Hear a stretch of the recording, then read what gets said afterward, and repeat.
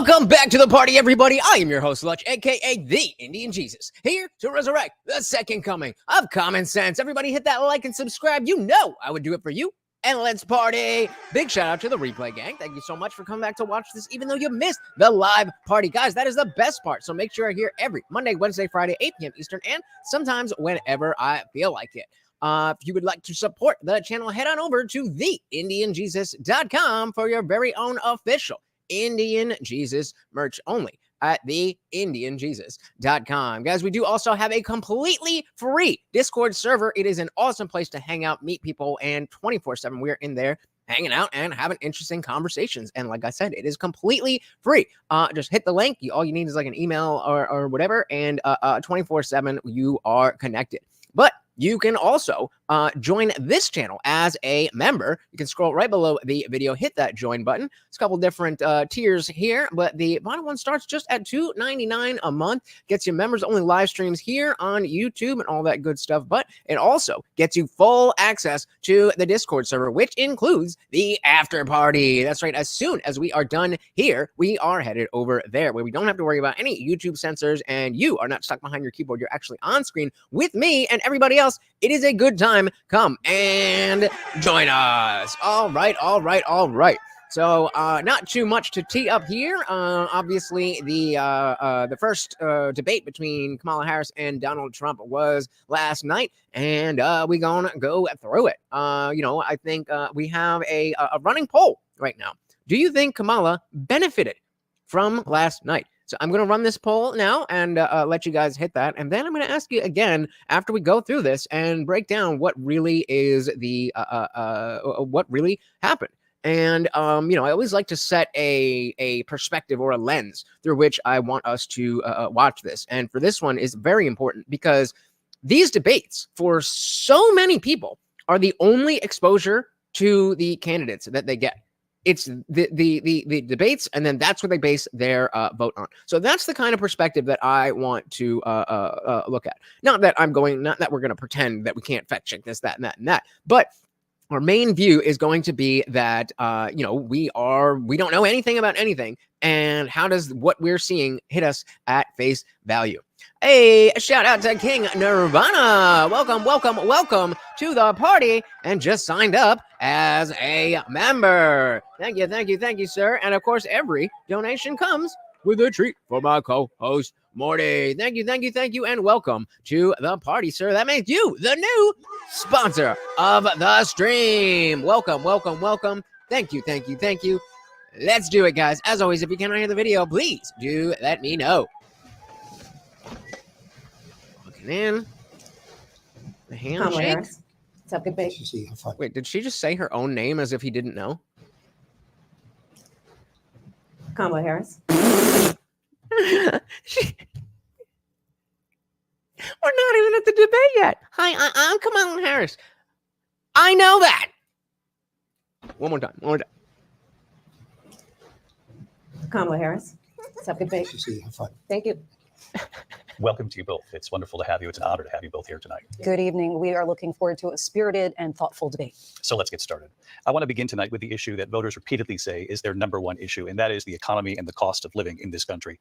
Vice President Harris, you and President Trump were elected 4 years ago, and your opponent on the stage here tonight often asks his supporters, are you better off than you were 4 years ago?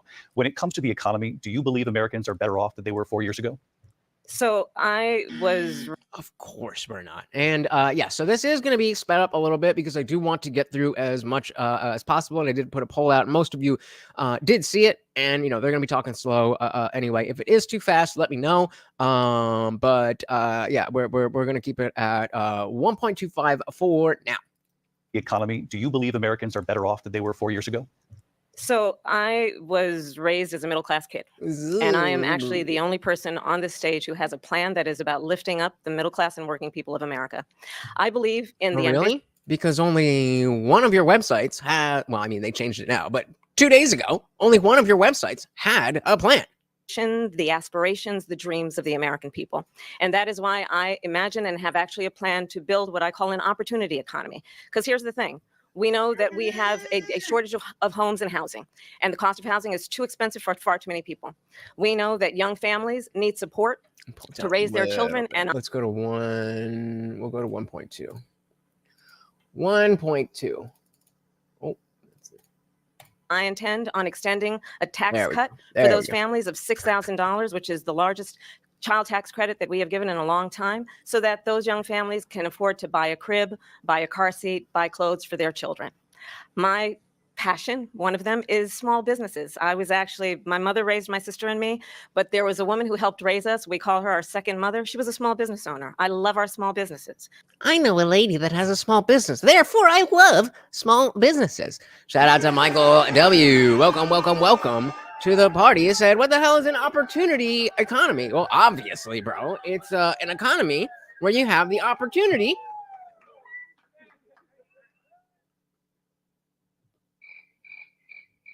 I don't know. Welcome, welcome, welcome to the party. Good to see you, brother. Raise us. We call her our second mother. She was a small business owner. I love our small businesses. My plan is to give a $50,000 tax deduction to startup small businesses, knowing they are part of the backbone of America's economy. My opponent, on the other hand, his plan is to do what he has done before, which is to provide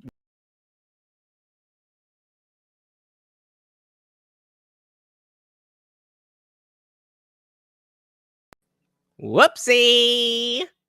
I went for the joke, and I hit the wrong button. I don't even remember what the joke was. Whatever. Dial back in. opponent, on the other hand, his plan is to do what he has done before.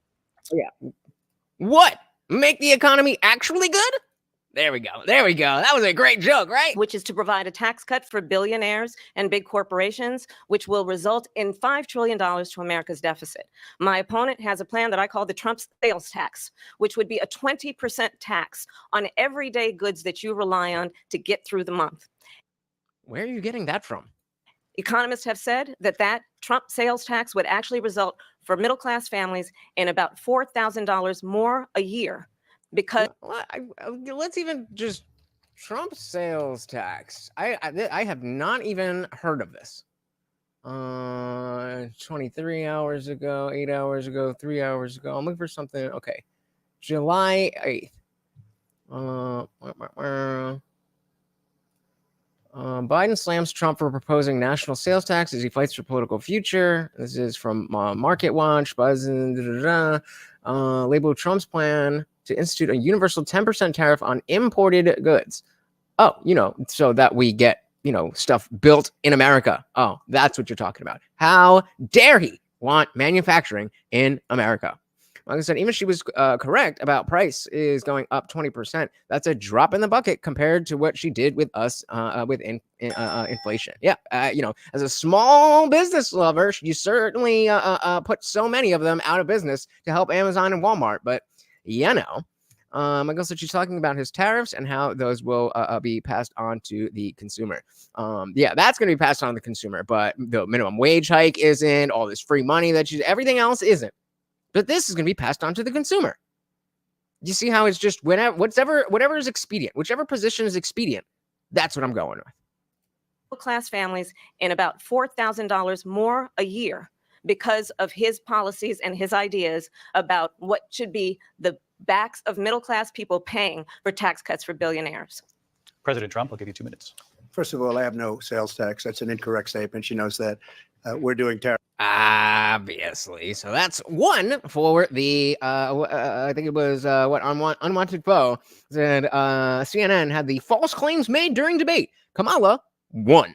Donald Trump, 33. So we're already up at the 1. So that must have been the only thing that she said that wasn't true. So everything else we hear, for a fact, is true.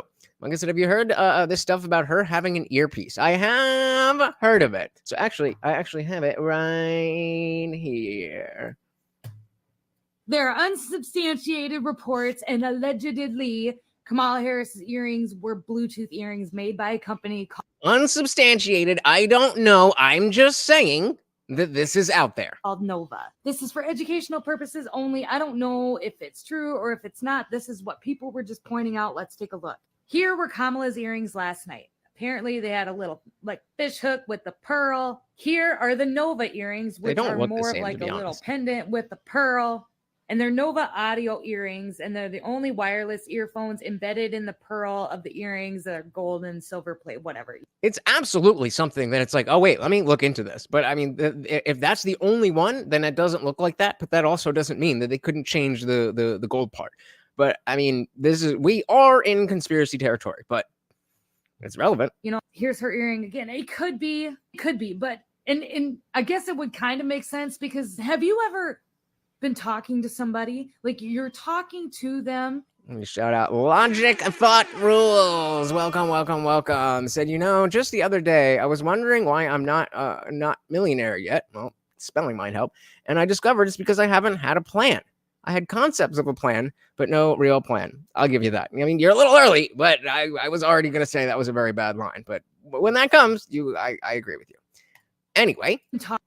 Talking to somebody, like you're talking to them and you're actively listening and you're responding, but they're just like talking into the air. Like when you respond, it's like they didn't even hear you. I've run into so many people like this. And I mean, that's essentially the claim there. But when they were talking about, it'll come up.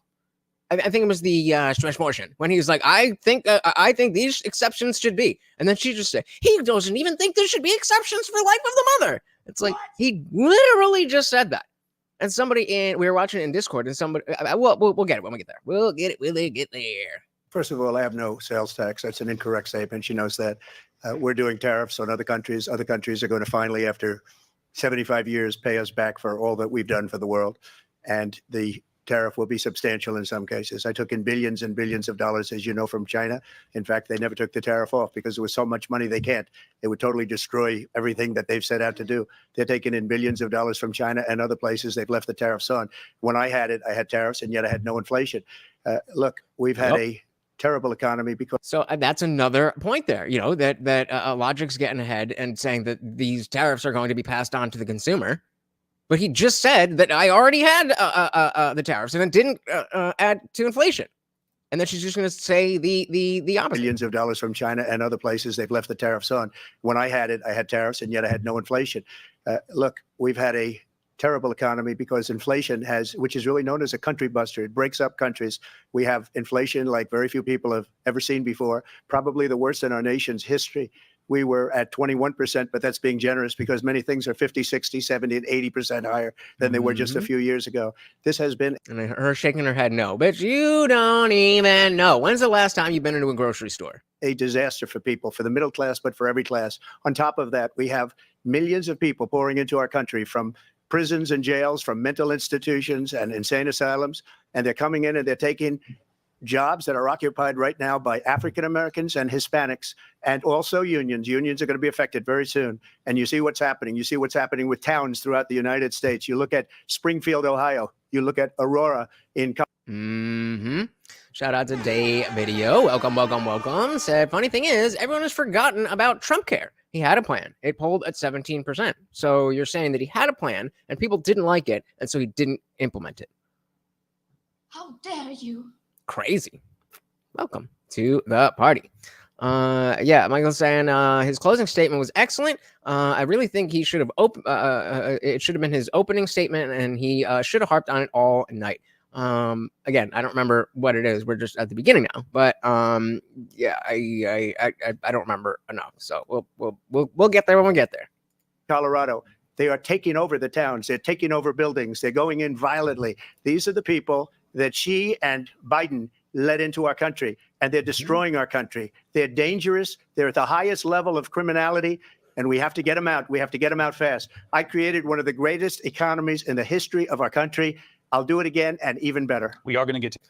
Shout out to Indyville. Welcome to the party. Said, I doubt anyone was swayed by the debate. I very, very much disagree with you. I very, very much disagree with you. And again, I was saying at the beginning, the lens that we should be looking at this through is of a low information voter who makes their decision on who to vote for merely based on what they hear and the debates.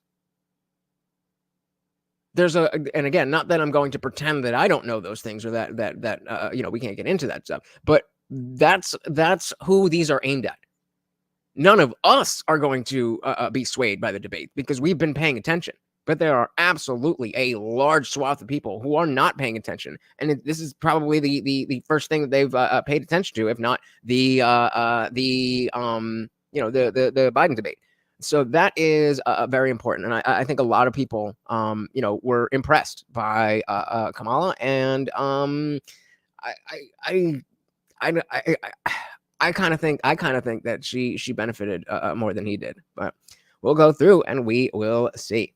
And yeah, exactly. That's encouraging. Like, we all have ideas that are not great, and if we can go along with people who are like, nah, we don't like that, and be like, oh, okay, well then I won't do it. That's a good thing, right? Guys, if you do me a huge favor, hit that like button. There's 8 people here and only 2 likes. Come on, you guys. I never have to beg for likes from you guys. You guys are always on top of that. Thank you so much. Day Video said, no, he definitely tried to implement his healthcare plan. McCain stopped it and saved Obamacare. It was such a disaster, and now he runs on having a concept of a plan. I don't know what I don't know what you want me to say. Like, I'm not disagreeing with you. I'm not disagreeing with you. I don't know what you're asking for. Yeah, a lot of independents, people who maybe aren't in the never Trump crowd, but they don't like him, but they don't really know what's good with Kamala because she never talks to the media. There's a lot of people who are definitely who definitely watch this, with the intention to let it sway their opinion. Shout out to Zippy DSM Lee in the building. Welcome to the party. Since people are dumb, Harris benefited more, but it was a 3-on-1 gangbang. Agreed. And I remember the first fact check. What the fuck is the first fact check that they had on Trump, and I was just like, hey, yo, whoa, are we doing that? Like, I hope that it goes the other way. And of course, silence when it came to fact checking Kamala. And exactly, it's not exactly. That's the point. That point. Economies in the history of our country. I'll do it again and even better. We are going to get to immigration and border security during this debate, but I would like to let Vice President Harris respond on the economy here. Well, I would love to. Let's talk about what Donald Trump left us. Donald Trump left us the worst unemployment since the Great Depression. You mean COVID? Are you saying that COVID was Trump's fault? What? Donald Trump left us the worst public health epidemic in a century. Oh, yeah. She's just saying Donald Trump is to blame for COVID. Donald Trump left us the worst attack on our democracy since the Civil War. And what we But you were the one who was installed with 0 votes, right? have done is clean up Donald Trump's mess. What we have done and what I intend to do is build on what we know are the aspirations and the hopes of the American people. But I'm going to tell you all in this debate tonight, you're going to hear from the same old tired playbook. We already have been, Kamala. It's coming out your face. A bunch of lies, grievances, and name calling. What you're going to hear tonight is a detailed and dangerous plan called Project 2025 that the former president intends on implementing if he were elected again. I think we're up to 5 now on her side. I believe very strongly that the American people want a president who understands the importance of bringing us together, knowing we have so much more in common than what separates us. Yeah, like, not focusing on race all the time, not calling your political opponents Hitler, not trying to put them in jail. I agree with that. Yeah, completely. Michael says, search is she so she's admitting that the country was a dumpster fire under her and Biden's leadership. I mean, that's what it sounds like. It's like everything was so terrible, horrible, no good. But we were in office. But it's not my fault. It's his. What? Make it make sense. Of bringing us together, knowing we have so much more in common than what separates us. And I pledge to you to be a president for all Americans. President Trump will give you a minute here to respond. Number one, I have nothing to do, as you know, and as she knows better than anyone, I have nothing to do with Project 2025. That's out there. I haven't read it. I don't want to read it purposely. I'm not. And again, I think that's a smart move to not read it. And I believe him because that insulates you from being, accidentally associating with it. And if you say something that does align with with what's in Project 2025, then we know that that is going to be coincidental. I think it's a smart move. Don't even engage with it. It's some piece of paper that's out there. You're going to read it. This was a group of people that got together. They came up with some ideas. I guess some good, some bad, but it makes no difference. I have nothing to do. Everybody knows I'm an open book. Everybody knows what I'm going to do. Cut taxes very substantially. So here's where I think that Trump could have done better in situations like this. He keeps defending and he's on the back foot, and so again, we need to be appealing to people who don't necessarily know the details of these stories. And so maybe it's just me, but I really like analogies. So if you were to say, I have as much to do with Project 2025 as she has to do with the defund the police, Black Lives Matter, or something along those lines, make the comparison and be like, oh, okay, well, come on, you're like, okay, they're kind of aligned, but they're not the same thing. Draw a picture for them. Draw a picture. Shout out to Saboinia's Secret. Sorry if I'm saying that wrong. Said I think he's lying about Agenda 2025. Well, you're talking about there's Project 2025 and there's Agenda 47. Agenda 47 is what's on Donald Trump's website, what he says, I'm doing this, that, and that. Project 2025 is from the Heritage Foundation, a 900-page document that they put out that may or may not have overlap with Agenda 47. But again, it's purely coincidental because they have not read it. I'm sure somebody in the Trump camp has read it. I'm not. I would be surprised if nobody knew what was in it. But I think for him specifically, I think it's a smart move to stay away from it. Like not even like I don't meaning that it would be. Like ideally, don't read it and say that you're not reading it. Second would be if you did actually read it, then say that you read it. Don't act like, oh, I never even read that. If you did read it, but I believe that he didn't read it because again, then he would just go into, well, they say they say some stuff and it's not bad and whatever. But I don't. That's not me. That's somebody or something like that. That's not a lie that makes sense. That's not a lie that would help him. So, I don't know. Like I said, I know this is WWE and it's to be expected, but it's just infuriating when no one is willing to take an ounce of responsibility for all the pain and suffering this country has been through under her watch. Yep, that's the name of the game. But again, that's on Trump. That's on Trump to highlight that stuff.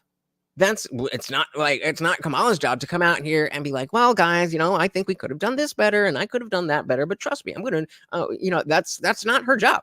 That's Trump's job. And like I said, I don't know how well he did it. I think he said a lot of the stuff that we, people who pay attention, already know about. But I in terms of convincing people, I just don't know. Shout out to Dylan Soup. Welcome to the party. So I think it's a little of both. Well, he may not have done any favors about a few points. He said them. You mean from Project 2025? Yeah. It would make sense that from what I've read, it's pretty bland. And it would make sense that there would be overlap. But I'm saying as a rhetorical tool, just say I haven't read it. I don't know what's in it. I think that's smart. That's all I'm saying. It's an agenda, but it's not his. Like I could write an agenda, and that would be as equally relevant to Trump as Project 2025. Michael said, I think I left his friend last night. Was saying that Project 25 was produced by Trump's former cabinet members. I left his friend. I even if it was, what is like, they're fired. King said, I need to look into what 2025 is so I can understand why it's supposed to be a bad thing. We can ask Sabonia here, but I think it's just a very bland kind of like, this is what conservative people want, and it may go too far in some areas and it may not go far enough in others, but it's not. I don't know if that's a good use of time. Like, I mean, I'm not telling you not to, but it's just some random thing. Everybody knows I'm an open book. Everybody knows what I'm going to do. Cut taxes very substantially and create a great economy like I did before.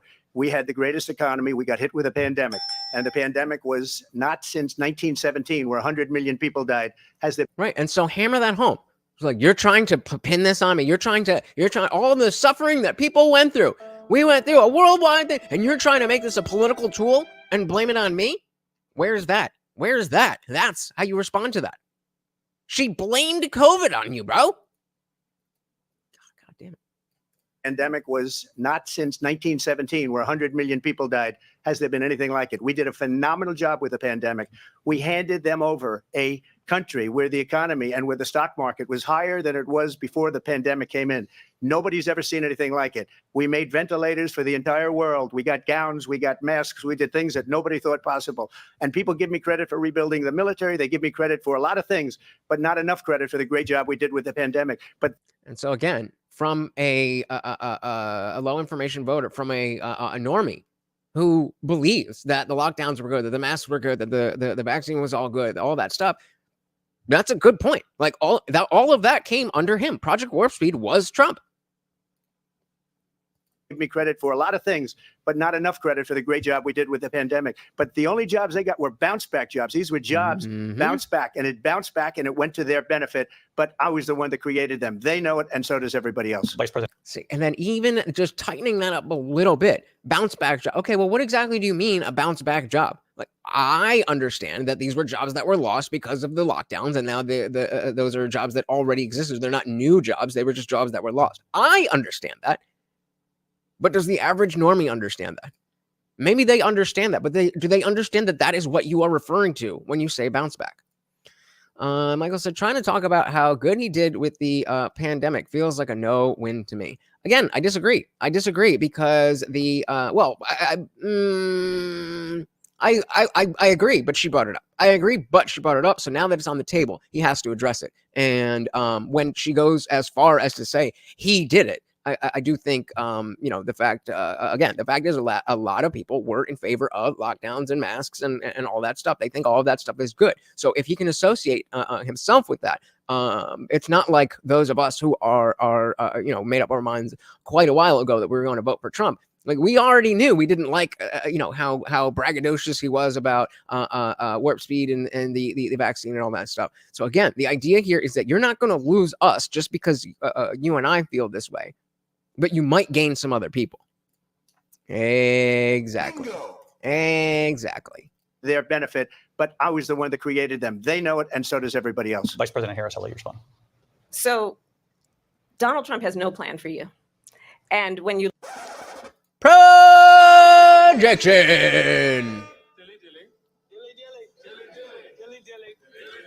First of all, you just got done saying he's got Project 2025. So does he have Project 2025 or does he not have a plan? Stupid. I don't even, what else was I even going to say? Like, oh yeah. And then which one of these candidates 2 weeks ago had an actual platform on their website? Wasn't Kamala. So Donald Trump has no plan for you. And when you look at his economic plan, it's all about tax breaks for the richest people. I am offering That sounds like a plan. what I describe as an opportunity economy. And the best economists in our country, if not the world, have reviewed our relative plans for the future of America. What Goldman Sachs has said is that Donald Trump's plan would make the economy worse. Mine would strengthen the economy. What I'm going to just say that's bullshit. I'm just going to, no, just pure speculation. I think that's a flat out lie. Trump's plan would make the economy worse. Mine would strengthen the economy. What the Wharton School has said is Donald Trump's plan would actually explode the deficit. 16 Nobel laureates have described his economic plan as something that would increase inflation and by the middle of next year would invite a recession.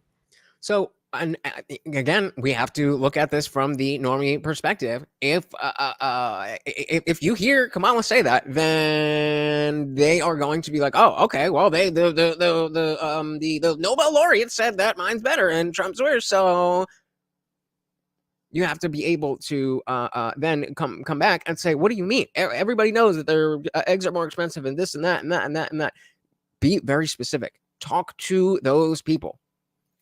increase inflation, and by the middle of next year would invite a recession.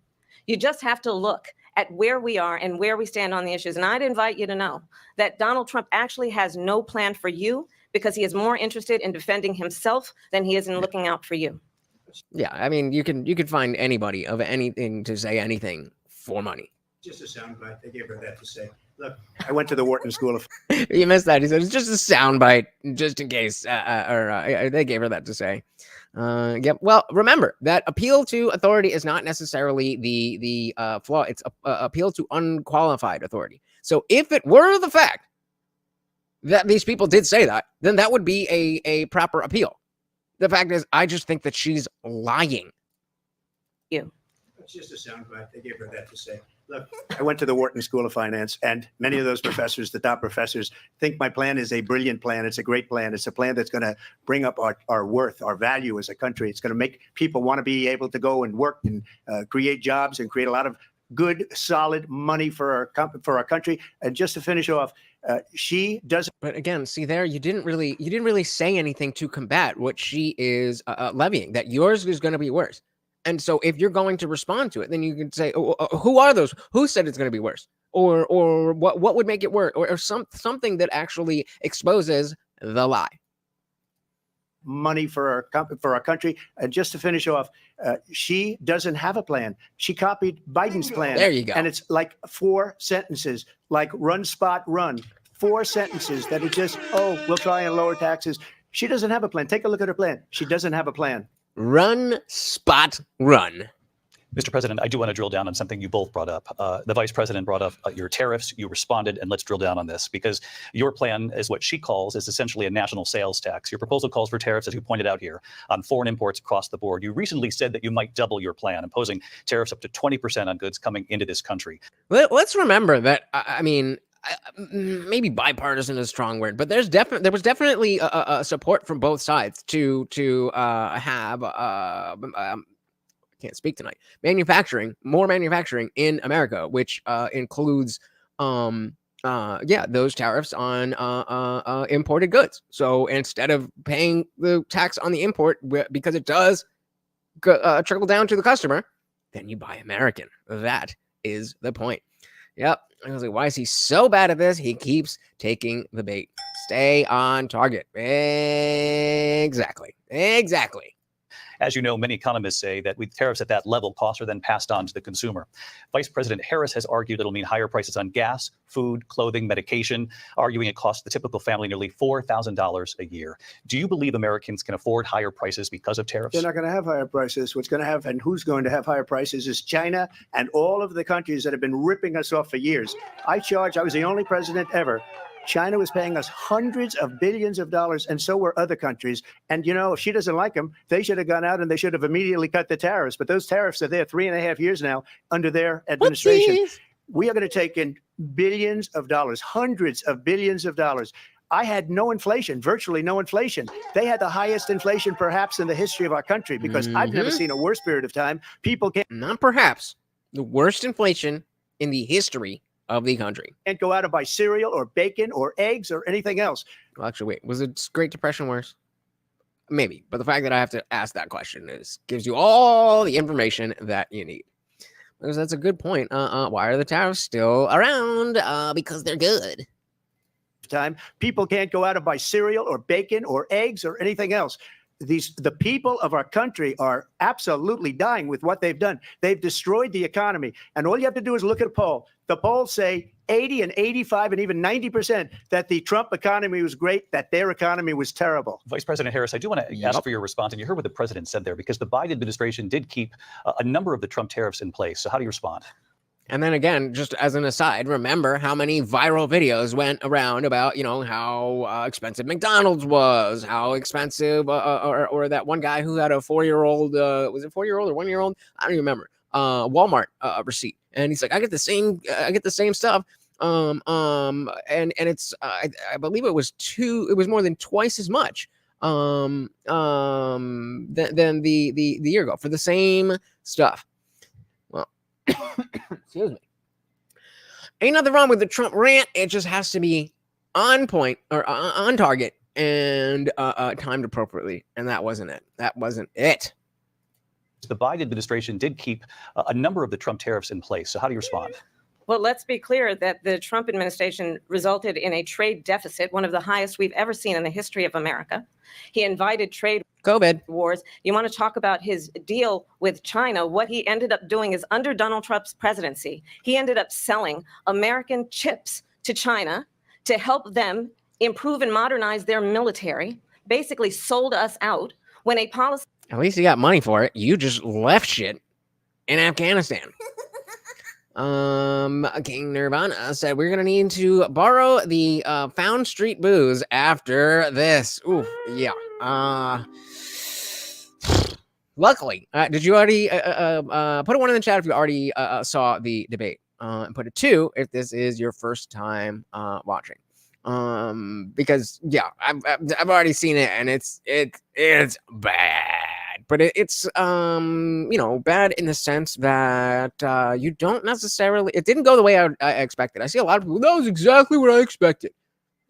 You know it wasn't. No, the fuck it wasn't. You did not expect it to go this way. You expected Kamala to be all bumbling, and you expected Trump to be a lot more aggressive. That is what you expected. And yeah, okay, yeah. So that you are right, sir. Of course, there's no way. What do you think this is? What do you think this is? An actual conversation? No.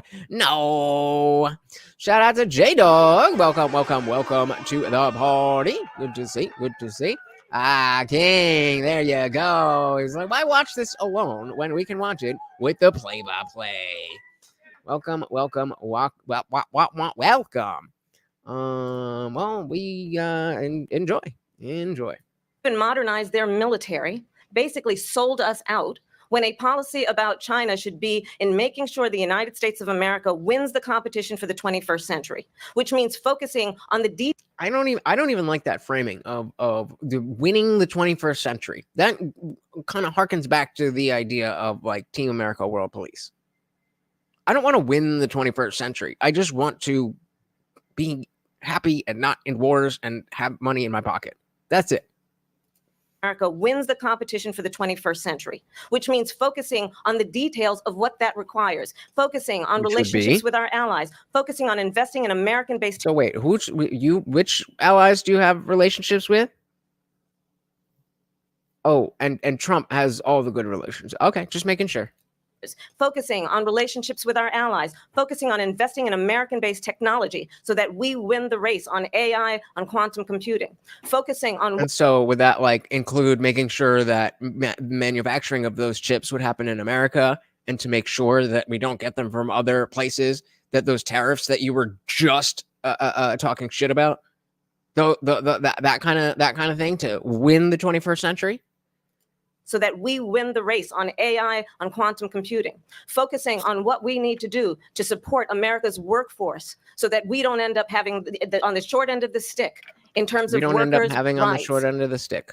We don't want to end up having on the short end of the stick, guys. End up having on the short end of the stick in terms of workers' rights. But what Donald Trump did, let's talk about this, with COVID, is he actually thanked President Xi for what he did during COVID. Look at his tweet. Thank you, President Xi, ! When we know that Xi was responsible for lacking and not giving us transparency about the origins of COVID. President Trump, I'll let you I'm so sure that there's missing context from that, but respond. First of all, they bought their chips from Taiwan. We hardly make chips anymore because of philosophies like they have and policies like they have. I don't say her because she has no policy. Everything that she believed 3 years ago and 4 years ago is out the window. She's going to my philosophy now. In fact, I was going to send her a MAGA hat. She's gone to my philosophy. But if she ever got elected, she'd change it. And it will be the end of our country. She's a Marxist. Everybody knows she's a Marxist. Her father's a Marxist professor in economics, and he taught her well. But when you look at who, me? Marxism? What even is that? Come on. Don't say so. Now you want to acknowledge China's role in the COVID outbreak. Yeah, you know, so many of us were worried about getting our entire platforms nuked for saying that. But now, you just can't make this shit up. what she's done to our country. And when you look at these millions and millions of people that are pouring into our country monthly, where it's, I believe, 21 million people, not the 15 that people say. And I think it's a lot higher than the 21. That's bigger than New York State pouring in. And just look at what they're doing to our country. They're criminals. Many of these people coming in are criminals. And that's bad for our economy, too. You know, you mentioned before, we'll talk about immigration later. Well, bad immigration is the worst thing that can happen to our economy. They have, and she has, destroyed our country with policy that's insane. Almost policy that you'd say they have to hate our country. President Trump, thank you. They do. They don't hate our country. They just hate us. Lindsay? I want to turn to the issue of abortion. President Trump, you've often touted that you were able to kill Roe v. Wade. Last year, you said that you were proud to be the most pro-life president in American history. Then last month, you said that your administration would be great for women and their reproductive rights. In your home state of Florida, you Yeah, the tracks. surprised many with regard to your 6-week abortion ban, because you initially had said that it was too short. And you said, quote, I'm going to be voting that we need more than 6 weeks. But then the very next day, you reversed course and said you would vote to support the 6-week ban. Vice President Harris says that women shouldn't trust you on the issue of abortion because you've changed your position so many times. Therefore, why should they trust you? Well, the reason I'm doing that vote is because the plan is, as you know, the vote is, they have abortion in the 9th month. They even have, and you can look at the governor of West Virginia, the previous governor of West Virginia, not the current governor, who's doing an excellent job, but the governor before, he said the baby will be born. And then we will have a conversation. We will have a conversation. If anybody has that clip, I think it was Project Veritas. I don't, or it might have been Steven Crowder. But if anybody can find that clip of where the doctor actually says that, I would be very grateful.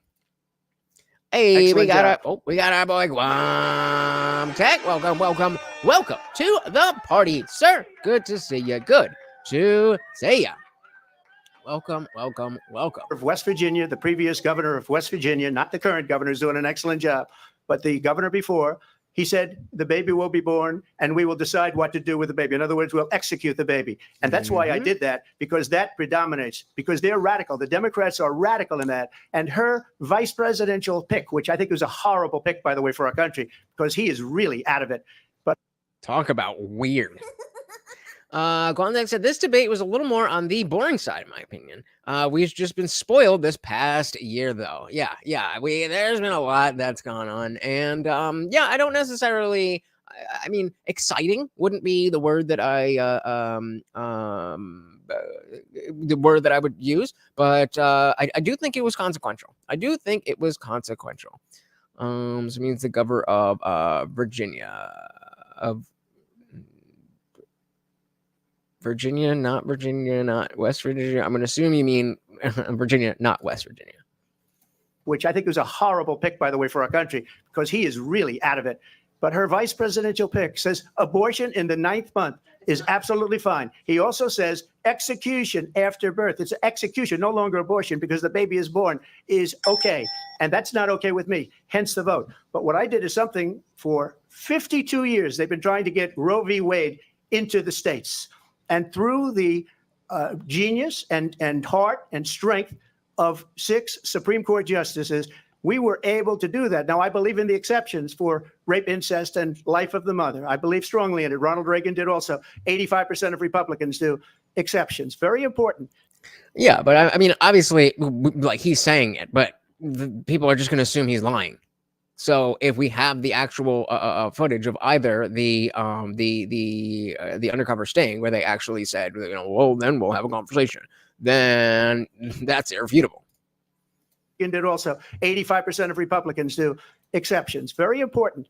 But we were able to get it, and now states are voting on it. And for the first time, you're going to see, look, this is an issue that's... I believe there's one on October 1st. Is there another presidential debate? Trump isn't sure. Come on, the New York Times. We ain't talking about the New York Times. Harris campaign challenges some second debate. Where are we? You'd have to think about it. Harris wanted a second debate because she lost. When Sean Hannity pushed him, said maybe if it was on a fair network. So in October. Yeah, so I think they were aiming for October 1st, but I see Fox News announced Tuesday the network sent letters that were shared with Axios, proposed a second debate October 9th or 15th or the 16th. So there is supposed to be another one. Will there be one? I don't know. Context says the way the moderator just dismisses his entire bet here was pretty infuriating. Yep, I mean everybody's been saying 3v1 and undeniable. Michael said, I mean, it's well documented. He said those exact words. Yeah. But again, that's why we're going back to the framing that we are not people who are aware of this. We're just listening to what's being said, and we don't know anything about anything. And so if you say that, then the people who know about it, like us, like we're gonna be like, yeah. But if you don't know, and then she's like, oh, that's crazy. It's just a matter of who do you believe, whose vibe do you like better. No, you're good. Yeah, again, I understand that, but the whole point is that people don't trust him. That's the whole point. Voting on it. And for the first time, you're going to see, look, this is an issue that's torn our country apart for 52 years. Mm-hmm. Every legal scholar, every Democrat, every Republican, liberal, conservative, they all wanted this issue to be brought back to the states where the people could vote. And that's what happened. Now, Ohio, the vote was somewhat liberal.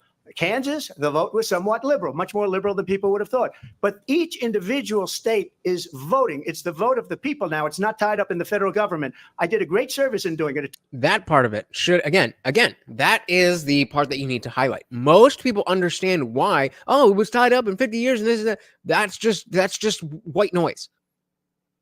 The point is now the people get to decide. She wants the decision in the hands of the government. She wants to make that. She calls me a dictator, but she's the one who wants to have the control to say what you can and cannot do with your body. I'm the one who is leaving it up to you. It's the vote of the people now. It's not tied up in the federal government. I did a great service in doing it. It took courage to do it. And the Supreme Court had great courage in doing it. And I give tremendous credit to those 6 justices. There is no state in this country where it is legal to kill a baby after it's born.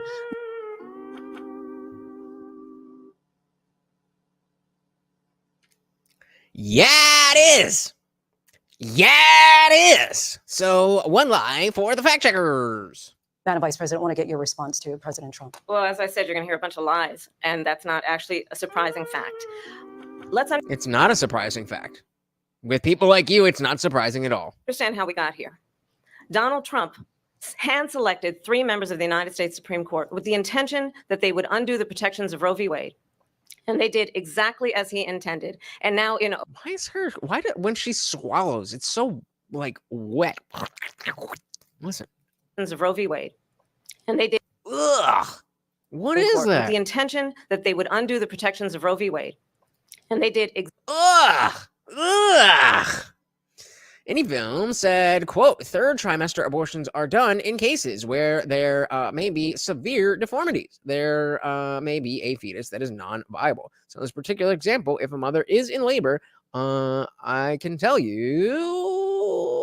Again, guys, let me know if you are doing. I don't know what is in your head. Let me know when you got one more.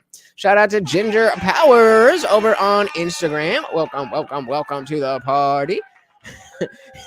I like that cute light skinned girl. I mean, hey, I wouldn't kick her out of bed, but I wouldn't say I like her. But I feel you. She is cute. Welcome to the party, sir.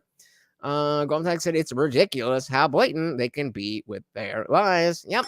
And that's why I really don't know if Trump doesn't win, if this can be turned around, because this false reality that's being pushed is going further and further and further and further. And I think if we get 4 years of one of them, meaning the establishment, right or left, I don't know if there is enough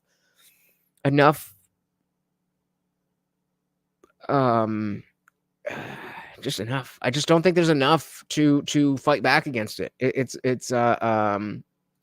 It's just gotten really, really bad. Ginger Power said, I love me black women. I've actually never been with a black woman, but don't discriminate, just never happened. But to each their own.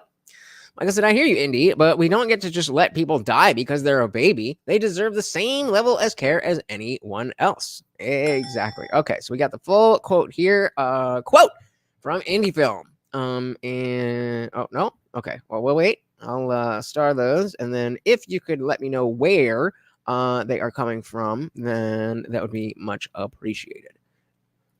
With the intention that they would undo the protections of Roe v. Wade.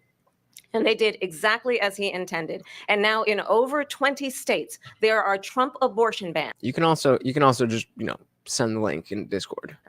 Which make it over 20 states, there are Trump abortion bans. How are they Trump abortion bans if they are voted on by the states? Which make it criminal for a doctor or nurse to provide health care. In one state, it provides prison for life. That's a state law. Trump abortion bans that make no exception even for rape and incest, which he just said. This is why people are curious about the Bluetooth thing. Like, he just said those 3 exceptions, even Ronald Reagan agreed with them. And they said makes no exception. What? He just said that. And then, what was it? I forget who it was, but one of the lefties that was watching this with us was saying, well, no, what she means is that he's lying. No, that's not what she said. That's not what she said. The fact that you are so willing to do the mental gymnastics for somebody who just blatantly lied to your face. Why? Because you're so brain rotted towards Trump. Okay, got that starred. Ding yourself on that one. Blame Trump for Jesus, can't talk tonight. Blame Trump for what states voted on. Yep, I mean, Trump abortion bans that make no exception even for rape and incest, which understand what that means. A survivor of a crime of violation to their body does not have the right to make a decision about what happens to their body next. That is. So this is a situation where, like, it would be great if the mics were on. So I think we've gotten so used to the 2016 Trump that, like, the fact that he was never going to be, low energy Jeb, like that was a minute ago, almost a decade ago. I think it would have been really good for them to have the mics on. Ginger Power said, you get the point I'm trying to make. Indy, I'm only voting for Kamala due to my black woman fetish. They got white liberals on the hook, dog. Good one. Dilly. Day Video said, quote, Trump abortion bans. She was referring to the state laws being passed. Yes. Which state was Trump governor of? Oh, right. He wasn't. Does not have the right to make a decision about what happens to their body next. That is immoral. And one does not have to abandon their faith or deeply held beliefs to agree. The government, and Donald Trump certainly, should not be telling a woman what to do with her body. That's precisely what Donald Trump did. It's saying, I'm not going to tell you what to do with your body. You get to vote on it. I have talked with women around our country. You want to talk about this is what people wanted? Pregnant women who want to carry a pregnancy to term, suffering from a miscarriage, being denied care in an emergency room because their healthcare providers are afraid they might go to jail, and she's bleeding out in a car in the parking lot. Ooh, that's another lie. And as many of you know, Papa Lutch is a doctor, and one of the things that, he gets very frustrated about is when people talk like this. Because when he used to work in the ER, they don't check your papers. If you come in bleeding, they're going to help you. This idea that, oh, you're just bleeding out in a car in the parking lot. They won't help you because this, that. That is a falsity. That is absolutely not the way it works. Go and even just cut your elbow. Cut your elbow. Take a. I'm not seriously, but for example, hypothetically, in a video game, take a knife and just slice your elbow. Nothing crazy there, but it's so that it's bleeding. Then leave all your paperwork at home. Go in with a fake name and see what happens. They're gonna stitch it up. Michael said, my first girlfriend was black. It set up a good foundation for the rest of my dating life. Right? Good for you. Good for you. So he said, do not tell me what I can do with my guns then. Did we get to the okay, Indy, let me know when you're done typing and we'll bring all that up. Providers are afraid they might go to jail, and she's bleeding out in a car in the parking lot. She didn't want that. Her husband didn't want that. Okay, so we got from the film, thank you, sir. Virginia, Virginia faces backlash over comments supporting a late-term abortion bill from 2019. Virginia Democrat Governor Ralph Northam is facing backlash after he voiced his support for a state measure that would significantly loosen restrictions on late-term abortions. Third trimester abortions are done in cases where there may be severe deformities. There may be a fetus that is non-viable. So in this particular example, if a mother is in labor, I can tell exactly what would happen. The infant would be delivered. The infant would be kept comfortable. The infant would be resuscitated if that's what the mother and the family decided. And then a discussion would ensue between the mother and the physicians. The infant would be resuscitated, and then there would be a discussion. What discussion is there to be had? You have a live child. But no. This is way back in 2019. Things are way more strict on abortion now. The bill, which I'm saving this.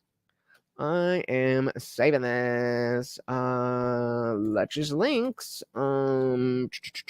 Abortion. Have conversation, discussion, born alive. And guys, that's actually a good practice. Ever since I just started a thread in the free chat channel in Discord where I just collect links, whether it's TikTok or Twitter or stuff like this, so that I just have a spot, and then I'll just post it with some keywords, and then I just have all of that stuff ready to go. Obviously, there's stuff that comes up that I don't have there, as a lot of the time we spend searching, but it's good. So, all right. The bill, which, among other things, would end a state rule that requires at least 3 physicians to confirm that a third trimester abortion is necessary to prevent the woman's death or impairment of her mental or physical health. And yeah. Oh, looky what we have here. There was a very contentious committee hearing yesterday when Fairfax County Delegate Kathy Tran made her case for lifting restrictions on third trimester abortions, as well as other restrictions now in place. And she was pressed by a Republican delegate about whether her bill would permit an abortion, even as a woman is essentially dilating, ready to give birth. And she answered that it would permit an abortion at that stage of labor. Do you support her measure and explain her answer? Yeah, and I wasn't there, Julie, and I certainly can't speak for Delegate Tran, but I would tell you first thing I would say is this is why decisions such as this should be made by providers, physicians, and the mothers and fathers that are involved. Which decisions we're talking about are the life of the child that's been born. Okay. There are, when we talk about third trimester abortions, these are done with the consent of obviously the mother, with the consent of the physicians, more than one physician, by the way. And it's done in cases where there may be severe deformities. There may be a fetus that's non-viable. So in this particular example, if a mother is in labor, I can tell you exactly what would happen. The infant would be delivered. The infant would be kept comfortable. The infant would be resuscitated if that's what the mother and the family desired. And then a discussion would ensue between the physicians and the mother. So a discussion about what? So I think this was really blown out of proportion. But again, we want the government not to be involved in these types of decisions. We want the decision to be made by the mothers and their providers. Yeah, if a mother and a doctor decide that we want to murder a child, then what does the government have anything to do with that? Day Video said Trump's team worked with groups like the Federalist Society to specifically select Supreme Court candidates that would overturn Roe v. Wade. Yep. In 2016, he explicitly said that he will select justices that would overturn Roe v. Wade. Yes, that is how politics works. You pick people that go along with the things that you want. Michael says, I agree, Day Video, and I think that's a good thing. Roe v. Wade was legal nonsense. Trying to use the right to privacy to create a law that allows mothers to kill their children, legally wrong, morally worse. So I'm of two minds on this because again, legally, you're absolutely right. That's why they kicked it back because it don't make no sense. But I still will maintain that I don't think we will ever get a better compromise than we had with Roe v. Wade. There's people who want 9-month abortions, and there's people who want no exceptions. Roe v. Wade was a middle ground. This is America. You just can't get everything that you want. And unfortunately, there's always going to be people who want to abort their kids. And so I think the fact that we had something in place, especially the Democrats, the fact that the Democrats did not codify that into law, I would call that the Democrat abortion law because they are responsible for those laws. And you could play this game all day. Well, he did this, so I did that, and he did that, and that. Did he sign the paper? No, then it's not Trump's. Michael said, I know you're a pragmatist, but on this one, I wish you would be more idealistic and less pragmatic.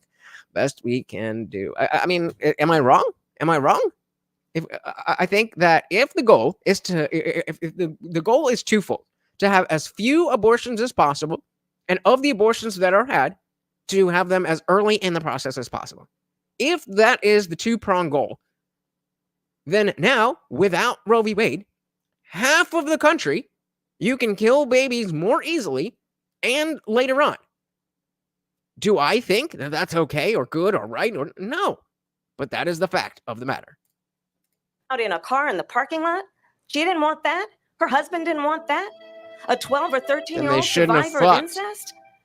Okay, obviously the RPA and incest, that's not consent to pregnancy. But if you're an adult and you had consensual sex, then it doesn't matter what you want after that because you are old enough to understand that unprotected sex leads to babies.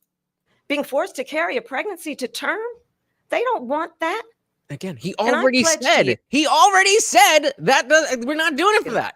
When Congress passes a bill to put back in place the protections of Roe v. Wade, as President of the United States, I will proudly sign it into law. But understand, if Donald Trump were to be reelected, he will sign a national abortion ban. Why didn't he do it the first time? Stupid. Like I said, I would push for a nationwide ban personally, but I'm sure you'd say you don't have the votes like they did in Hamilton. I didn't see Hamilton, but I agree. You're not going to get the votes to do a nationwide ban. And again, I believe in the exceptions. I believe in the exceptions. So I wouldn't want there to be a nationwide ban. Hey, we got our boy Nick Luchetti in the building. Welcome to the party. Never need to apologize for being late. And of course, every donation comes with a treat for Morty. Thank you, sir. And of course, that makes you the new co-sponsor of the stream. Thank you, and welcome to the party. And if Donald Trump were to be reelected, he will sign a national abortion ban. Understand, in his Project 2025, there would be a national again. Like, are you listening? Are you not listening? This is why it makes sense to be like, is that a Bluetooth thing that somebody just telling you, feeding you lines? Because all of the things that you're saying he's already said, that he's not about that. And you may believe that he's lying, but then the position is to say he's lying about that. But he just said, I've never read it. He just said that. Abortion ban. Understand, in his Project 2025, there would be a national abortion, monitor that would be monitoring your pregnancies, your miscarriages. I think the American people believe that certain freedoms, in particular the freedom to make decisions about one's own body, should not be made by the government. Thank you, Vice President Harris. Well, there she goes again. It's a lie. I'm not signing a ban, and there's no reason to sign a ban because we've gotten what everybody wanted. Democrats, Republicans, and everybody else, and every legal scholar wanted it to be brought back into the states, and the states are voting. And it may take a little time, but for 52 years, this issue has torn our country apart, and they've wanted it back in the states. And I did something that nobody thought was possible. The states are now voting. What she says is an absolute lie. And as far as the abortion ban, no, I'm not in favor of abortion ban, but it doesn't matter because this issue has now been taken over by the states. Would you veto a Exactly. Like, why are we still spending so much time talking about this in a presidential debate when it's a state issue? Hey, shout out to Funk Master General. Welcome to the party. Coming in hot. All right, let's get Morty his treat. And then we'll see what he's got for us. Thank you so much. We are very, very, very much appreciative. Monkmaster said, after our chat yesterday, I decided that since I'm generally the sponsor of the show, any super chats of mine will be ad reads about stuff I like or how great I am. So please read them as such. I look forward to working with you. Deal. And I mean, hey, that kind of goes for anybody. You can put whatever you want. But thank you so very, very much. Welcome to the party, brother. Matter because this issue has now been taken over by the states. Would you veto a national abortion ban if it Well, I won't have to because, again, two things. Number one, she said she'll go back to Congress. She'll never get the vote. It's impossible for her to get the vote, especially now with the 50-50 and essentially 50-50 in both Senate and the House. She's not going to get the vote. She can't get the vote. She won't even come close to it. So it's just talk. You know what it reminds me of when they said they're going to get student loans terminated, and it ended up being a total catastrophe. The student loans, and then I think probably her boss, if you call him a boss, he spends all his time on the beach. But look, her boss went out and said, we'll do it again. We'll do it a different way. And he went out, got rejected again by the Supreme Court. So all these students got taunted with this whole thing about this whole idea. And how unfair that would have been. Part of the reason they lost to the millions and millions of people that had to pay off their student loans. They didn't get it for free. But they were saying it's the same way that they talked about that they talk about abortion. But if I could just get a yes or no, because your running mate, J.D. Vance, has said that you would veto it if it did come to your desk. Well, this is where I think that he's trying to appeal to his base and not say, yes, I would veto a ban. But I think that's a losing. You're trying to I don't know what the analogy is, but you're trying to play both sides. And this is one where you just have to pick the side and say, yes, I would veto the ban. I am not for a nationwide ban. I think it should be as minimal as possible, but that's between doctors and their patients. And that is a state government decision. That's not my decision. I put it in the hands of the people. Because your running mate, J.D. Vance, has said that you would veto it if it did come to your desk. Well, I didn't discuss it with J.D. In all fairness, J.D. And I don't mind if he has a certain view, but I think he was speaking for me, but I really didn't. Look, we don't have to discuss it because she'd never be able to get it, just like she couldn't get student. Guys, let's remember they added a like feature to the super chats. Especially if you're not paying for the show, please at least hit the like button on the super chats for the people that are. Student loans. They couldn't get student loans. They didn't even come close to getting student loans. They taunted young people and a lot of other people that had loans. they can never get this approved. So it doesn't matter what she says about going to Congress. Well, wonderful. Let's go to Congress, do it.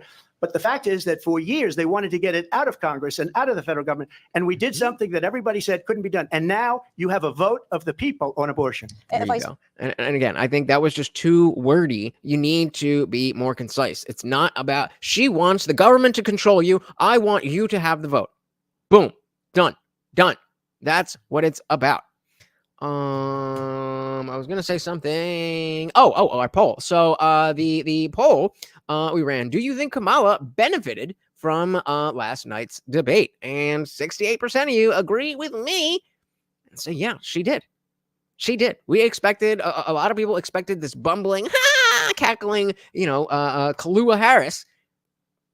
And she did the damn thing. I mean, obviously she lied. Obviously she, the double speak. And I did see a lot of people, just like individual people on TikTok who are lefties, who are not lefties, but like normies, undecided, and pointing out that like she's not listening or she's whatever.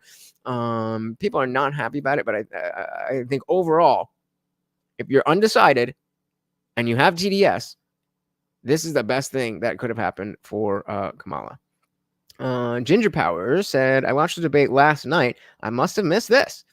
She cackled. You were right either way, just like her. Just like her.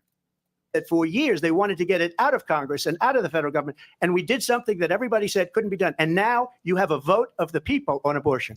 Vice President Harris, I want to give you your time to respond, but I do want to ask, would you support any restrictions on a woman's right to an abortion? Of course, we're not going to get an answer, but I absolutely support reinstating the protections of Roe v. Wade.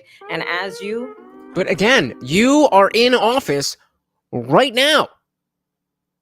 You are the vice president right now. If that's what you wanted, why didn't you do it?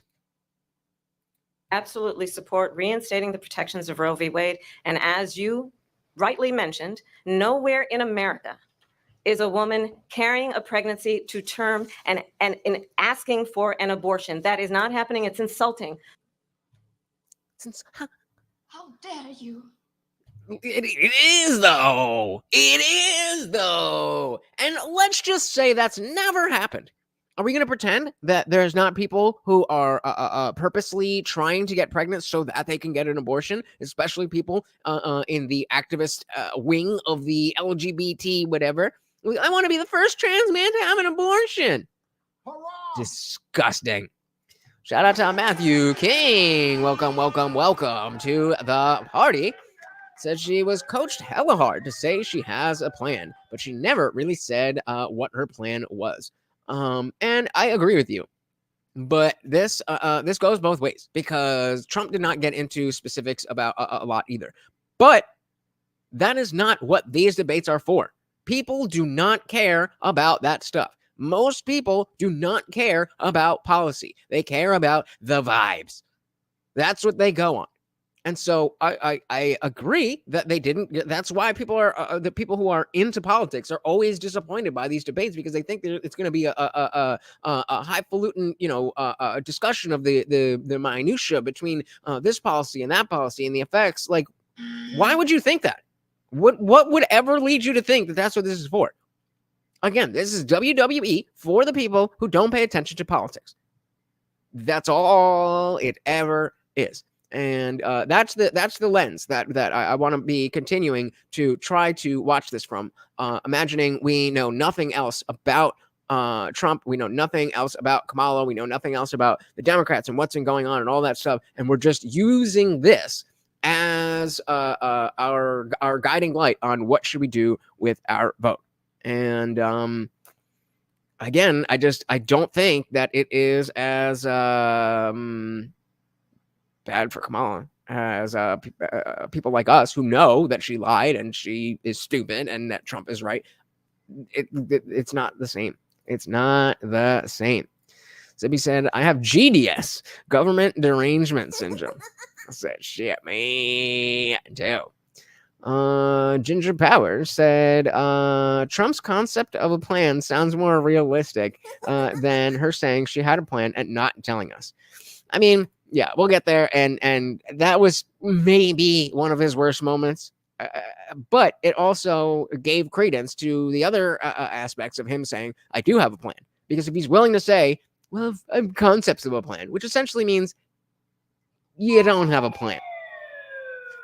If he's willing to say that, then why would we think that when the other in the other places when he said that he does have a plan that he wouldn't? Any film, if you could let me know what the link is that you are posting, that would be helpful. Thank you, sir. Matthew said, I'm glad he kept bringing up she's in office now. She could fix all of this stuff right now. Bingo. Exactly. And in asking for an abortion, that is not happening. It's insulting to the women of America. And understand what has been happening under Donald Trump's abortion bans. Couples who pray and dream of having a family are being denied IVF treatments. What is happening in our country? Working people, working women who are working 1 or 2 jobs, who can barely afford childcare as it is, have to travel to another state to get on a plane sitting next to strangers to go and get the health care she needs, barely can afford to do it. And what you are putting her through is unconscionable. And the people of America have not, the majority of Americans believe in a woman's right to make decisions about her own body. And that is why in every state where this issue has been on the ballot, in red and blue states both, the people of America have voted for freedom. Vice President Harris, Excuse me, I thank have to you. respond. Another lie. It's another lie. I have been a leader on IVF, which Shout out to M169. Welcome to the party. And another person saying it's the lies that enrage me. And again, guys, I completely understand, but we have to be able to take a step back and realize the point of this is to come out and say your best lies. That is the whole purpose of this event. For Trump to come out and say his best lies and Kamala to come out and say his best lies. Or, you know what I mean? And the fact of the matter is one is clearly better than the other, but that's not what we're doing here. Again, this is for the normies who have no idea about anything. This is their exactly and only what they're using to cast their vote. Or this and the other debates. Michael said she is a monkey throwing her own poo at people. Well, she's black now, so that's racist. Sorry. And Phil said, why can they barely afford things? Well, because the economy is so great that they just don't understand. At least that's what Biden said. Ginger Bauer said the part where he asked Trump if he. We'll get there. We'll get there. Don't get ahead of me because not everybody here has seen this. So we'll get there. We'll get there. another lie. It's another lie. I have been a leader on IVF, which is fertilization. The IVF, I have been a leader. In fact, when they got a very negative decision on IVF from the Alabama courts, I saw the people of Alabama and the legislature 2 days later voted it in. I've been a leader on it. They know that, and everybody else knows it. I have been a leader on fertilization, IVF. And the other thing, you should ask, will she allow abortion in the 8th month, 9th month, 7th month? Come on. Okay, would you do that? Why do you Why want don't you to answer? Why don't you That's answer the problem. question? Would you Because veto? under Roe v. Answer Wade, the question. you Would you veto? you could do abortions in the 7th month, the 8th month, the 9th That's month, not true. and probably after birth. Just look at the former governor of Virginia. The governor of Virginia said, we put the baby aside and then we determine what we want to do with the baby. And again, we just watched that video. Shout out to Zippy DSM Lee with the Rumble rant. Said this black slaver needs a muzzle. How many black men did she keep chained up? A lot. I don't know exactly how many, but it was more than one. It was more than one, for sure. Nick said that was a mean thing to say about monkeys. They are better than that. Because Trump's over here. I fertilized so many women. I am a leader. Hell yeah. Thank you again, Zippy, for the Rumble rant, sir. The governor of Virginia said we put the baby aside and then we determine what we want to do with the baby. President Trump, thank you. We're going to turn now to And again, cutting him off. Like, immigration and border security. We know it's an issue that's important to Republicans, Democrats, voters across the board in this country. Vice President Harris, you were tasked by President Biden with getting to the root causes of migration from Central America. We know that illegal border crossings reached a record high in the Biden administration. This past June, President Biden imposed tough new asylum restrictions. We know the numbers since then have dropped significantly. But my question to you tonight is, why did the administration wait until 6 months before the election to act? And would you have done anything differently from President Biden on this? So I'm the only person on this Springfield, stage Ohio. who has prosecuted transnational criminal organizations for the trafficking of guns, drugs, and human beings. And let me say that the United States Congress, including some of the most conservative members of the United States Senate, came up with a border security bill, which I supported. And that bill would have put 1,500 more border agents on the border to help those folks who are working there right now overtime, trying to do their job. It would have allowed us to stem the flow of fentanyl coming into the United States. I know there are so many families watching tonight who have been personally affected by the surge of fentanyl in our country. That bill would have put more resources to allow us to prosecute transnational criminal organizations for trafficking in guns, drugs, and human beings. But you know what happened to that bill? Donald Trump got on the phone, called up some folks in Congress and said, kill the bill. And you know why? kill the baby or kill the bill? Sorry, I just had to take that one. So I got so when they get to the animal stuff, I've got so much for you. Shout out to Guillermo. Welcome to the party. It is clear to me Indian Jesus has to run for president. Well, no, fuck that. I have way too much honor to ever trying to do shit like that. What I would rather do is influence people to vote for somebody who is actually, willing to, be buttoned up and whatever, but still play the game and all that stuff. But welcome to the party. Step 1, steal underpants. Step 2, Step 3, profit. You guys are wild. Michael says, why ask questions when we know she won't answer them? I mean, it's good. It's good to highlight the fact that she won't answer the question. But it's like, why are you going to throw the question back to Trump when he will answer it and then you won't? Like, well, why don't you answer it? Like, no, I'm good with that. Or I don't remember exactly the one. Matthew King said, will you be Indian or will you be black? Well, I mean, whatever is more politically expedient. Just like my girl Kamala, I got to follow in her footsteps and just do whatever is going to be best. Ginger Power said, my homie's got fentanyl. He's from Sinaloa, Mexico. Not shitting you either. This was all under her administration. I went to high school with bro. I mean, he's not illegal as far as I know. He'd be Black Jesus. I was not sure if I was going to do Indian Jesus or Brown Jesus. And, that was the whole thing. But anyway, did I miss anything here? All right, let's dive back in. Trump got on the phone, called up some folks in Congress and said, kill the bill. And you know why? Because he'd prefer to run on a problem instead of fixing a problem. And understand. Did she really just say that? On a problem instead of fixing. Come on. Know why? Because he'd prefer to run on a problem instead of fixing a problem. Projection.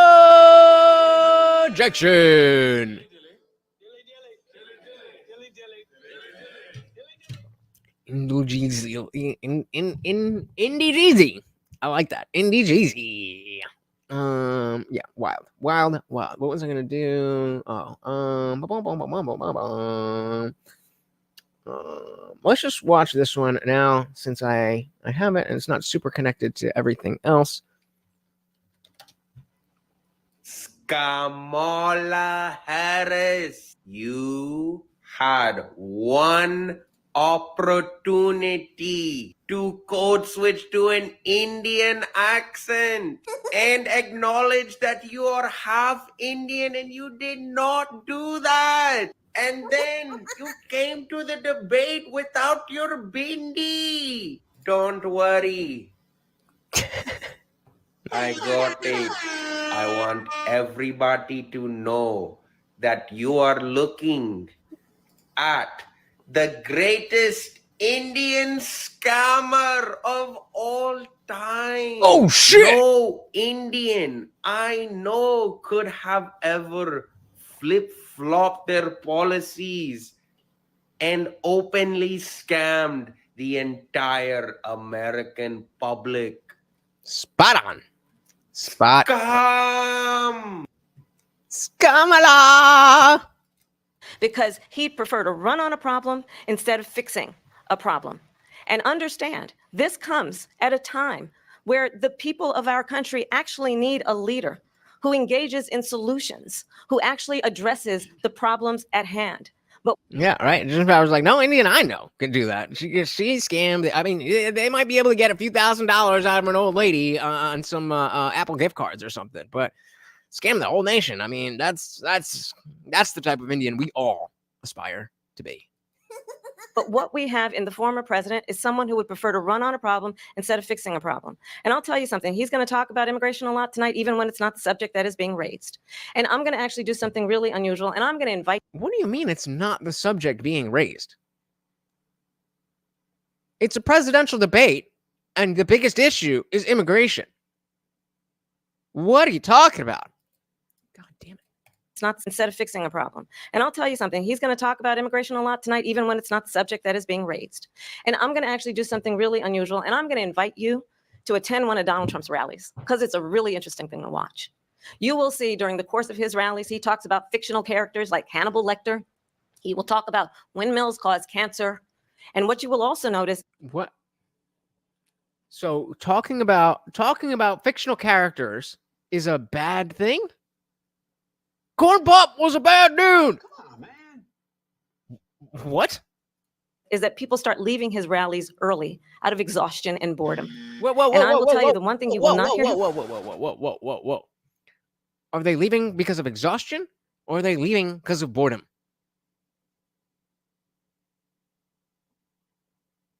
Exhaustion, I would understand. But boredom. Come on, man. I agree, Michael. This is bait, and he's gonna take it. But, you know, again, good on Kamala. Good on Kamala or Kamala's team for doing this. This is good politics. This is what this debate is for. To be able to craft a narrative out of nowhere. This is a fresh slate. Because most people don't know any better. And she's, by just saying it with confidence, the people who don't, maybe watching it alone or watching with other people who don't know shit about shit, the confidence goes through and it doesn't really matter if it's true or not. The film said, Kamala, this comes at a time when America really needs a leader. The Bobs, what would you do? What would you do? Oh, okay. God. This comes at a time when America really needs a leader. The Bobs. What would you say you do here? Do I do it justice? Let's see. 9 said she has never set foot in one of his rallies. At least no one was bussed in. Bingo. Yup. Because they have to work. Exactly. Early out of exhaustion and boredom. And I will tell you, the one thing you will not hear him talk about is you. You will not hear him talk about your needs, your dreams, and your desires. One of the biggest complaints or the biggest criticisms of Trump is that he makes it like his whole thing is that, oh, they're not coming after me, they're coming after you. Like, this is just inaccurate. This is just not in line with reality. Like, if you wanted to levy that criticism, then what you would say is that he's using you as a pawn to try to get out of his own legal troubles. That is what you should say if you want to make that point. But you're too stupid. How many hours did you prep for this? And this is the best that you can do. You will not hear him talk about your needs, your dreams, and your desires. And I'll tell you, I believe you deserve a president who actually puts you first. And I pledge to you that I will. Vice President. Yeah, but you're lying. because you didn't put us first. You specifically articulated that because we are fans of Donald Trump, that we don't deserve to be put first, but because we don't want to take an experimental vaccine, then we don't deserve the same rights as everybody else.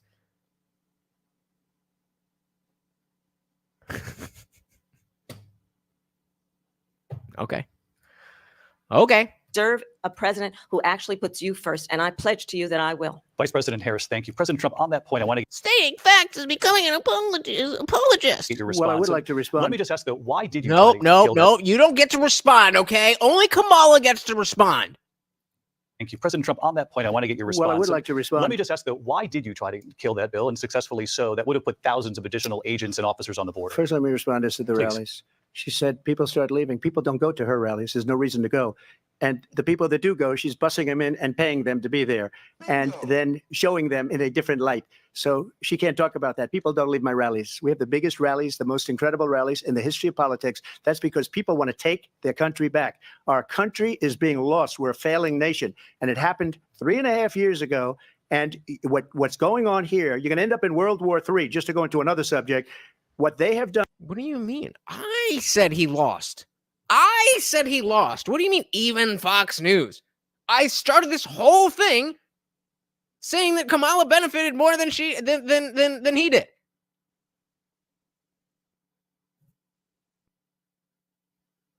So it seems like you're just fighting ghosts. I don't know who you're talking to, but it ain't me. On here, you're going to end up in World War III, just to go into another subject.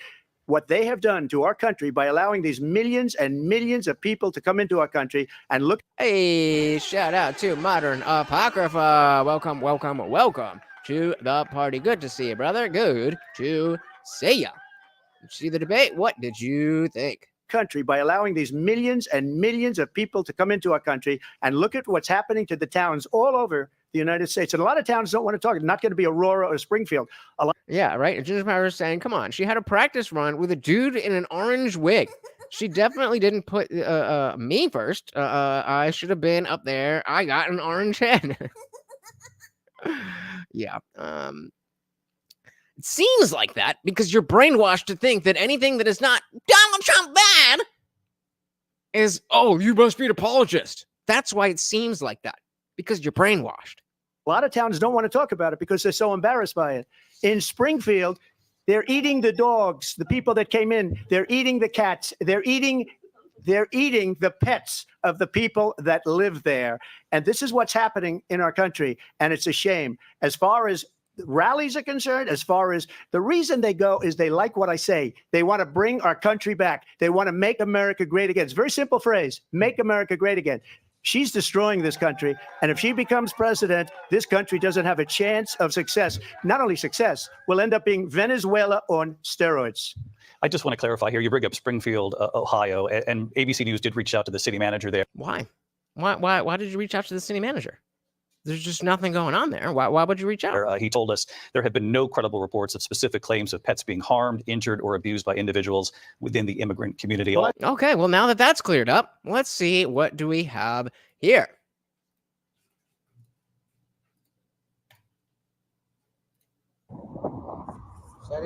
Why do you want to catch you? Let me have the bird. I have the bird. I have the And bird. this is from, I know how to hold the bird. this is from the official wildlife the rehabilitator platform. So it's not some random person. This is somebody who works for the No, it is called fact checking. That's precisely what we're doing right now. Any film said, I think he should have said Hearn Biden sent over 20,000 illegals into the city of Springfield that has less than 60,000 in it. Yep, that would have been good. That would have been good. But the fact of the matter is, it's unfortunate that he that people are so used to, like, oh well, that's crazy. That can't be. Like, they've just been convinced that, like, if it sounds weird, it must not be true. Because nothing weird has gone on in the last 8 years. Modern Apocrypha said, I think the gaslighting by the establishment is still getting worse. That's my overall opinion of the debate. Yep. Agreed. Yeah, because it's ABC, baby. It's ABC. Bullets 408 said, remember the border bill was not signed. Thank goodness. Thank goodness. We didn't send all of our money over to other places and sign it because it had the word border. Thank goodness. Thank goodness. Anyway, this is just a random person that was eating, trying to eat a seagull. Yeah. Okay. Why do you want to catch it? Let me have the bird. I have the bird. I have the bird. I know how to hold the bird. Let go of the bird. Yeah. Okay. So you want to show the... No, the bird is not your bird. He's still arguing. He's like, wait, why are you taking my bird? I was going to kill and eat that. I know you're scared. I don't know what he was doing with you.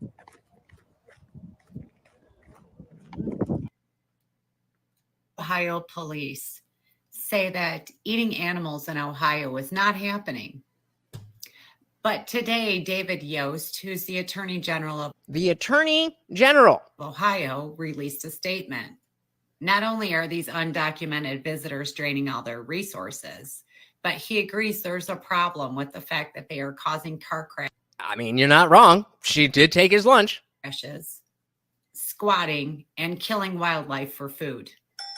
So as Congress sits there and jokes around today and says, oh, there's no such thing happening, and mainstream media tells you there's no such thing happening, well, we've got David Yost here, who is the Attorney General of Ohio, right on his website, confirming it's happening.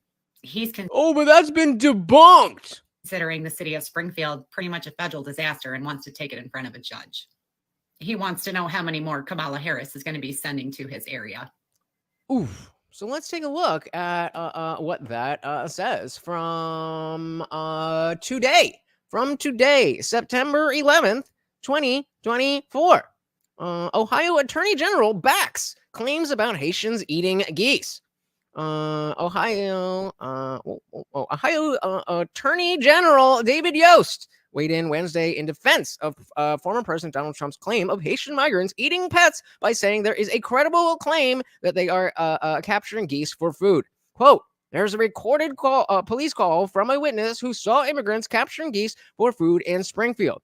Citizens testified to city council. He said those people would be confident witnesses in court, blah, blah, blah, blah. In Springfield, they're eating dogs, and da-da-da-da. It's happening. And that the feds aren't responding or providing them any assistance. This is what the fuck is his name? Tyler Oliveira, who we've covered many times before, and nobody here has had an issue with his reporting. But let's see what he's got. There was Haitians in a white van driving around the neighborhoods collecting cats. For what? Skinning them and eating them. Snyder Park. I just want to clarify here. You bring up Springfield, Ohio, and ABC News did reach out to the city manager there. He told us there have been no credible reports of specific claims of pets being harmed, injured, or abused by individuals within the immigrant community. Well, I've seen people on television. Let me just say here, this is the people on television say my dog was taken and used for food. So maybe he said that, and maybe that's a good thing to say for a city manager. Yeah, I mean, why would a city manager want to not admit that people in his city are eating cats and geese? No incentive there, right? Not taking this from but television. The people I'm on taking it from television the city saying manager. their dog was eaten by the people that went there. Again, the Springfield city manager says there's no evidence of that. Vice President. Well, I mean, if he says, yes, I'll let you respond. We've lost a whole bunch of cats. There was a van pulled over that had over 100 cats in it with the Haitians. They said they was eating them. Actually? Yeah. Not fake news. No.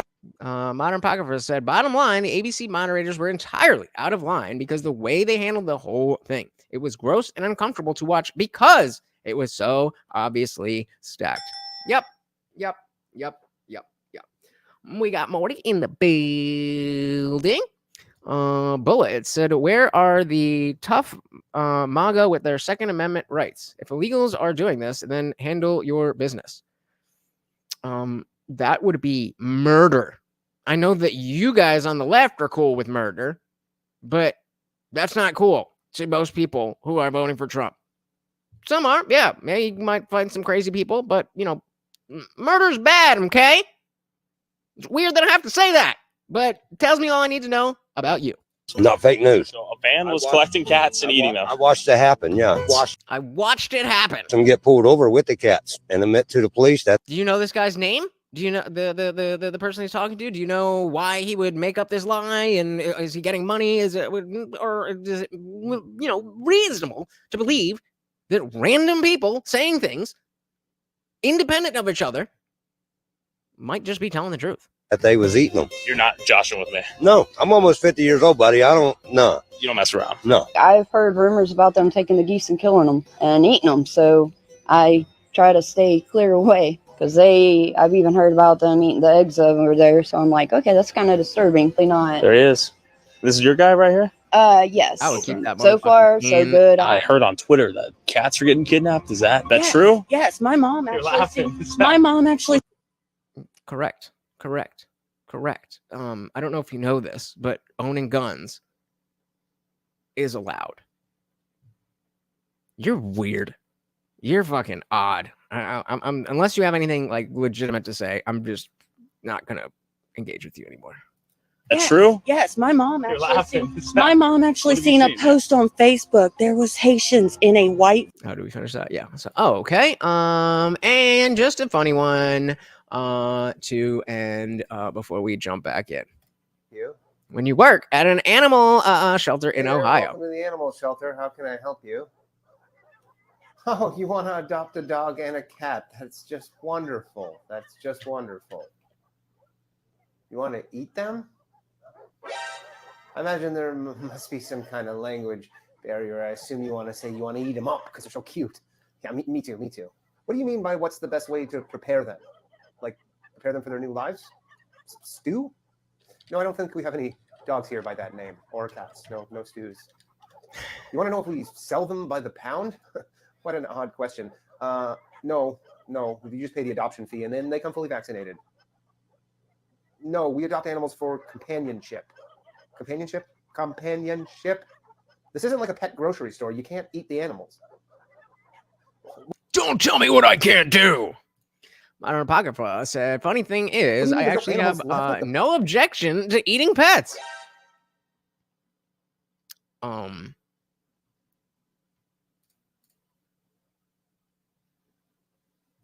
mean, I see where the logic where the logic is coming from, but I think that's sus. I don't know. Weird. Yeah, Ginger Power saying this is when she opened up and showed us how she doesn't care about current events. Yep. Oh, more racism. Yay for racism. Yay. As long as it's towards white people or Indians, it's totally cool. Claims of pets being. No, I'm just saying. I'm not being racist. I didn't bring that up for any other reason than just bring it up because you people are fucking pathetic. You're pathetic. And you think that you do stuff like this and you get a win. But y'all just like, oh no. Yep. See, called it. I told you. What did I tell you? Didn't I tell you? Because I told you. And when did I tell you? A long time ago. And what did I say would happen when I told you? Exactly what just happened. Yup.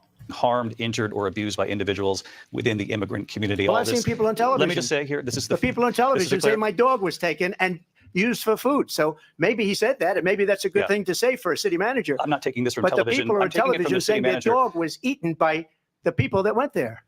Again, the Springfield city manager says there's no evidence of that. But no, that's still racist because you're not asking as a general question. You're trying to be offensive. I'm not stupid.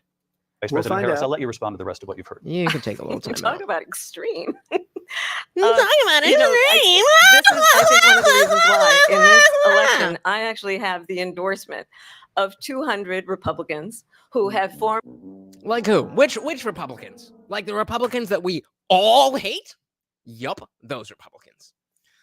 Anyone said, I'm going to change my name to Ernest T. Bigot and ask questions like that. I mean,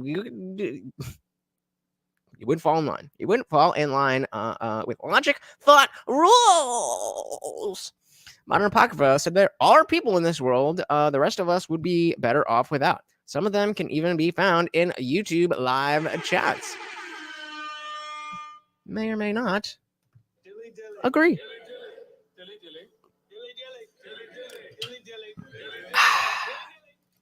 Have the endorsement of 200 Republicans who have formerly worked with President Bush, Mitt Romney, and John McCain, including the endorsement of former Vice President Dick Cheney and Congress member Liz Cheney.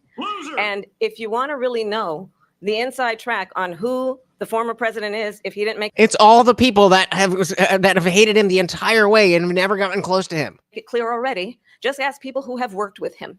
His former chief of staff, Look at that. Oh, I'm ready. Give me back the mic. Let's go. four-star general, has said he has contempt for the Constitution of the United States. His former national... How many votes did you get again? How many votes did you get again, Kamala?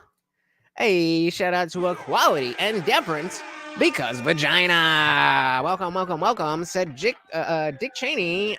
Dick Cheney was always a dick. I mean, it's right there, but yup. Modern Apocrypha said she's being endorsed by the dregs of the American political establishment, and she thinks she's bragging about it.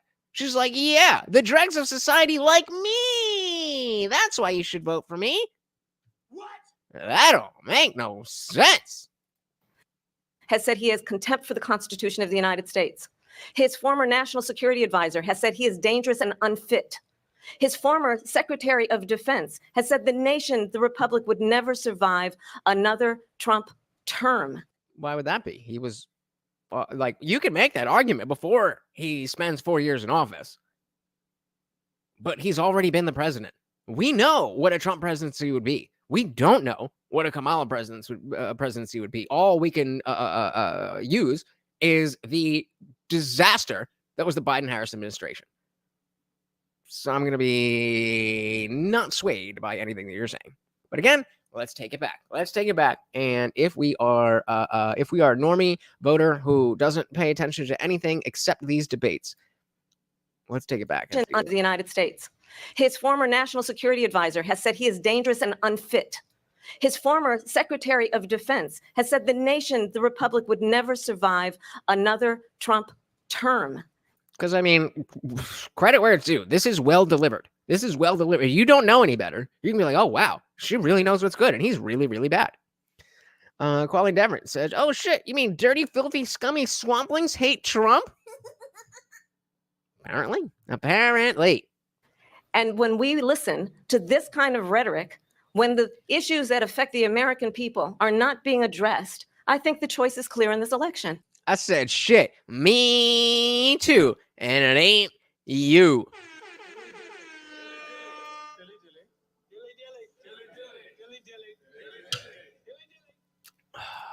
Nick said we can make the educated guess that she will destroy the country. Yep.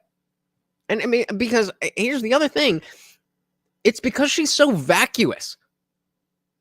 We know that she is just a silhouette of the deep state. She is not a real person in the sense that she is bringing her real emotions or desires or anything to this. This is clearly about power. And whose power is it? And so then when you understand that, it's like it's not even really a discussion. Like, you could bash Trump all the live long day, but he's just not as bad as the entirety of the deep state establishment. It's just not. And 169 said, let's talk to her former staff. She had a 90% turnover rate in her first year in office. Trump, why are you not bringing this up? I didn't know this. Why are you not talking about that? We want to talk about people and firing people and people that were around. Like, this should be the first thing out of his mouth. This is why I think that this was not a great performance for Donald Trump. Yeah, Colin said a puppet with tits and knee calluses. Ooh, got him. President Trump, I'll give you a quick minute to respond here. A quick minute. Not a full minute, just a quick minute. Thank you. Because when I hear that, see, I'm a different kind of a person. I fired most of those people. Not so graciously. They did bad things or a bad job, I fired them. They never fired one person. They didn't fire anybody having to do with Afghanistan and the Taliban and the 13 people who's were just killed, viciously and violently killed. And I got to know the parents and the family.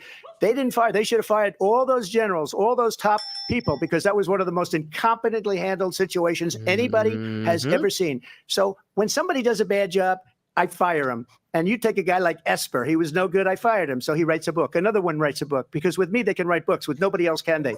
But they. That's a good point. That's a good point. Like, would you, I mean, I'm not reading these fucking books, but people are. Would you expect, I wouldn't even necessarily expect a book from Kamala Harris to be a bestseller. But a Kamala Harris staffer? Like, come on. Well, like, right, but this is again a credit to him that he's not a lifelong politician, and he went in and, oh no, I have the wrong people around me. So just like the Trump care thing, oh no, okay, I have this idea, it's a bad idea, okay, then I'm going to throw it out because I want to do what's best for the American people, instead of just, I want power. Have done such a poor job, and they never fire anybody. Look at the economy. Look at the inflation. I mean, that's like, whatever you think about Trump, if you say there is nobody who deserves, and nobody in the government who deserves to be fired for anything over the past 4 years, I mean, you're gone. You're gone. Job, and they never fire anybody. Look at the economy. Look at the inflation. They didn't fire any of their economists. They have the same people. That's a good way not to have books written about you. But just to finish, I got more votes than any Republican in history by far. In fact, I got more votes than. Oh, come on. Hold on. Where'd it go? Shout out to Equality and Deference. If Kamala wrote a book, it would be called Giving Head to Get Ahead. Love it. You indeed made me laugh. That was a good one. Very, very good one. There you go. That's a funny one. Republican in history by far. In fact, I got more votes than any sitting president in history by far. Let me continue on immigration. It was what you wanted to talk about earlier. So let's get back to your deportation. Yeah, I wouldn't have said that because, of course, technically Biden got more votes. I don't think that's real. I think that, there's probably dead people, double, all that bullshit. But again, you can't make that argument here. That's not the place. You got to take that out. Nick said, at least her staffer could probably write something more than a children's book. And I'm being real generous giving her that. Yep. Yeah, Ginger Powers, you're right. Biden, that's what I'm saying. That Ginger Powers said, I heard Biden got more votes. He did get more votes. And whether those are legitimate votes, that's the question, which is what which is what Trump is alluding to. But again, you can't legislate that here. It's just, you don't have enough time to explain what it is that you're saying. And so now you essentially just lied. You just lied. Continue on immigration. It was what you wanted to talk about earlier. So let's get back to your deportation proposal that the vice president has reacted to as well.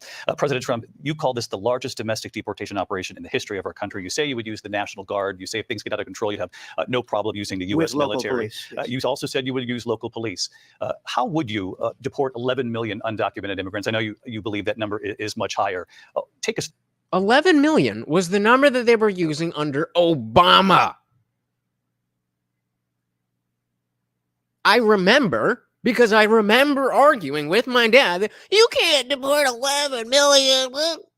I remember doing that as an ever-Trumper. It's probably closer to like at least double. 11 million undocumented immigrants. I know you believe that number is much higher. Take us through this. What does this look like? Will authorities be going door to door in this country? Yeah, it is much higher because of them. They allowed criminals, many millions of criminals. They allowed terrorists. They allowed common street criminals. They allowed people to come in, drug dealers to come into our country. And they're now in the United States and told by their countries like Venezuela, don't ever come back or we're going to kill you. Do you know that crime in Venezuela and crime in countries all over the world is way down? You know why? because they've taken their criminals off the street and they've given them to her to put into our country. And this will be one of the greatest mistakes in history for them to allow. And I think they probably did it because they think they're going to get votes, but it's not worth it. I think that's a really good point. Again, like in 20 years, as we look back, like how we got this far, how people were able to be convinced of the bullshit for so long. I think it's going to be a really big embarrassment. And I think a lot of people are going to pretend that they were not never Trumpers. A lot of the people who are never Trumpers are going to pretend that they, once this, we get out of this and we have the clarity of hindsight, you're not going to see it. Well, I didn't really like him. And, he could have been more presidential, but like, yeah, he was a good president. That's what most people are going to say in 20 years. Take that to the bank. Yeah, he definitely knows it's much higher. And 169 said, I truly do not get undecided voters. Who this isn't their first election. Well, again, people don't necessarily pay attention. And there's, you could be lazy and just not care. You could be, like blackpilled and not care in the sense that you used to care. And now you don't see a reason to engage because, the Uniparty does this or that or the other. Or, you could just be busy. A lot of people are fucking busy. They're working 2 jobs. They have kids. They have other stuff going on in their life, and it takes a lot of time to be well versed on every little thing. And so I completely understand why there are those people. I wish that it would be a little bit easier to convince people that they should pay attention because it's better for them, but it's not. It's not. Quality and deference said every person who enters our country illegally is criminal by definition. Such a crazy situation indeed. Ginger Power said I was under her administration. Crimes been down worldwide besides us. Ginger Powers also said I was undecided before. I think my decision. I'm racist, but I love that black woman. Hey, whatever works for you, brother. Whatever works for you.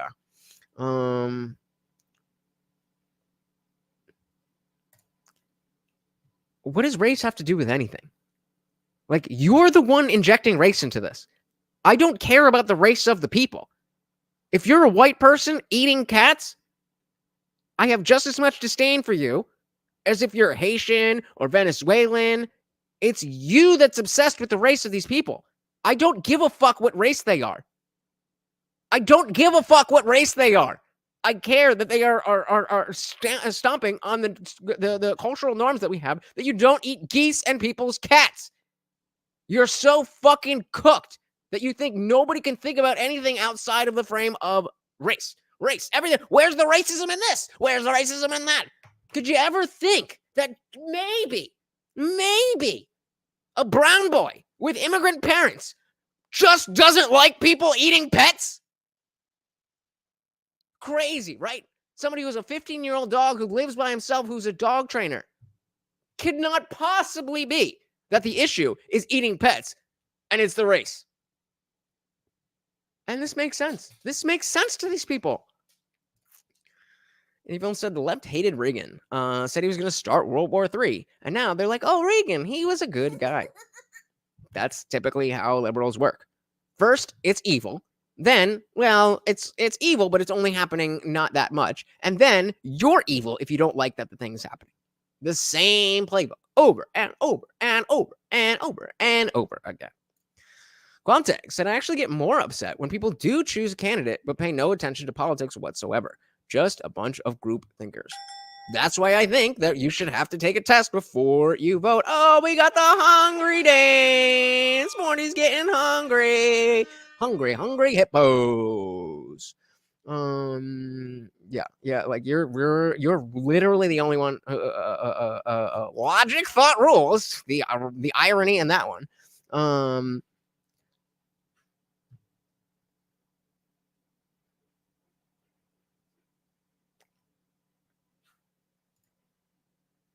Yeah, I'm racist. I'm also single. What the fuck does being married have to do with being Indian?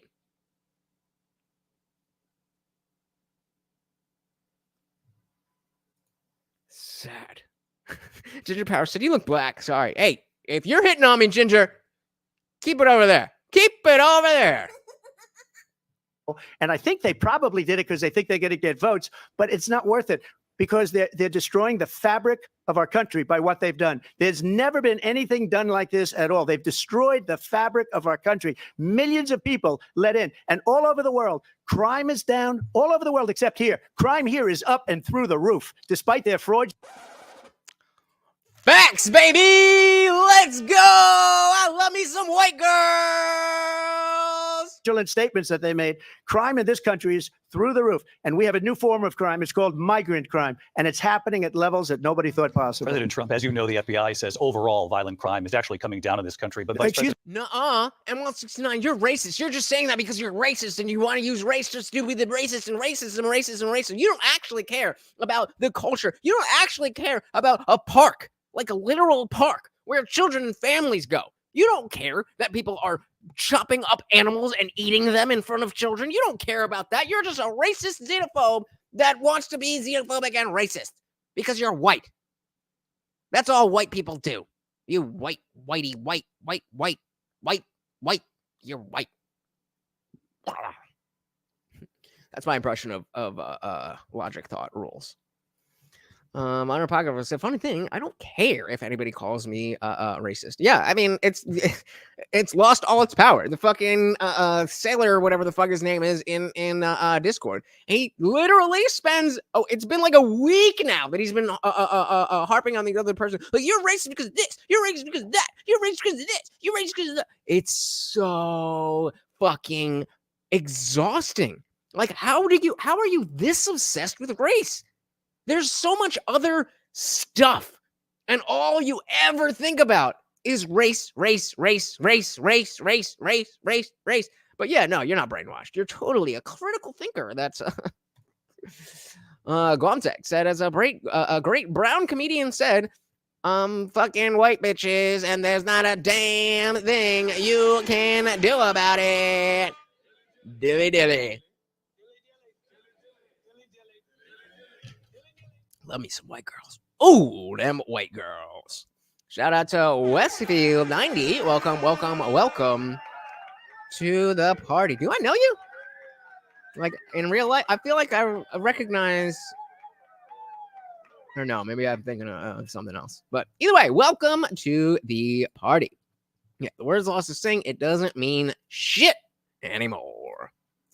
But yes, I definitely love me some white girls. And I do love my black dog, who's a little hungry right now, but... President Trump, as you know, the FBI says overall violent crime is actually coming down in this country. But excuse me, Is it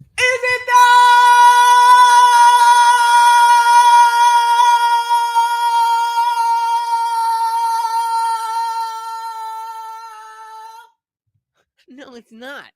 They were defrauding statements. They didn't include the worst cities. They didn't include. Hey, we got a timer. So I had a roommate in college. His name was Wes, and then his last name had something with Field. And so I think I just got it mixed up. I was like, yo, is he hitting me up? Because we were tight. We were boys. Like, we were roommates sophomore year of college. I mean, you know what I mean? And then he just moved out, and like I never heard from him again. But that makes you better than him. Welcome to the party, Westfield.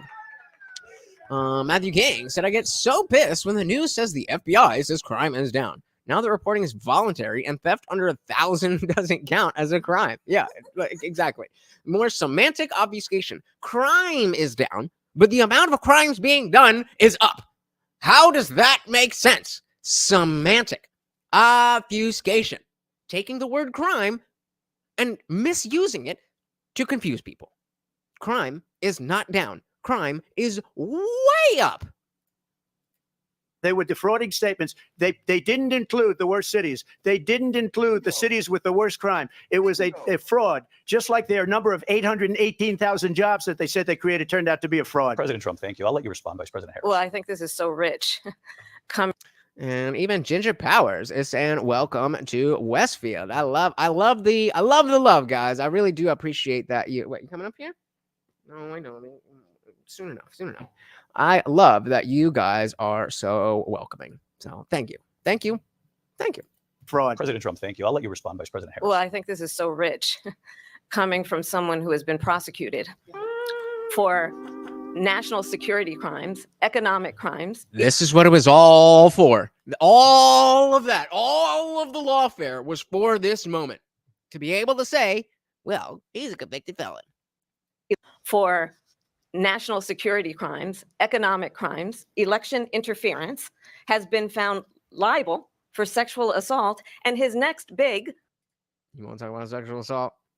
You really want to talk about sexual and this, that, the other? Come on, baby girl. You don't want to go down that road.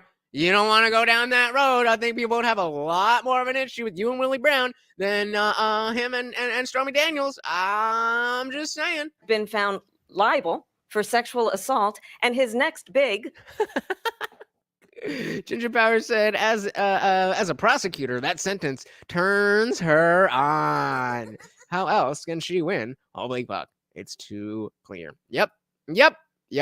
Court appearance is in November at his own criminal sentencing. And let's be clear where each person stands on the issue of what is important about respect for the rule of law and respect for... Oh, you mean like when you ignored exculpatory evidence for people so that you could keep them enslaved in prison to fight fires for 12 cents an hour or whatever it was? Like that? M69 to the left has contempt for all of us. They think we're all stupid. Yep. Nick said, we're welcoming because we are racist, right? Exactly. On the issue of what is important about respect for the rule of law and respect for law enforcement, the former vice president called for defunding federal law enforcement, 45,000 agents, get this, on the day after he was arraigned on 34 felony counts. So let's talk about what is important in this race. It is important that we move forward, that we turn the page. Yeah, right. And Ginger Powers, and they were black. It was for marijuana crimes. Like, it don't get any worse in the liberal narrative than that. Black men on nonviolent drug charges being kept in prison for slave labor. That's you, sweetie. That's you. This race, it is important that we move forward, that we turn the page on this same old tired rhetoric. Look what he did over the past of this, that, but we need to look forward. Huh? Are we looking at what he did in the past? Or are we looking forward? Pick one. Did she? That about what is important in this race. It is important that we move forward, that we day after he was arraigned on 34 felony counts. So let's talk about what is important in this race. It is important that we move forward. I mean, I could chalk that up to a misspeak.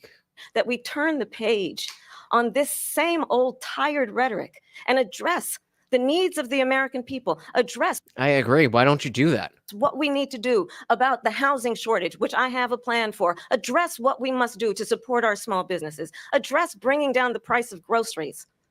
But you made them go up. Like, this is your problem. And you're in office right now. Why do you need to be like, what? Why do you need to win a presidency to do things that you can already do?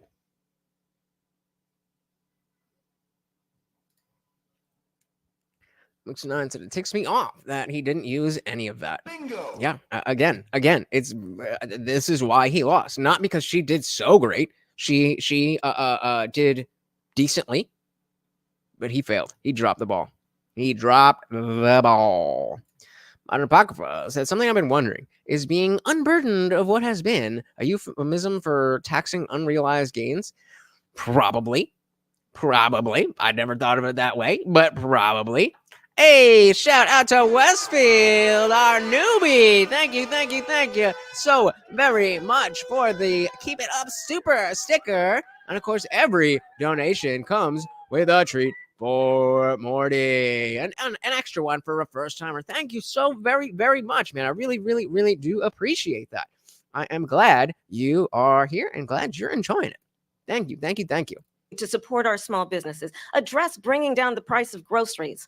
But frankly, the American people are exhausted with this same old tired playbook. Vice President Harris, thank you. Excuse me. Every one of those cases was started by them against their political opponent. And I'm winning most of them, and I will win the rest on appeal. And you saw that with the decision that came down just recently from. And of course, he's talking. Maybe he is lying, maybe he's not lying. But never once did they interrupt Kamala to correct what he was saying. But the Supreme Court. I'm winning most of them. But those are cases, it's called weaponization. Never happened in this country. They weaponized the Justice Department. Every one of those cases was involved with the DOJ, from Atlanta and Fani Willis to the Attorney General of New York and the DA in New York. Every one of those cases.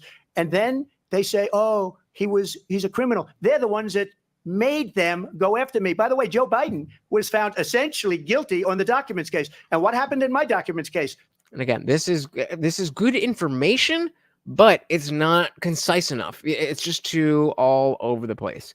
Junior Power said, I don't know. I think getting shot at probably made him way different. It seems like it. Am I tripping, or is he more calm and collected? No, yeah, I completely agree. And I think that, in positions like this, he was kind of, bringing up that old fiery self, but he's kind of in this in-between state. And it's like, either go full 2016 and just demolish her, or the fact that that's out there and people know that you can go full 2016, then just lean into being calm. And now I'm just saying what I'm saying, and this woman is destroying our country, and so on and so forth. I think that's the that's the goal there. He was found essentially guilty on the documents case. And what happened in my documents case? They said, oh, that's the toughest of them all. A complete and total victory. 2 months ago, it was thrown out. It's weaponization, and they used it, and it's never happened in this country. They used it to try and win an election. They're fake cases. President Trump, thank you. A really quick I'm just going to fact check response here, Vice President Harris, on this notion of weaponization of the Justice Department. Well, let's talk about extreme and understand the context in which this election in 2024 is taking place. The United States Supreme Court recently ruled that the former president would essentially be immune from any misconduct if he were to enter the White House again. In his professional capacity. So again, a lie. Again. Understand, this is someone who has openly said he would terminate, I'm quoting, terminate the Constitution of the United States, that he would weaponize the Department of Justice against his political enemies. Someone who has openly expressed disdain for members of our military. Understand. Wait, whoa. Okay, well, we'll address that. Shout out to Modern Apocrypha. Thank you so much for stopping by. You have a great night. Westfield, are you coming back over more? You coming over here? Come on. Westfield said, I'm worried about his advisors. Why agree to a debate when they must know that ABC was not going to be fair? I just don't like him being sent to fail. I agree, but the problem is that it's a bad. They would turn it into Trump ran from Kamala. That's what they would turn it into. So he that's the whole thing. We know that the deck is stacked against him. The problem is that we need to push through that anyway. He needs to push through that anyway. You're absolutely right. But there's no other way, because if he didn't do this, then they would, like I said, they would act like he was running scared, which of course is not the case. Hey, we got the man of steel, Mid-Month Mark. Welcome to the party. Good to see ya. Yeah, right. Exactly. It's not like only Trump is immune in his professional official capacities. It's any president. So that would go for you too, sweetie. Expressed disdain for members of our military. Understand, what it would mean if Donald Trump were back in the White House with no guardrails, because certainly we know now the court won't stop him. We know Lie. J.D. Vance is not going to stop him. It's up to the American people Vice to President stop Harris. him. Thank you. Lindsay? Vice President Harris, in your last run for president. We gotta This is the one that weaponized, not me. She weaponized. I probably took a bullet to the head because of the things that they say about me. Fact check determined that was fact. Took a bullet to the head. Yeah, most people are definitely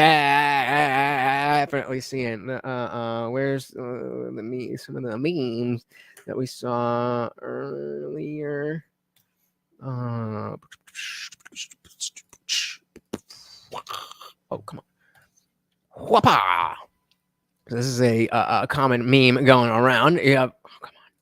Yeah, Trump and ABC going at it. And it's like, excuse me, Kamala, do you still need me here? No, honey, we don't. We don't need you anywhere. We don't need you anywhere for anything at any time for any reason, ever. Ever. Ginger Powers said the mainstream media painted him as a dictator to be assassinated. Well, when you call somebody Hitler over and over and over and over and over again, I mean, what do you expect? What do you expect? Probably took a bullet to the head because of the things that they say about me. They talk about democracy. I'm a threat to democracy. They're the threat to democracy with a fake Russia investment. Well, why even go back to Russia? Talk about the fact that she got no fucking votes. She got no votes.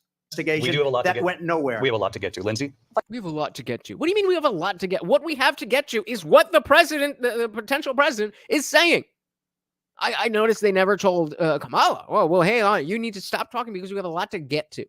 What is it that we need to get to that is more important than the president talking about his life that was almost ended at a rally because the Secret Service was fucked? He's a threat to the Democrat version of democracy. Yeah, remember when they say he's a threat to our democracy? They mean he's a threat to our democracy, not yours, ours. That's what they mean. Russia investigation We do have a lot that to get. went nowhere. We have a lot to get to. Lindsay? Oh, you have a new favorite, do you? Vice President Harris, in your last run for president, you said you wanted to ban fracking. Now you don't. You wanted mandatory government buyback programs for assault weapons. Now your campaign says you don't. You supported decriminalizing border crossings. Now you're taking a harder line. I know you say that your values have not changed. So then why have so many of your policy positions changed? Because she never had any values to begin with. Zero values plus zero values equals zero values. When you don't have values, your positions stand on nothing. And so then you can just take, this is my position. No, that's my position. No, that's my position. No, that's my position. That's why. That your values have not changed. So then why have so many of your policy positions changed? I'm just kidding, guys. I'm kidding. Jesus Christ. So my values have not changed, and I'm going to discuss every one of at least every point that you've made. But in particular, let's talk about fracking because we're here in Pennsylvania. I made that very clear in 2020. I will not ban fracking. I have not banned fracking as Vice President of the United States. And in fact, I was the tie-breaking vote on the Inflation Reduction Act, which opened new leases for fracking. My position is that we have got to invest in diverse sources of energy so we reduce our reliance on foreign oil. We have had the largest increase in domestic oil production in history because of an approach that recognizes that we cannot over-rely on foreign oil. As it relates to my values, let me tell you, I grew up a middle-class kid raised by a hardworking mother who worked and saved and was able to buy our first home when I was a teenager. The values I bring to the importance of home ownership, knowing not everybody got handed $400 million on a silver platter and then filed bankruptcy 6 times, is a value that I bring to my... That's a good line. That's a good line. That's a good line. You gotta get, I mean, that's a good line. Yeah, Ginger Power said, not the pup line, though. You had not. All right, thank you for joining us, Ginger Powers. You have a good night, brother. On a silver platter and then filed bankruptcy 6 times is a value that I bring to my work to say we are going to work with the private sector and home builders to increase 3 million homes, increase by 3 million homes by the end of my first term. My work that is related to having a friend when I was in high school who was sexually assaulted by her stepfather. And my focus then on protecting women and children from violent crime is based on a value. How this is not like, I would have just, if I was Trump, I would have just yelled, Laken Riley, bitch. I wouldn't have said bitch, but like, if you don't want violent crime, then stop letting violent criminals into our country. Focus then on protecting women and children from violent crime is based on a value that is deeply grounded in the importance of standing up for those who are most vulnerable. Those are most vulnerable in the world or for America? Because like, if you want to be world dictator, like, I think you're making a decent argument, but we're here voting for the president of this country. We know that. I know you. I know that, you know, you and your cohorts run the fucking world. Not you, but the people above you. I get that. But you understand that to the people, it's about this country, not about the world. And Lucy9 said she thinks she was raised middle class. Nah, she was raised less rich than she is now. Dilly to that. Bars. She thinks she was raised middle class. Nah, she was just raised less rich than she is now. That's a bar. That's a bar. Benbo said, this bitch is such a fucking toolbox. Everything this woman says is a lie, and all of her positions are an unmitigated brain fart she's trying to rationalize to the voters. Yep.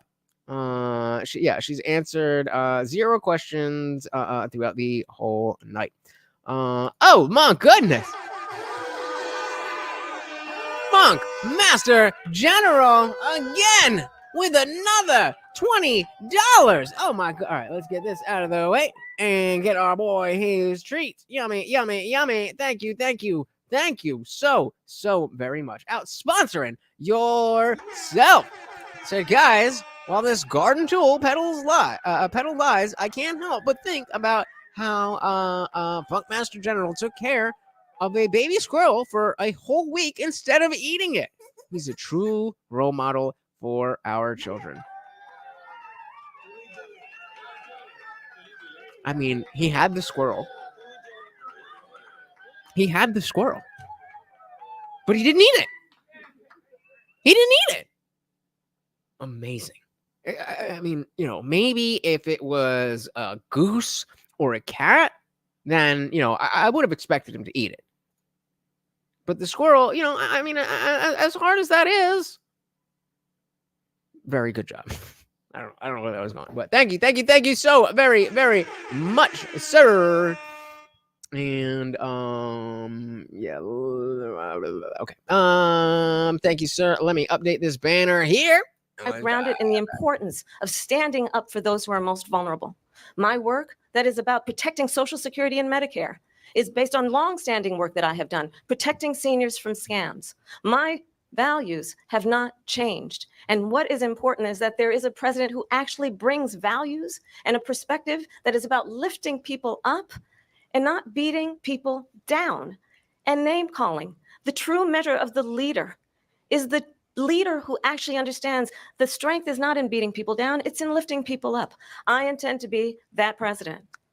Empty platitudes. President Trump, Well, first of all, I wasn't given $400 million. I wish I was. My father was a Brooklyn builder, Brooklyn, Queens, and a great father, and I learned a lot from him. But I was given a fraction of that, a tiny fraction, and I built it into many, many billions of dollars, many, many billions. Yeah, and it's crazy to me. It's crazy to me, looking back. Me, who's some schmuck, was just barely, you know, I mean, I think I'm pretty smart in terms of, you know, I graduated high school, went to college, didn't really do much, but like, daddy sent me to college. Daddy, you know, did all this stuff. And I have the audacity to sit here and be like, well, his dad gave him $1 million loan. As if that means anything. As if that's somehow bad. Is it a different thing if somebody builds themselves up from literally nothing? Of course. Of course. To quote our friend Cenk Uygur. I mean, it was clearly projection because as I've told you guys, I didn't feel like I deserved to be born into a nice family. I didn't feel like I deserved that. And that comes from Democrat messaging. That comes from liberal ideas that everybody should be the same. And if you're more, then whoa. You need to check yourself. You need to check yourself. Okay? You got a 2-car garage. You don't get to have the same opinions as everybody else. Okay. Where we at? Matthew King said her values have not changed. Her talking points have. Bingo. Exactly. Work on those ad reads. Okay. All right. Guys, while this garden tool peddles lies, I can't help but think about how Master General took care of a baby squirrel for a whole week instead of eating it. He is a true role model for our children. How's that? That's the best I could do for. No. That's the best I could do for a sight read. Menmo said you can do a lot with $1 million, but you have to have some kind of incredible business acumen to do what he did to build it into the kind of wealth he has today. Yeah, I mean that's it. It's propaganda. It's just propaganda. Rich man bad. Like no, maybe, but no. I don't think. Like yeah. Mr. 9 said, is it a bad thing? His father worked hard and passed it on to a lot of foundation for Trump to build on. Nope. But because they are all broke and lazy and incapable of doing what his father did, then they get mad.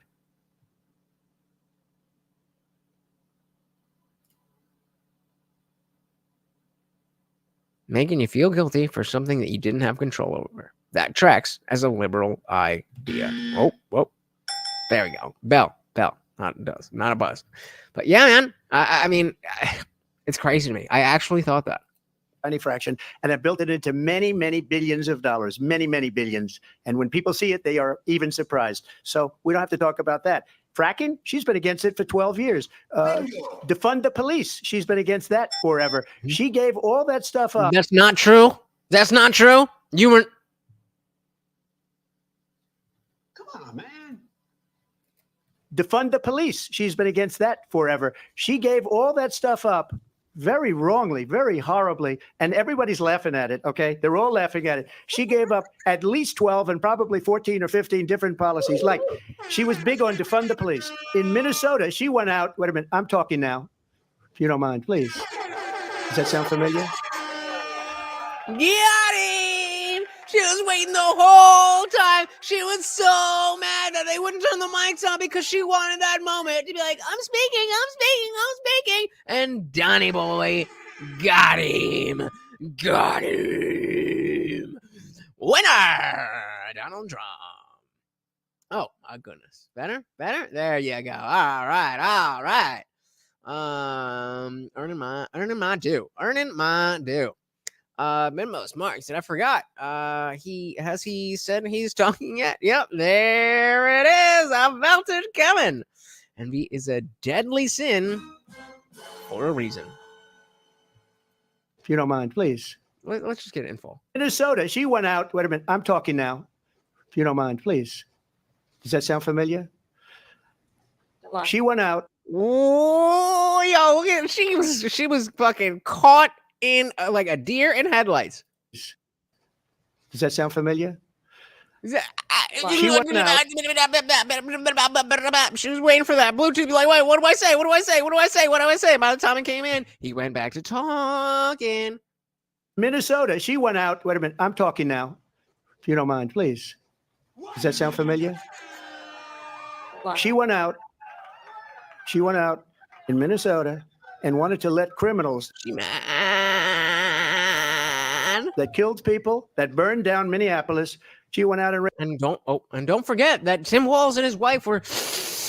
Oh yeah! Oh, that burning rubber from all the rice. Oh yeah! That's her vice president. to let criminals that killed people, that burned down Minneapolis. She went out and raised money to get them out of jail. Hey, shout outs for shouting out. We got Joe Mama in the building. Welcome to the party, sir. And indeed, I definitely care about each and every one of you. Without you, I'd just be some schmuck sitting in front of his fucking living room by himself, yelling at nothing. So thank you for being here. Minmos Mark said she's so flabbergasted she about lost it. Don't lie. Don't lie. Only I can lie. That burned down Minneapolis. She went out and raised money to get them out of jail. Oh, the burning tires. They smell so good. Yeah.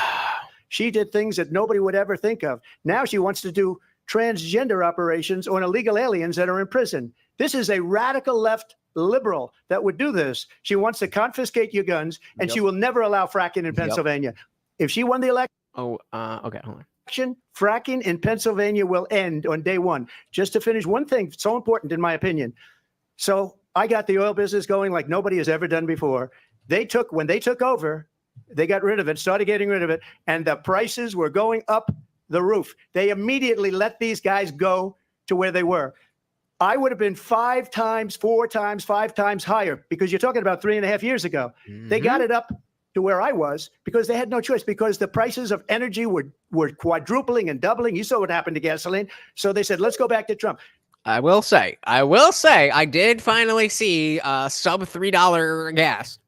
And I don't know what that means, but $2.89 is shout out to Jersey. But if she won the election, the day after that election, they'll go back to destroying our country, and oil will be dead. Fossil fuel will be dead. We'll go back to windmills, and we'll go back to solar, where they need a whole desert to get some energy to come out. You ever see a solar plant? By the way, I'm a big fan of solar, but they take 400, 500 acres of desert soil. Trump, we have a These lot are of not good issues things that for we the have to get environment to. that We're she out of time. understands. Thank you. And again, interrupting him. And I'm fair enough. He was kind of rambling there, but Lindsay, thank you. We have an election in just 56 I got the days. hiccups. And I want to talk about the peaceful transfer of power, which, of course, we all know is a cornerstone of our democracy, and the role of a president in a moment of crisis. Mr. President, on January 6th, you told your supporters to march to the Capitol. You said you would be right there with them. The country and the world saw what played out at the Capitol that day, the officers coming under attack. Aides in the West Wing say you watched it unfold on television off the Oval Office.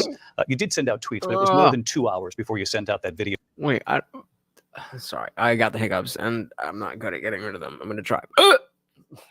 My hiccups are so violent when they come. It hurts. But okay. 296, but yeah. Super. There you go. What do you drive that you need is that the middle one, or do you call the premium super? I've never seen a purpose for like the middle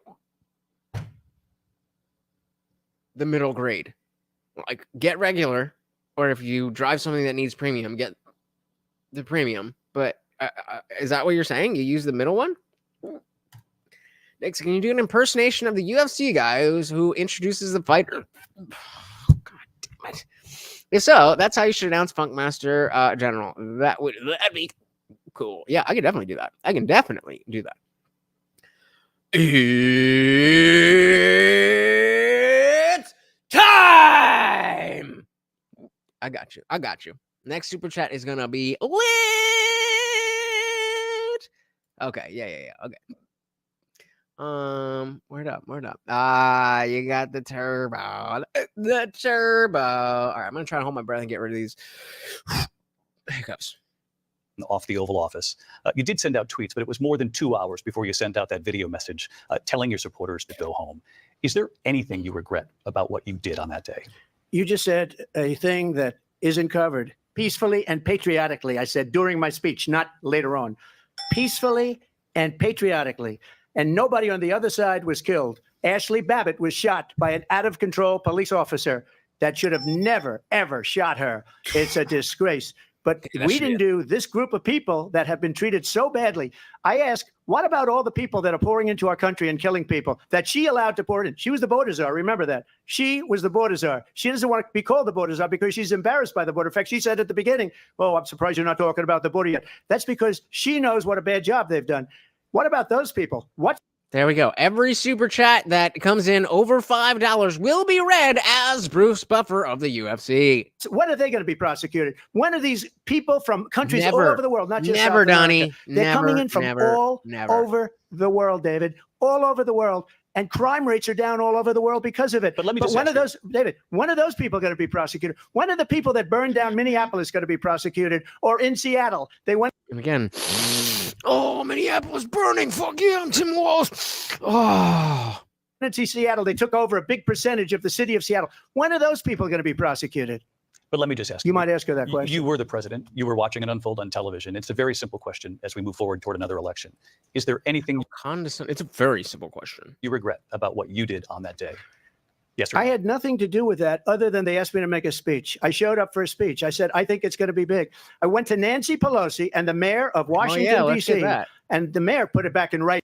Let's get that. As you know, I said, this is going to be a very big rally or whatever you want to call it. And again, it wasn't done by me. It was done by others. I said, I'd like to give you 10,000 National Guard or soldiers. They rejected me. Nancy Pelosi rejected me. It was just 2 weeks ago. Her daughter has a tape of her saying she is fully responsible for what happened. We should have.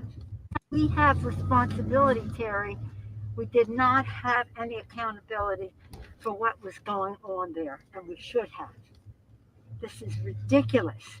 You're going to ask me in the middle of the thing when they've already breached the inaugural stuff that should we call the Capitol Police? I mean, the National Guard? Why weren't the National Guard there to begin with? Because you told them not to be. He asked, and you said no. They thought that they had sufficient resources. That is not a question of how they had, but they don't know. They clearly Trump knew. Didn't know, and I take responsibility for not having them just prepare for more.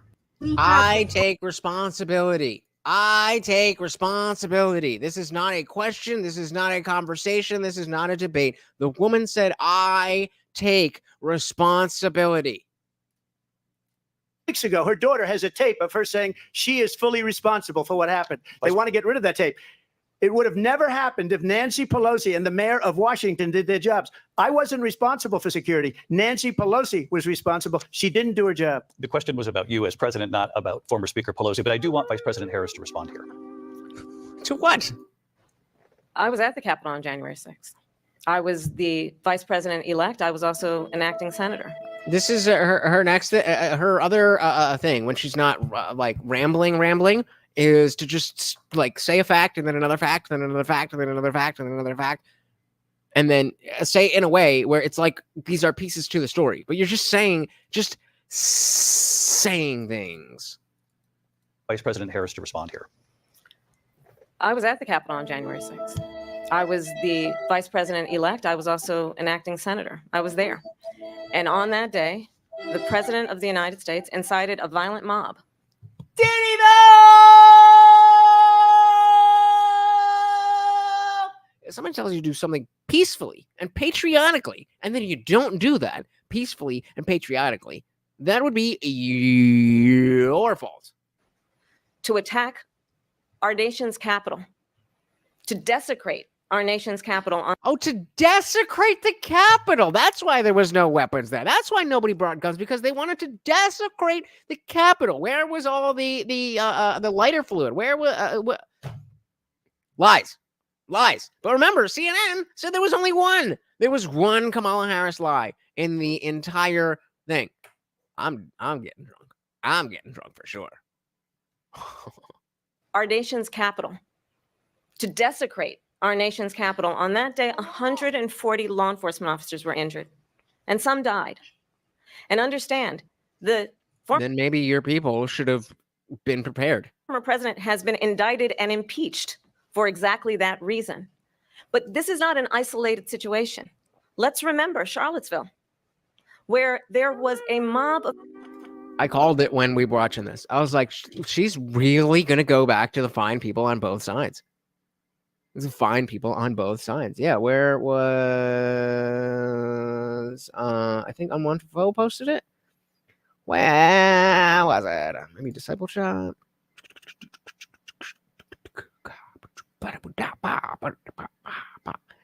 It is here somewhere.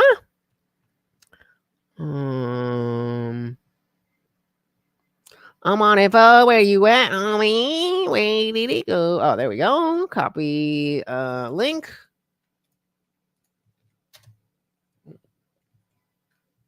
False claims made during debate. One. Only one.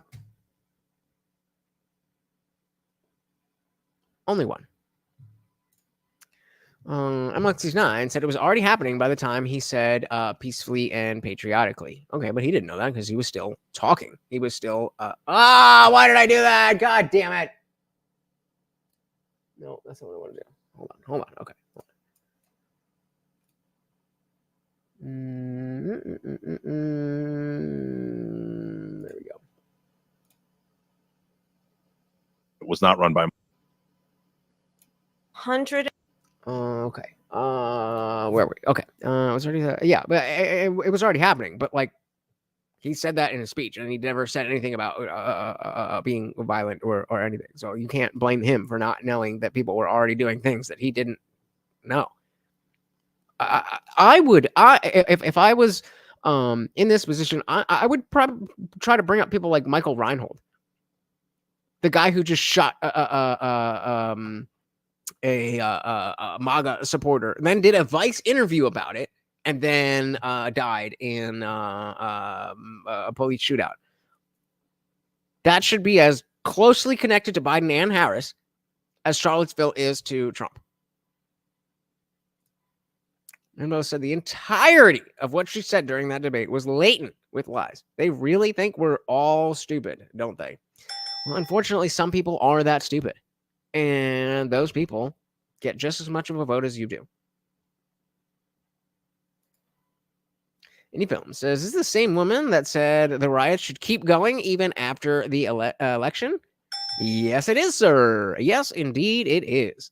It almost sounds like Ludge has been listening to the segues during the old show. Which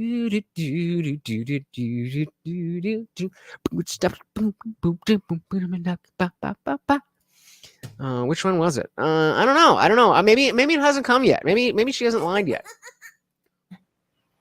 To desecrate our nation's capital on that day, 100. Why does she talk like that?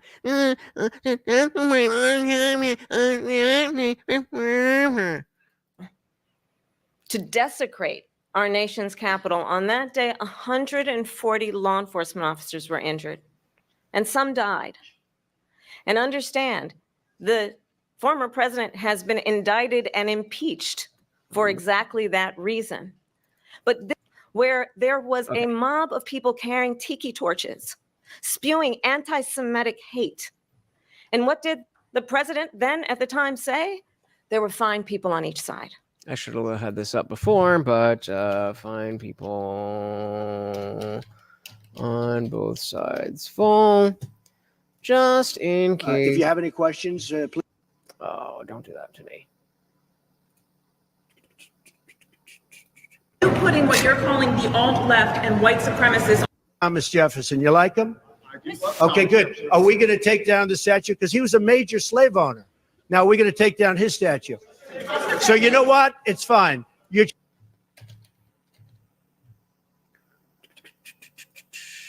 Where are we?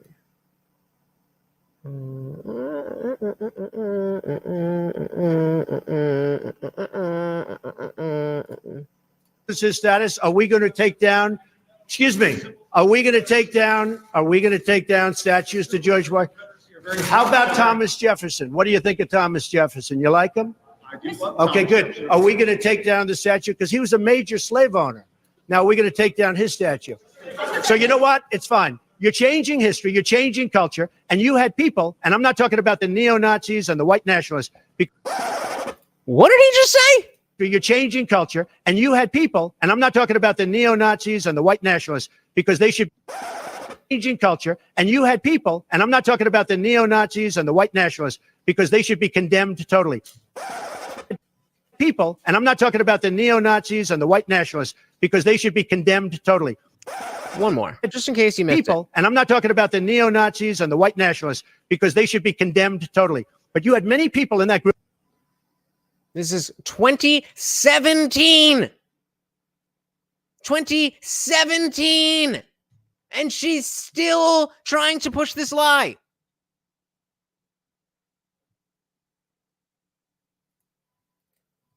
The president then at the time say there were fine people on each side. And again, sadly, people still believe that that is the case. Remember that when it came to the Proud Boys, a militia, the president said, the former president said, stand back and stand by. And again, the context of that is that he's like, what the fuck is Proud Boys? They're like, will you tell them to stand back? He's like, yeah, I'll tell them to stand down. I'll tell them to stand by. I'll tell them to stand back. I'll tell them to stand upside down. Whatever you want me to tell them, I'll tell them. That was the context. Let's see. Oh, no, wait. I wanted to keep this. Oh, did we bring up the assault weapons ban? Did she already deny that? I think that didn't come up. Trump, stand back and stand by.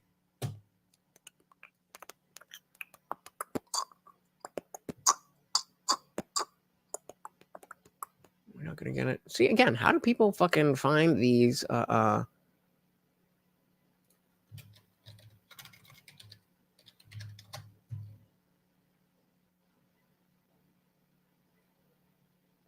I don't know. It's fucking there, dude. It's fucking there. Fucking trust me.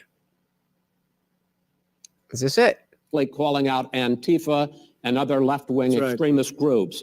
But are you willing tonight to condemn white supremacists and militia groups and to say that they need to stand down and not add to the violence in a number of these cities as we... So he used the word stand down. And he's like, yeah, stand down, stand by, stand back. That is the context. Need to stand down and not add to the violence in a number of these cities, as we saw in Kenosha and as we've seen in Portland. Sure, Are you I'm willing prepared to to do specifically that, do it? Well, I go would ahead, say sir. I would say almost everything I see is from the left wing, not from the right wing. So what are you saying? I'm willing to do anything. I want to see peace. Then do it, sir. Say it. Do it. Say it. So that's the context. Like, say the thing that I told you to say. Say the thing. Like, what is it? Stand back, stand by. Do you want to call him? What do you want to call him? Give me a name. Give me a White name. supremacists Who and would you like me to condemn? white supremacists and right Proud militia. Boys, stand back and stand by. But I'll tell you what. Somebody's got to do something about Antifa and the left. And that's it. That's the code word, the dog whistle to the Proud Boys that he didn't even know who the fuck he was talking about. Insane. Insane. That people still believe this stuff. Where we at? Minmo said, I'll be damned if they desecrate George Washington's name like that. Well, I mean, he was a slave owner. Actually, was he a slave owner? Wasn't George Washington not a slave owner? I don't know. Whatever. Nick said, funny. I completely agree with Trump. Go figure. Guess I'm a racist. Minmo said, she said, under executive order, if no bill has been put on her desk within 90 days, she'll ban all semi-automatic rifles, potentially more than that. So I wasn't sure. I forget if we got to the main point where she was talking about that. But let's just go. All I did was search Kamala assault weapons ban on Twitter. So, Hodge twins. Last night, Kamala told the world she wouldn't take anyone's guns, but last week she said she wanted to pass an assault weapons ban. She's lying to you. From Kamala Harris's own Twitter. Together, we passed the first bipartisan law addressing gun violence prevention in nearly 30 years, but we have more work to do. We must pass an assault weapons ban and red flag laws. Well said last week. We must pass an assault weapons ban. Majority of gun owners do, that we need reasonable gun safety laws in America. So as governor, he expanded background checks and increased penalties for illegal firearm sales. And together, when we win in November, we are finally going to pass universal background checks, red flag laws, and an assault Wait, what was that last part? Have an assault weapons ban. Pause. Have an assault weapons ban. Pause. Have an assault weapons ban. Have an assault weapons ban. Have an assault weapons ban. Interesting. And this is from when? This is I mean, I don't know when this is posted, but I mean, you get the point. You get the point. Finally passed. Will finally pass red flag laws, universal background checks, and an assault weapons ban. Checks and an assault weapons ban. Checks and an assault weapons ban. And an assault weapons ban. And an assault weapons ban. Need I say more? Need I say more? So for everyone watching who remembers what Nick said Washington freed all the slaves in his will. Most of the founding fathers did. There you go. I'm on 69. So Trump is the only modern president without slave owners in his heritage. Really? I did not know that. Interesting. stand back and stand by. So for everyone watching who remembers what January 6th was, I say we don't have to go back. Let's not go back. We're not going back. It's time to turn the page. Then stop talking about stuff that happened in the past. And if that was a bridge too far for you, well, there is a place in our campaign for you to stand for country, to stand for our democracy, to stand for rule of law, and to end the chaos, and to end the approach that is about attacking the foundations of our democracy because you don't like the outcome. And be clear on that point. Donald Trump, the candidate, has said in this election there will be a bloodbath. If this and the outcome of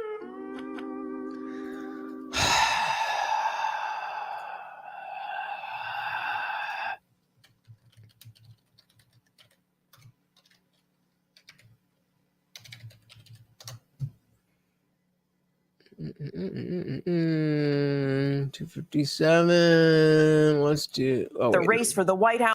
Let's get one that's got the whole thing. Now let's get into this comment made by the former President Donald Trump at a campaign stop in Ohio, saying it will be a, quote, bloodbath if he loses, in reference to the auto industry. Let's see if they actually. Okay, well, now he's saying, okay, this stop in Ohio, saying it will be a, quote, bloodbath if he loses, in reference to the auto industry, as he's making comments about China as well. Let's listen into this comment live, raw, and unfiltered from what he said yesterday. We're going to put a 100% tariff on every single car that comes across the line, and you're not going to be able to sell those cars if I get elected. Now, if I don't get elected, it's going to be a bloodbath for the whole. That's going to. So he said, if he doesn't get elected,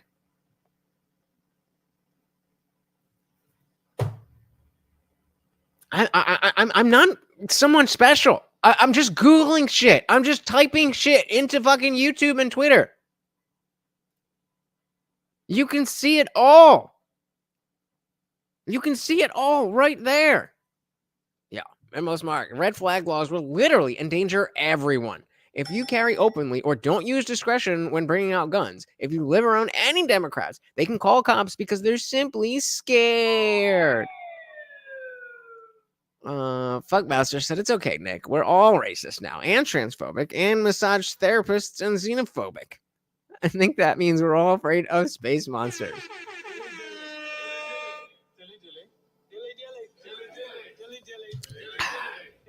And it was wait, is she talking about ending the current chaos in the country that she is presiding over? Yup. This bitch talking about chaos after her stance during 2020. Yup. has said in this election there will be a bloodbath. If this and the outcome of this election is not to his liking, let's turn the page on this. Let's not go back. Let's chart a course for the future and not go backwards to the past. Let me just follow up here. It was a different term, and it was a term that related to energy because they have destroyed our energy business. That was where bloodbath was. Also, on Charlottesville, that story has been, as you would say, debunked. Laura Ingraham, Sean Hannity, Jesse, all of these people, they covered it. If they go an extra sentence, they will see it was perfect. It was debunked in almost every newspaper, but they still bring it up, just like. And if I was him, I would say, I'll tell you now exactly what I said then. I am not talking about the white supremacists and neo-Nazis. They deserve to be condemned totally. If anybody was confused, for the last 8 years, this is what I believe. Like they bring 2025 up. They bring all of this stuff up. Yeah, exactly. Amendment was like, let's not go back to good gas prices, cheaper rent and mortgages, food prices. Let's not go back. This bitch is crazy. Yes, me too. Me too. Man, both got me fucked up, this bitch. But they still bring it up, just like they bring 2025 up. They bring all of this stuff up. I ask you this. You talk about the Capitol. Why are we allowing these millions of people to come through on the southern border? How come she's not doing anything? And I'll tell you what I would do. And the borders are. I would be very proud to do it. I would say we would both leave this debate right now. I'd like to see her go down to Washington, D.C. during this debate because we're wasting a lot of time. Go down to, because she's been so bad, it's so ridiculous. Go down to Washington, D.C. and let her sign a bill to close up the border because they have the right to do it. They don't need bills. They have the right to do it. The president of the United States, you'll get him out of bed. You'll wake him up at 4 o'clock in the afternoon. You'll say, come on down to the office. Let's sign a bill. If he signs a bill that the Ain't no way he gives a shit about this. I mean, maybe, but he strikes me as like somebody who this is the least important thing in his life.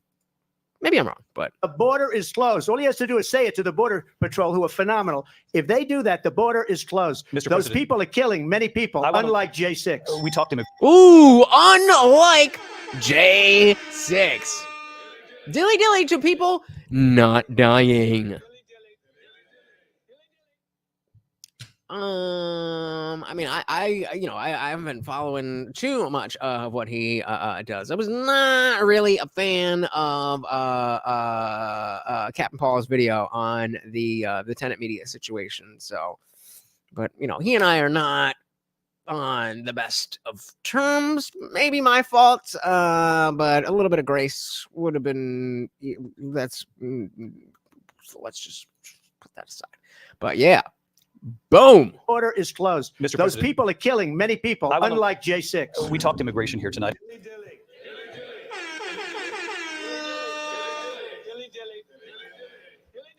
Hooah! yeah. Keeping on the the alcohol, and I'll be talking like that. I'll tell you after if we need to. And absolutely, shout out to the chat. You guys are amazing. You guys are the show. Well, I'm the show, but the show would be very bad without you guys. Shout out to all of you guys. Mr. Those people. So again, guys, we are coming up on the 3-hour mark, and we are $3.02 away from Morty getting some peanut butter. So if you would like to keep the party raging, if you would like to see Morty get him some peanut butter, we are very close. The Border Patrol. Wait, no, not even. So 47. So $2.02. That's how far we are from Morty getting peanut butter. He signs a bill that the border is closed. All he has to do is say it to the Border Patrol, who are phenomenal. If they do that, the border. Well, except the ones who are allowing the child trafficking. No, that use of peanut butter does not happen in this household. Okay, we are wholesome individuals. I don't know. I was gonna make another joke, but I couldn't think of it. But it's closed. All he has to do is say it to the Border Patrol, who are phenomenal. If they do that, the border is closed. Mr. Those President, people are killing many people, unlike J6. We talked immigration here tonight. I do want to focus on this next issue to both of you because it really brings us this into focus, truth in these times that we're living in. Mr. President, for 3.5 years after you lost the 2020 election, you repeatedly falsely claimed that you won, many times saying you won in a landslide. In the past couple of weeks leading up to this debate, you have said, quote, you lost by a whisker, that you, quote, didn't quite make it, that you came up a little bit short. Are you now acknowledging that you lost in 2020? No, I don't acknowledge that at all. I want you to pay attention to whatever the fuck this fuckface's name is, how he adds his own editorialism to what is said. this, in my opinion, this was the most egregious part of what the moderators did. I said that. Are you now acknowledging that you lost in No, I 2020? don't acknowledge that at all. But I you said did that say it. It's after. Well, sarcastically, you but know those- that. It was said, oh, we lost by a whisker. That was said sarcastically. Look, there's so much proof. All you have to do is look at it. And they should have sent it back to the legislatures for approval. I got almost 75 million votes, the most votes any sitting president has ever gotten. I was told if I got 63, which was what I got in 2016, you can't be beaten. The election, people should never be thinking about an election as fraudulent. We need two things. We need walls. And we have to have it. We have to have borders. And we have to have good elections. Our elections are bad. And a lot of these illegal immigrants coming in, they're trying to get them to vote. They can't. Oh, yeah. Oh, yeah. Surge of the border, they said. They said you're a magnet that attracts cool people and repels fucking dorks. I would love if that were true. And I definitely, have gathered a group of you guys being very cool. So let's see if this is working here. What the fuck? But I definitely would not say that I repel fucking dorks. You've seen a lot of them in there. But so okay. I was hoping. Okay, no. So I was hoping I have the I have the Venmo and the Cash App things open. I was hoping that since the phone doesn't always give me the notification, that the actual website would. But surprisingly, like there it is. But shout out to Guam Tech putting us overboard. Who likes the Skippy? Who likes the Skippy peanut butter? So we're gonna dig some out. We're gonna wipe it all around the edge there so we can get to it. Yeah, that's right, guys. If we get $50 in donations, then Morty gets his own semi-finished peanut butter to lick and eat and get all nasty with. So we do that. First, we'll give him this. Take that. Yeah, it's heavy. Put it down. There you go. Thank you so very, very much to everybody who's donated. So now he's done with that, and now he gets the Skippy peanut butter. Oh, you gotta eat it up here. And everybody's gotta watch it eat it. There you go. Thank you so much. Nope. Look who's gay. I found know how I know you're gay? Because you saw peanut butter and you thought gay. Know how I know you're gay? Because you saw peanut butter and you thought gay. I am not playing that game. If I say some innocuous shit and you think gay shit, that's on you, gay boy. But thank you. Guam Tag. Yeah, he loves it. Thank you, guys, so very, very much. Each and every one of you. It means so much to me. And you can tell how much it means to him. And now that we're getting out of the summer and he's going to be back in his chair, you're going to be able to see him enjoy it in full. Oh, my goodness. Hey, yo. All right.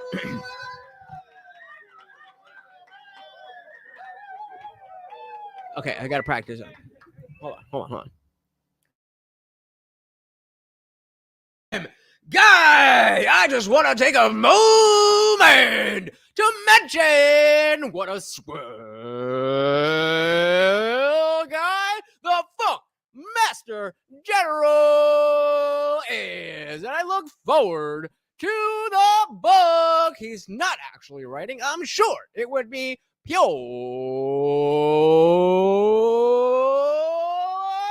genius. If that ain't worth $10, I don't know what the fuck is. If that ain't worth $10, I don't know what the fuck is. And of course, we still gonna give him his goodies. You guys, thank you so very, very much. Guys, you are amazing. Thank you so very much. What do you say? Let's keep this party raging. Bad. And a lot of these illegal immigrants coming in, they're trying to get them to vote. They can't even speak English. They don't even know what country they're in practically. And these people are trying to get them to vote. And that's why they're allowing them to come into our country. I did watch all of these pieces of video. This was the most egregious thing that the moderators did. And that's why they're allowing them to come into our country. I did watch all of these pieces of video. I didn't detect the sarcasm, lost by a whisker. We didn't quite make it. Who the fuck cares about what your opinion is? If you're going to actually fact check and actually talk about facts, okay, that's one thing. But your personal opinion has no place here. You fucking scumbag shill. Pieces of video. I didn't detect the sarcasm, lost by a whisker. We didn't quite make it. And maybe you're just too dumb. Maybe you're just too dumb. Should just point out here as clarification, and you know this, you and your allies, 60 cases in front of many judges, many of them no judge looked at it and said they said we didn't have standing. That's the other thing. They said we didn't have standing, a technicality. Can you imagine a system where a person in an election doesn't have standing? I don't have to. They did it for real. President of the United States doesn't have standing. That's how we lost. If you look at the facts, and I'd love to have you'll do a special on it. I'll show you Georgia, and I'll show you Wisconsin, and I'll show you Pennsylvania, and I'll show you. We have so many facts and statistics, but you know what? That doesn't matter because we have to solve the problem that we have right now. That's old news. And the problem that we have right now is we have a nation. Look at him. Look at him. Thank you guys so much. I mean, like, obviously, you know, the money's good, but like seeing him so happy and thank you. Yeah, exactly. Right. Nobody. Well, unfortunately, people do care, but nobody should. You're not running for president. Your opinion is just as important as my opinion, which is just as important as everybody else's opinion. And we don't get to air our opinions on TV in the middle of the conversation. So nor should you. Yeah, shill. Right now, that's old news. And the problem that we have right now is we have a nation in decline, and they have put it into decline. We have a nation that is dying, David. Mr. President, thank you. Vice President Harris, you heard the president there tonight. He said he didn't say that he lost by whisker. So he still believes he did. Is that what he said? David Muir? He said he didn't say that? Is that what he said? Or did he say he was being sarcastic? Did you just lie to the American people after giving your unsolicited opinion in a presidential debate? Stupid loser. You heard the president there tonight. He said he didn't say that he That's not what he said. Lost by whisker. So he still believes he did not lose the election that was won by President Biden. That's and yourself. shit. Me but I do want to ask you about something too. that's come up in the last couple of days. This was a post from President Trump about this upcoming election just weeks away. He said, when I win, those people. Again, really quick, if anybody from this company wants me to drink this on camera, I am very much willing to do so for not that big of a price. People who cheated, and then he lists donors, voters, election officials, he says will be prosecuted to the fullest extent of the law, which will include long-term prison sentences. One of your campaign's top lawyers responded saying, we won't let Donald Trump intimidate us. We won't let him suppress the vote. Is that what you believe he's trying to do here?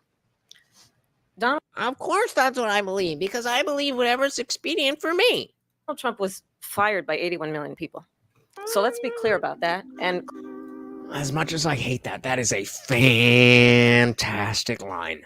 That is a fantastic line from Kamala there. It's bullshit, of course. But that's a good line. That's a good soundbite. Trump was fired. Is that what you believe he's trying to do here? Donald Trump was fired by 81 million people.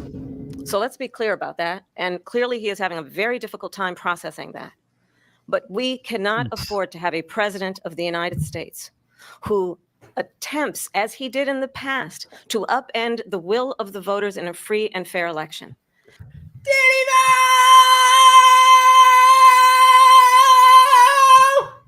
That's not what he did. And I'm going to tell you that I have traveled the world as vice president of the United States, and world leaders are laughing at Donald Trump. I have talked with military leaders, some of whom work. They're laughing at Donald Trump. They're not laughing at Kamala Harris. They're laughing at Donald Trump, the one who kept the world without any new wars. Yeah, they're just laughing. Hey, my brother, shout out to Nick Lucchetti said we love our overlord, and the Indian Jesus is cool too. Thank you for being awesome, brother. Much appreciated. Well, I can say the same to you. Thank you, thank you, thank you. Mort, look. Mort. Morty Mort. Morty Mort. Look. There's more stuff. Oh my God, look at it. Look at it. Just look at it. Yeah, just look at it. He loves it. What a good boy. There you go. Go back to your peanut butter. There you go. Thank you, thank you, thank you. So very, very much. Guys, thank you. Thank you so much. Thank you so much. You guys are amazing. Bunkmaster General said, "Oh shit, I own that company. What a coincidence. What? We're gonna go back to that. But yeah, I agree with them on this tonight. I can go the rest of my life. Let's be clear. Let's be clear. What are we talking about here? The voters in a free and fair election. And I'm going to tell you that I have traveled the world as Vice President of the United States, and world leaders are laughing at Donald Trump. I have talked with military leaders, some of whom worked with you, and they say you're a disgrace. This is really good for her. And when you then talk in this way in a presidential debate and deny what over and over again are court cases you have lost because you did in fact lose that election, it leads one to believe that perhaps we do not have in the candidate to my right the temperament or the ability to not be confused about fact. That was good. That was good. That was good politicking. That was good politicking. Yeah, she's rejected by everyone, including her own party, until she wasn't. Until she wasn't. And here we are. That's deeply troubling, and the American people deserve better. I'll give you 1 minute to respond, Mr. President. Let me just say about world leaders. Viktor Orban, one of the most respected men, they call him a strong man. He's a tough person, smart. Prime Minister of Hungary. They said, why is the whole world blowing up? 3 years ago, it wasn't. Why is it blowing up? He said, because you need Trump back as president. They were afraid of him. China was afraid, and I don't like to use the word afraid, but I'm just quoting him. China was afraid of him. North Korea was afraid of him. Look at what's going on with North Korea, by the way. He said Russia was afraid of him. I ended the Nord Stream 2 pipeline, and Biden put it back on day one, but he ended the XL pipeline. The XL pipeline in our country, he ended that, but he let the Russians build a pipeline going all over Europe and heading into Germany, the biggest pipeline in the world. Look, Viktor Orban said it. He said the most respected, most feared person is Donald Trump. We had no problems when Trump was president. But when this weak, pathetic man that you saw at a debate just a few months ago, that if he weren't in that debate, he'd be running instead of her. She got no votes. He got 14 million votes. What you did, you talk about a threat to democracy. But what is his face? What is his face? Like, bitch, that's facts. That's facts. You got 0 votes. 0 votes. Hashtag threat to democracy. Instead of her, she got no votes. He got 14 million votes. What you did, you talk about a threat to democracy. He got 14 million votes, and they threw him out of office. And you know what? I'll give you a little secret. He hates her. He can't stand her.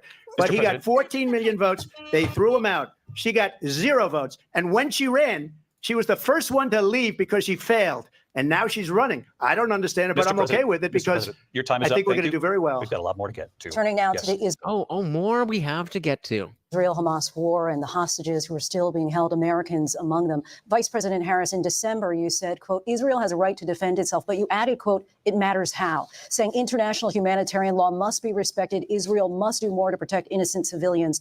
You said that 9 months ago. Now an estimated 40,000 Palestinians are dead. Nearly 100 hostages remain. Just last week, Prime Minister Benjamin Netanyahu said there's not a deal in the making. President Biden has not been able to break through the stalemate. How would you do it? Let's also remember how big of this is the most important part of the debate for Kamala. Well, for Kamala regarding her own side. Let's put it that way. Because there is such a strong coalition of people who are so just free Palestine, Israel's evil, all that kind of stuff on that side. But of course, the American establishment is very tight with baby. So she has to thread the needle because what her overlords want and what the people who she needs votes from want are diametrically opposed. Let's see how she does it. Well, let's understand how we got here. Let's be clear. October 7, Hamas. Yeah, that's how it all started. October 7th, it just randomly, these people, Hamas, they just went to Israel and just randomly did some shit. Terrorist organization slaughtered 1,200 Israelis, many of them young people who were simply attending a concert. Women were horribly raped. And so absolutely, I said then, I say now, Israel has a right to defend itself. We would. And how it does so matters, because it is also true, far too many innocent Palestinians have been killed, children, mothers. What we know is that this war must end. It must end immediately, and the way it will end is we need a ceasefire deal and we need the hostages out. And so we will continue to work around the clock on that. Work around the clock, also understanding that we must chart a course for a two-state solution. But they don't want a two-state solution. Neither of them want a two-state solution. That's a... Are you coming over here? What are you doing? You chilling? Do you want to come? No? You're chilling? Okay. They don't want a two-state solution. If they wanted a two-state solution, you know what they would have done? Created two states and called it a solution. You want a two-state solution, and other people want a two-state solution. And I think a two-state solution would be ideal. But that's not what they want. And you cannot will that into existence. Sorry. Also understanding that we must chart a course for a two-state solution.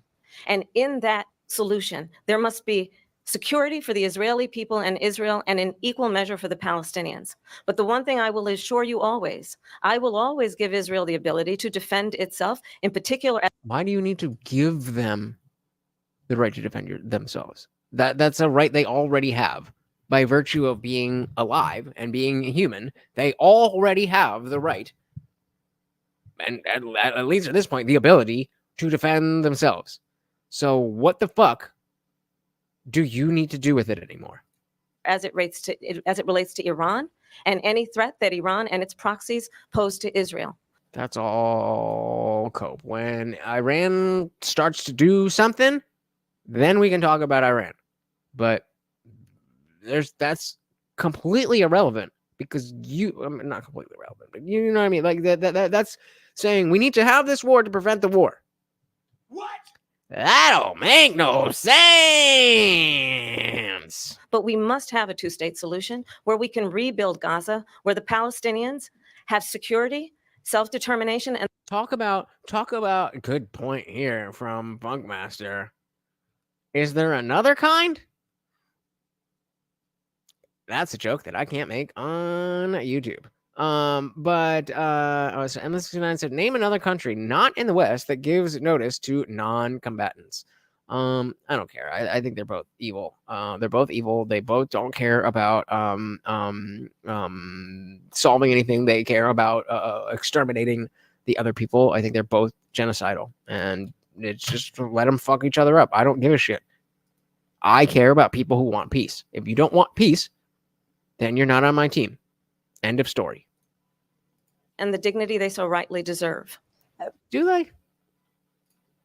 Maybe. If they acted with dignity, then they would get dignity.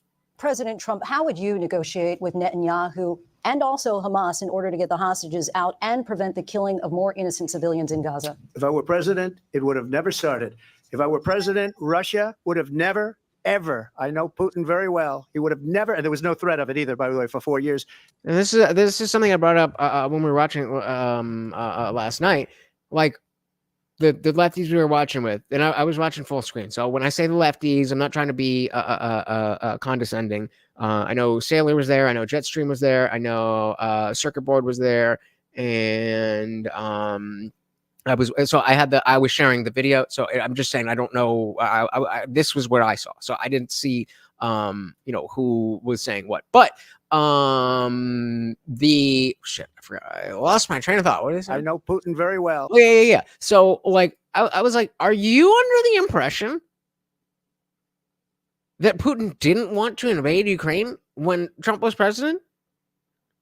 And then when he left office, he was just like, what a great idea. I should invade Ukraine. Is that what you think?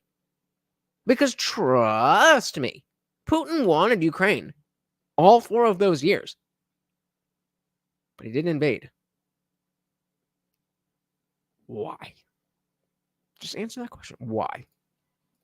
If I were president, Russia would have never, ever, I know Putin very well, he would have never, and there was no threat of it either, by the way, for 4 years, have gone into Ukraine and killed millions of people when you add it up, far worse than people understand what's going on over there. But when she mentions about Israel, all of a sudden, she hates Israel. She wouldn't even meet with Netanyahu when he went to Congress to make a very important speech. She refused to be there because she was at a sorority party of hers. She wanted to go to the sorority party. What a war! She hates Israel. She didn't say no. If she's president, I believe that Israel will not exist within 2 years from now. And I've been pretty good at predictions, and I hope I'm wrong about that one. Shout out to Marcus, who's like, that might just make me vote for her. She hates Israel. At the same time, in her own way, she hates the Arab population because the whole place is going to get blown up. Arabs, Jewish people, Israel will be gone. It would have never happened. Iran was broke under Donald Trump. Now Iran has $300 billion because they took off all the sanctions that I had. Iran had no money for Hamas or Hezbollah or any of the 28 different spheres of terror. And they are spheres of terror, horrible terror. They had no money. It was a big story, and you know it. You covered it very well, actually. They had no money.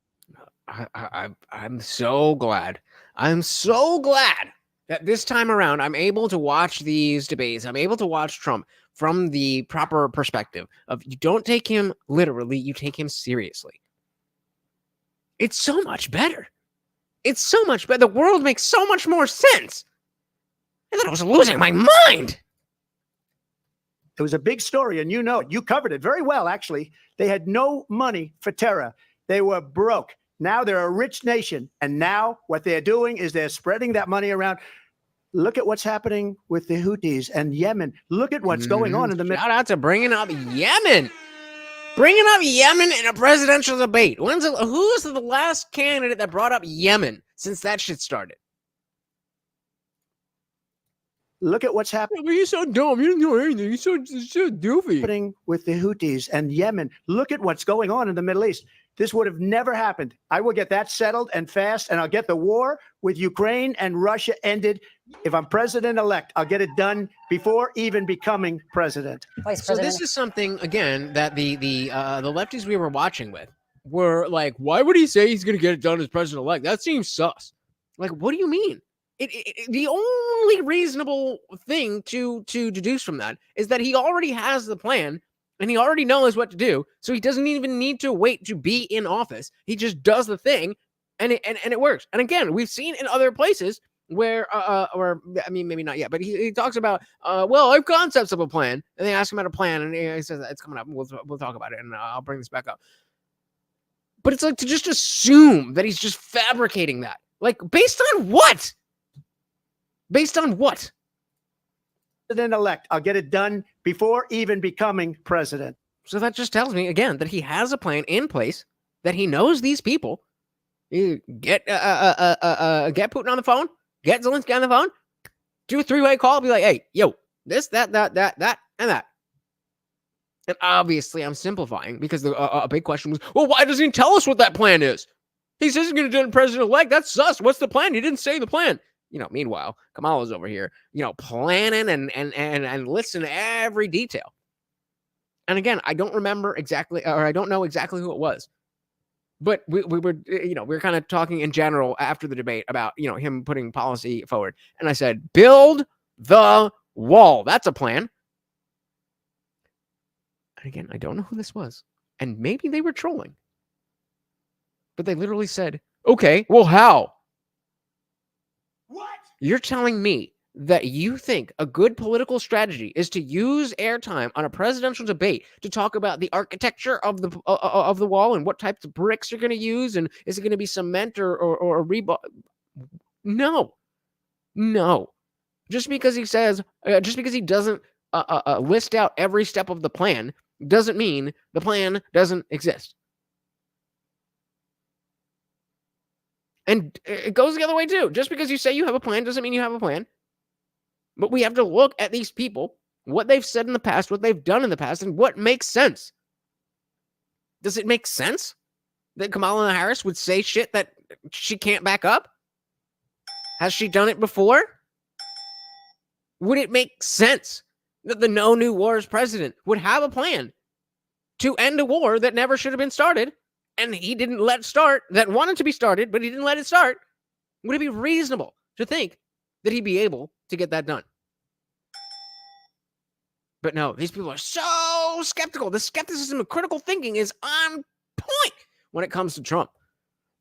But they just, whatever Kamala says, whatever the establishment says, just full deep throat again. Insane. If I'm president-elect, I'll get it done before even becoming president. Vice President Harris, he says you hate Israel. That's absolutely not true. I have my entire career and life supported Israel and the Israeli people. All those leftists are like, I knew it! She's a shill for the Jews! Oh my God! Free Palestine and queers for Palestine! He knows that he's trying to, again, divide and distract from the reality. Projection! I would say it is you who is trying to divide and distract, as you talk about dividing and distracting instead of responding to what was said. Which is, it is very well known that Donald Trump is weak and wrong on national security and foreign policy. Is he though?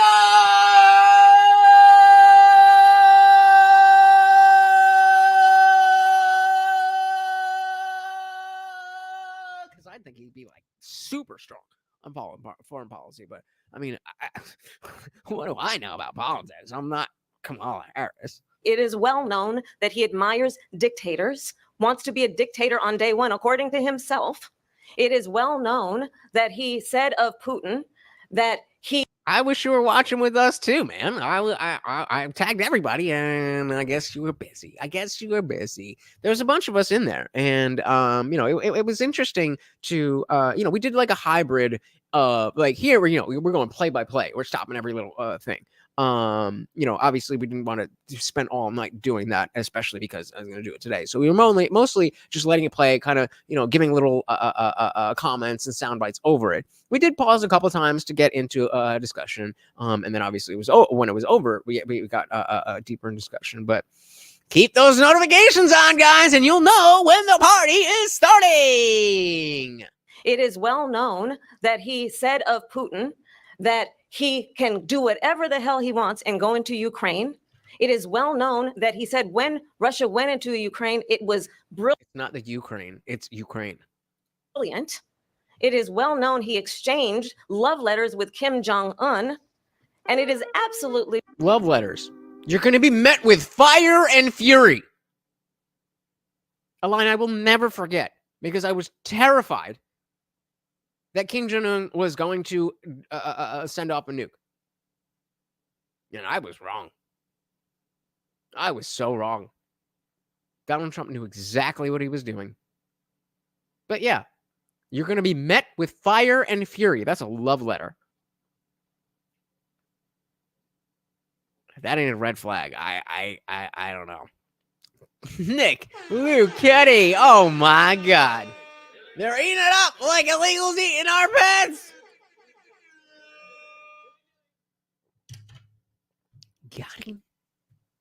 Well known that these dictators and autocrats are rooting for you to be president again because they're so clear they can manipulate you with flattery and favors. And that is why so many military leaders who you have worked with have told me you are a disgrace.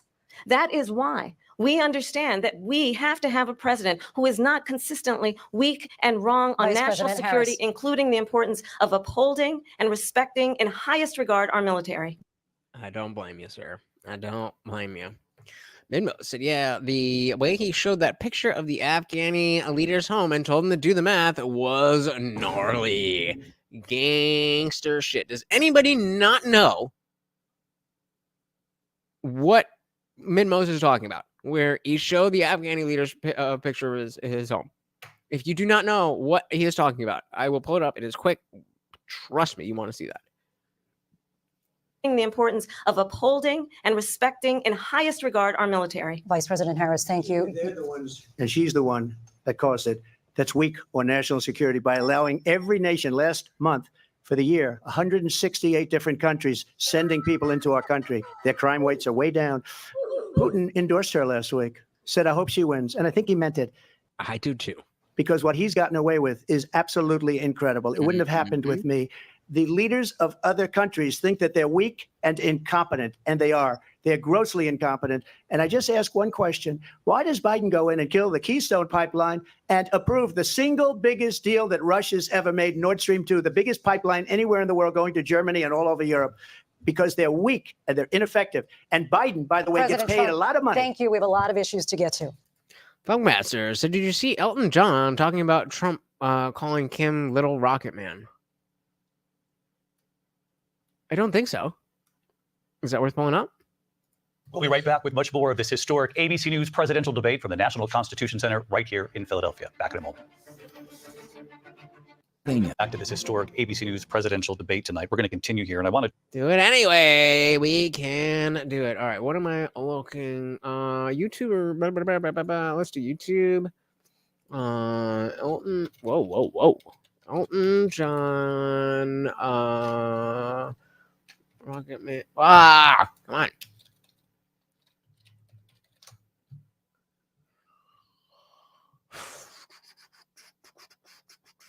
It was a verbal missile Rocket Man is on a suicide mission that exploded on social media. Reaction ranged from infantile to awesome, tweeted one critic. Awesome! It's gonna be a long, long time. Till other countries respect this nation again, tweeted another. I would bet you Kim Jong-un likes being called Rocket Man. Posted someone else, leave Elton John alone. What's your favorite kind of music? What music do you like? Well, I think Elton John is great. No word on whether Elton John thinks it's great. That the president is using his song. Google says searches for Rocket Man have skyrocketed. Damn! What? Damn! Look at that Google search. Look at that bump. I wonder what happened here. But God, it was The Economist magazine that first dubbed Kim Jong-un's father Rocket Man back in 2006. The president first tweeted the insult Sunday. He named Kim Jong-un after an Elton John song, Rocket Man. I would have gone with Tiny Dancer, but, I'm not the president. One fan tweeted of That's a good joke. President Trump, he's a master troll and brander. For those who say President Trump is trolling North Korea's leader, look, a President Trump troll doll actually exists. The president of the...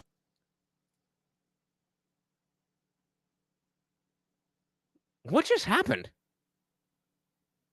What just happened? Say President Trump is trolling North Korea's leader? Look, a President Trump troll doll.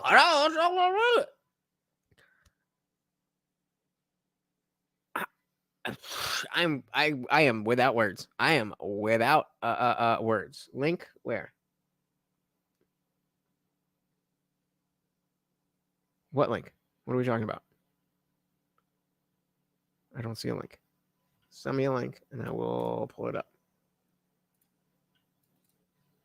Turn to the war in Ukraine. We're now 2.5 years into this conflict. Mr. President, it has been the position of the Biden administration that we must defend Ukraine from Russia, from Vladimir Putin, to defend their sovereignty, their democracy, that it's in America's best interest to do so, arguing that if Putin wins, he may be emboldened to move even. Do you really like this is pointing to this?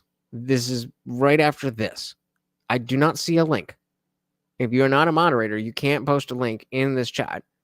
So if you've posted a link in Discord, I don't see anywhere where there's been any links posted in Discord. So where is the link?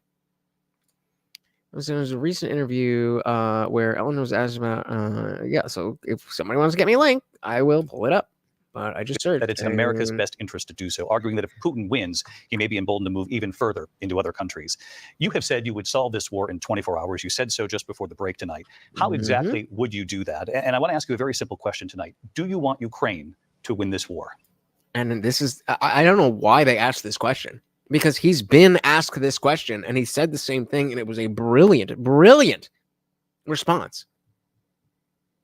Did they not do their homework, or were they actually trying to help Trump?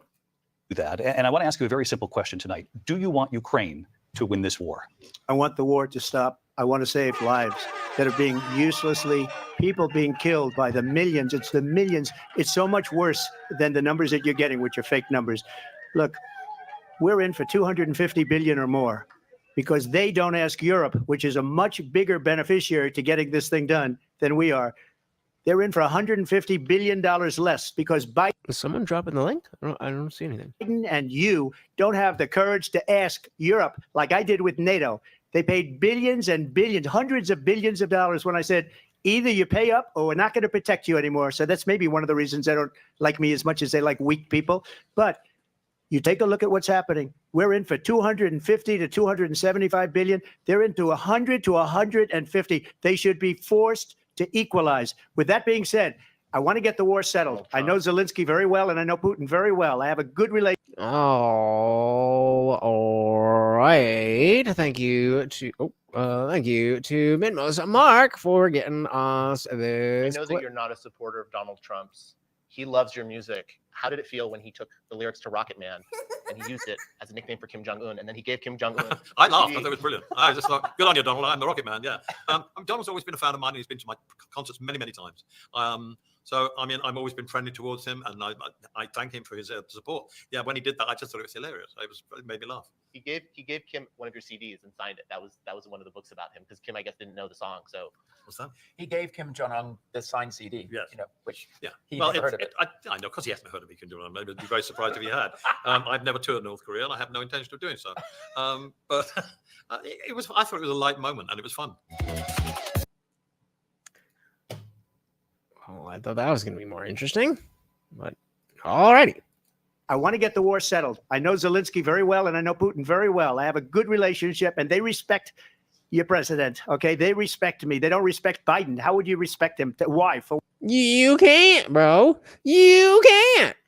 Nick said, I may not like North Korea, but it was good to see Trump be the first president in decades to actually speak to the leader of the country and cross the DMZ. We need that kind of diplomacy, and most people don't understand that, which you can deduce from the fact that Kamala frames all of that as bad. It's bad. President, okay, they respect me. They don't respect Biden. How would you respect him? Why? For what reason? He hasn't even made a phone call in 2 years to Putin. Hasn't spoken to anybody. They don't even try and get it. That is a war that's dying to be settled. I will get it settled before I even become president. If I win, when I'm president-elect, and what I'll do is I'll speak to one, I'll speak to the other, I'll get them together. That war would have never happened. And that sounds like a plan. So again, I know I'm fighting ghosts here, but the lefties that were watching, well, what's the plan? He just said, I know Putin, I know Zelensky. I'll get them on the phone. I'll get them together. I was like, what? You want him to lay out the exact plans of our foreign policy war plans? Like, what do you think this is? Again, this is WWE vibes check for the people who don't pay attention. That's what this is for. To think that it would be a good use of airtime to get into the details of what you're going to say to Putin or what you're going to propose to Zelensky, outside of whether that is good for the security of that plan. To be like, well, I'm skeptical of that. But yet, you have no questions about Kamala. Okay. And most Mark said, just in the mind of all different types of artists trying to sue Trump for using their music, we at least know he appreciates Trump being a fan. Shout out to Elton John. I'll speak to the other. I'll get them together. That war would have never happened. And in fact, when I saw Putin after I left, unfortunately left because our country has gone to hell. But after I left, when I saw him building up soldiers, he did it after I left. I said, oh, he must be negotiating. It must be a good, strong point of negotiation. Well, it wasn't, because Biden had no idea how to talk to him. He had no idea how to stop it. And now you have millions of people dead, and it's only getting worse, and it could lead to World War III. Yep. And M169, spot on. People also conflate good relationship with friends or buddies because they don't understand the concept of diplomacy in and of itself. They don't get it. Well, he's the bad man. You should be mad at him. Stupid. Don't kid yourself, David. We're playing with World War III, and we have a president that we don't even know if where is our president? We don't even know if he's a president. And just to clarify they here, threw him out of a campaign like a dog. We don't even know. Is he our president? But we have a president, Mr. President, that doesn't know he's alive. your time is up. Just to clarify in the question. He doesn't know he's alive. All right, so we are past 3.5 hours, and I'm liking this. So I'm gonna do a poll. And would you prefer to finish the video or do an after party? Because we ain't got time for both. So which would you prefer? Finish the debate or after party? So most of you are members, so that shouldn't be, obviously the non-members are going to be skewed in one direction, but let me know. Mr. President. That doesn't know he's alive. Your time is up. Just to clarify in the question. We've got other things to talk about. Do you believe it's in the U.S. best interest for Ukraine to win this war, yes or no? I think it's the U.S. best interest to get this war finished and just get it done. All right. Again, trying to nail him down to do you want them to this is the only way these people think about things. Winners and losers, good and bad, black and white. Do you want Ukraine to... That's not a deal, because we have to stop all of these human lives from being destroyed. I want to take this to Vice President Harris. I want to get your thoughts on support for Ukraine in this moment, but also as Commander-in-Chief, if elected, how would you deal with Vladimir Putin, and would it be any different from what we're seeing from President Biden? Well, first of all, it's important to remind the former president you're not running against Joe Biden, you're running against me. Yeah, you made sure of that, didn't you, Hottie? I believe the reason that Donald Trump says that this war would be over within 24 hours is because he would just give it up. What? We're not fighting. What do you mean? Give what up? Give what up? What is it? What is it? What is it? Explain to me what it is in that situation. He would just give it up. What? It's not our fight. Ruthless Admin, welcome to the party. So I don't have enough time or social skills for an after party. It's always hard enough to tune in during the week. Also, hello, I was late again. Never late, always on time. Glad to see you, brother. Trump says that this war would... We got 10 people and we got 3 votes. I'm just going to decide what I want to do if y'all don't fucking vote. Kamala said, oh yeah, everyone knows the only way for a war to end is for one side to lose and the other side to win. I'm so glad that was the way the Cold War ended. Yep. I believe the reason that Donald Trump says that this war would be over within 24 hours is because he would just give it up. You know what? And I do believe that she believes that.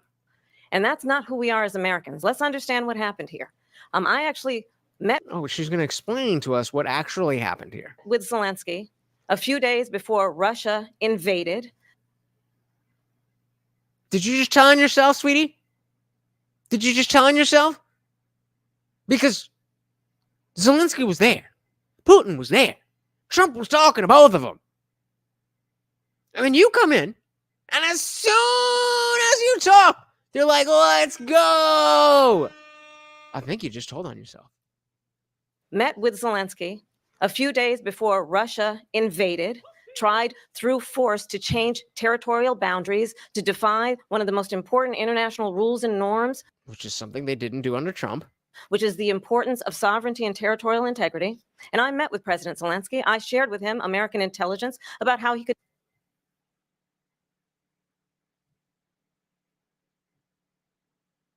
Shared American intelligence about what? And I met with President Zelensky. I shared with him American intelligence about how he could defend himself. But he can't, right? Because we're talking about Russia. And so the only way for them to be defended is if we do it.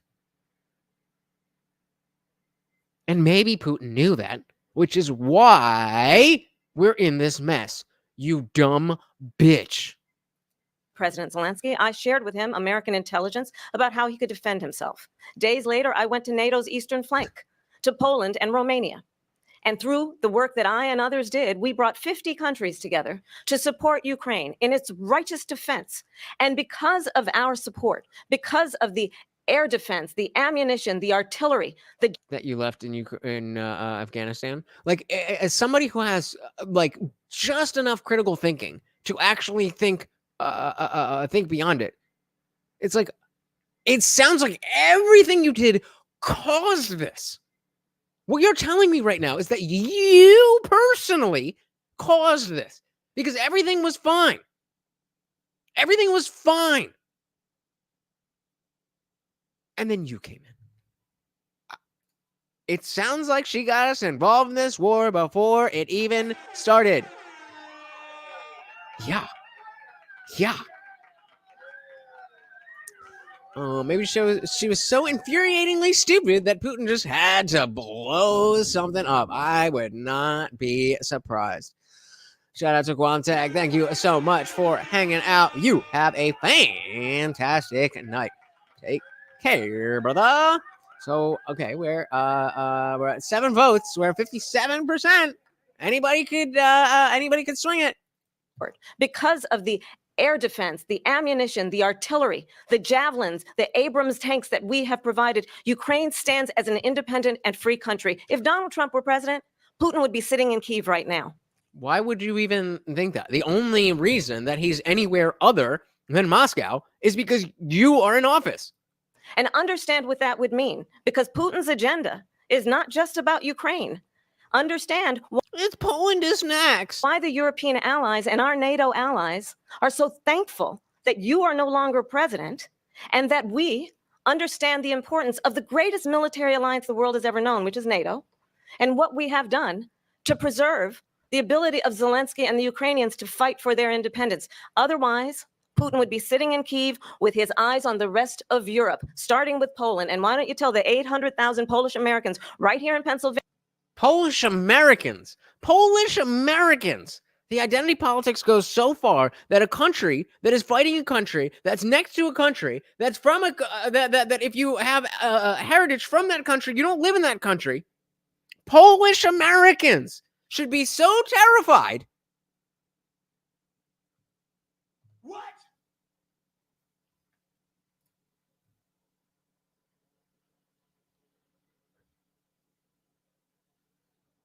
What are we doing? What are we doing? How quickly you would give up for the sake of favor and what you think is a friendship with what is known to be a dictator who would eat you for lunch. Vice President Harris, thank you. We've heard from both of you on Ukraine tonight. Called it. Afghanistan came up in the last hour. I wanted her to respond to something you said earlier, and I'll give you a minute here. Putin would be sitting in my fighting for time. And I'll give you a minute here.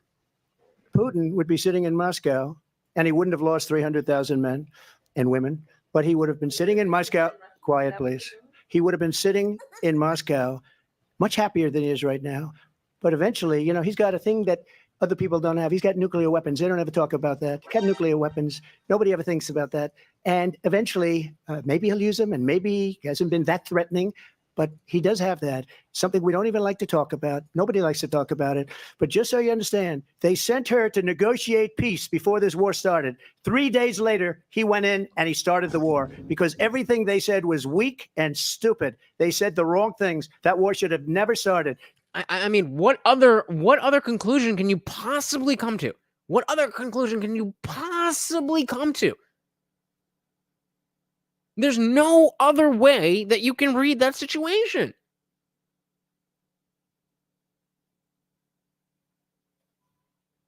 I don't get it. I don't get it. Minmo said she says that when she'd be trying to proposition Putin with sexual favors for any semblance of a deal, or she'd be too scared and push for war. I don't even think the pushing for war has anything to do with fear. She is of the class of people who will get rich when we're at war. I think she just wants war because she's safe and it'll make her money. Weak and stupid. They said the wrong things. That war should have never started. She was the emissary. They sent her in to negotiate with Zelensky and Putin. And she did. You just told us. You just told us that you went and talked to Zelensky, and then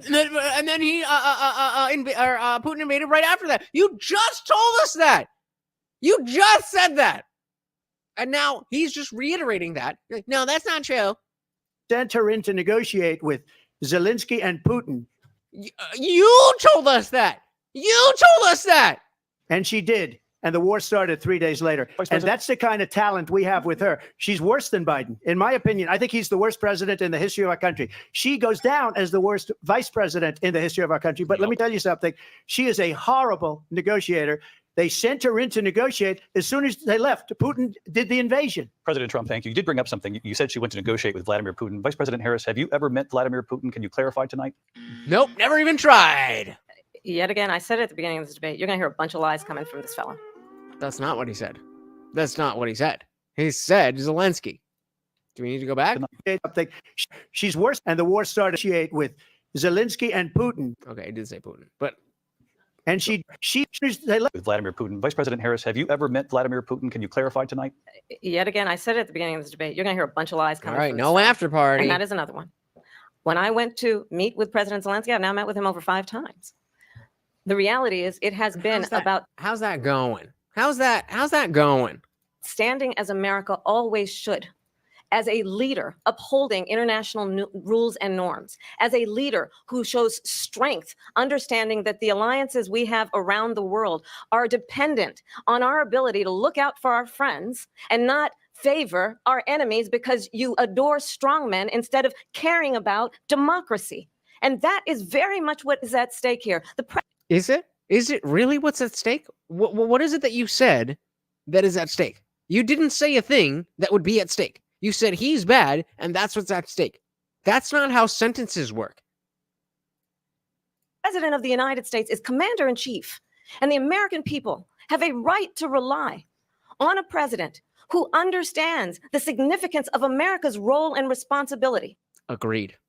Which is why I would never, ever, ever consider voting for you ever. In terms of ensuring that there is stability and ensuring we stand up for our principles and not sell them for the benefit of personal flattery. Projection.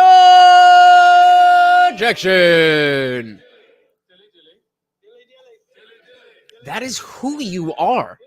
Selling out your positions for the benefit of personal flattery. That is who you are. And I think that's what he's thinking right now. Like, wait, you talk about yourself? Up for our principles and not sell them for the benefit of personal flattery. We talked about Ukraine and Vladimir Putin. I do want to talk about Afghanistan. It came up in the first hour of this debate.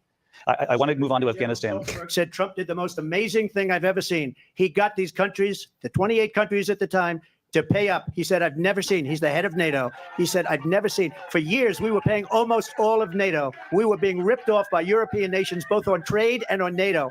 I got them to pay up by saying one of the statements you made before, if you don't pay, we're not going to protect you. Otherwise, we would have never gotten it. He said it was one of the most incredible jobs that he's ever seen done. Thank you. I want to turn. Yeah. Everyone said yes. America's role and responsibility is to be the most accommodating to your own people, not being the world police. But that's where the money is, bro. That's where the money is. To Afghanistan. It came up in the first hour of the debate, and we witnessed a poignant moment today on Capitol Hill, honoring the soldiers who died in the chaotic withdrawal from Afghanistan. I do want to ask the Vice President, do you believe... Why did you fuck that up so bad? If you bear any responsibility in the way that withdrawal... Yikes. This is not a good question for her. From Afghanistan. I do want to ask the Vice President, do you believe you bear any responsibility in the way that withdrawal played out? Well, I will tell you, I agreed with President Biden's decision to pull out of Afghanistan. So yes, that's a yes. That's I deserve the responsibility for the worst military operation ever. Nick, so what scares me is the people that are too stupid to know what a liar she is. They'll see this as a win for her and be even more likely to vote for her. That is precisely why I think that she won the debate. This is why she won the debate. Minimums Mark said there's a point where we obviously lost the priority vote above other countries. Yep. Bunkmaster said she's doing the standard politician body movements while she's talking, like a good automaton. Well, what else would you expect? Well, I will tell you, I agreed with President Biden's decision to pull out of Afghanistan.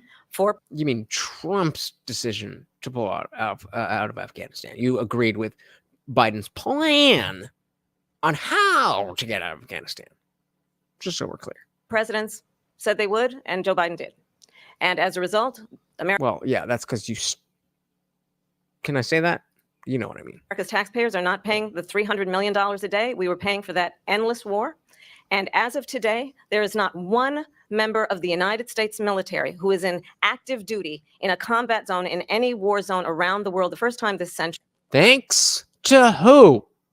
To Donald Trump. You are making the case for Donald Trump. But let's understand how we got to where we are. Donald Trump, when he was president, negotiated one of the weakest deals you can imagine. He calls himself a deal maker. Even his national security advisor said it was a weak, terrible deal. And here's how it went down. He bypassed the Afghan government. He negotiated directly with a terrorist organization called the Taliban. Again, just a complete lack of understanding what diplomacy actually is. The negotiation. You talk to the bad people, so that makes you bad. And involved the Taliban getting 5,000 Taliban terrorists released. And get this. Which is better or worse than them getting all of our fucking military equipment. And the president at the time invited the Taliban to Camp David, a place of storied significance for us as Americans, a place where we honor the importance of American diplomacy, where we invite and receive. So why did he do that? Why did he do that? Did he do that because he was hosting a dinner? Was he giving them an award? Or was he being the fucking president? Respected world leaders. And unlike yourself. This former president, as president, that was good. That was good. That was good. That was absolutely planned, but that was good. This former president, that was good. And this former president, as president, invited them to Camp David because he does not again appreciate the role and responsibility of the president of the United States. Projection.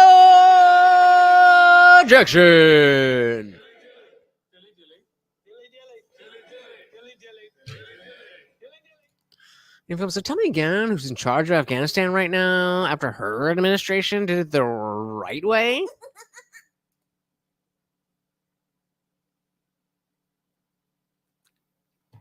I want to make a joke, but it's just so like just right there. There's no joke to me. Like, this is the joke.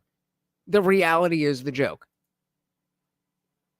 To be commander-in-chief with a level of respect. And this gets back to the point of how he has consistently disparaged and demeaned members of our military, fallen soldiers, and the work that we must do to uphold the strength and the respect of the United States of America around the world. Vice President Harris, thank you. President Trump, your response to her saying that you began the negotiations with the Taliban. So if you take a look at that period of time, the Taliban was killing our soldiers, a lot of them, with snipers. And I got involved with the Taliban because the Taliban was doing the killing. That's the fighting force within Afghanistan. They don't bother doing that because, they deal with the wrong people all the time. But I got involved. And Abdul is the head of the Taliban. He is still the head of the Taliban. And I told Abdul, don't do it anymore. You do it anymore, you're going to have problems. And he said, why do you send me a picture of my house? I said, you're going to have to figure that out, Abdul. And for 18 months, we had nobody killed.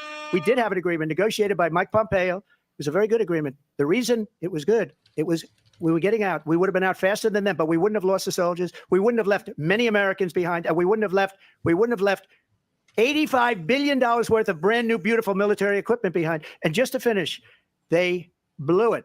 The agreement said you have to do this, and they didn't do it. They didn't do it. The agreement was terminated by us because they didn't do what they were supposed to do. I want to move on. These people. I want to move on. I bet you do want to move on. You terminated by us because they didn't do what they were supposed to do. I want to move on. And these people did the worst withdrawal, and in my opinion, the most embarrassing moment in the history of our country. And by the way, that's why Russia attacked Ukraine, because they saw how incompetent she and her boss are. President Trump, thank you. I want to move on now to race and politics in this country. Mr. President, you recently said of Vice President Harris, quote, "I didn't know she was black until a number of years ago when she happened to turn black, and now she wants to be known as black." Yup. I want to ask a bigger picture question here tonight. Why do you believe it's appropriate to weigh in on the racial identity of your opponent? Because she brought it up. What do you mean? What do you mean? If my political opponent says anything regarding politics, that is why it then becomes appropriate for me to weigh in, because this is politics. That's what we're doing here. What do you think we're doing, David? I don't, and I don't care. I don't care what she is. I don't care. You make a big deal out of something. I couldn't care less. Whatever she wants to be is okay with me. But those were your words. So I don't know. I don't know. I mean, all I can say is I read where she was not black, that she put out, and I'll say that. And then I read that she was. See, this needs to be delivered the right way. This needs to be. Look, I don't care. I'm not about that. Even the I don't care. Like I'm glad that she is finding her black identity or whatever. But I've read that she was Indian. That was always what she was, Indian, South Pacific. That was what it was, and now it switched to black. I don't know. Whatever she is fine with me. I'm just saying I didn't know when she turned black. Stay on the actual quote. Use the quote and give it the context that it deserves. I said she turned black because she put out that she was Indian, and now all of a sudden she turned black. I don't understand the question. When did she turn black? When did she go from Indian to black? That's the question.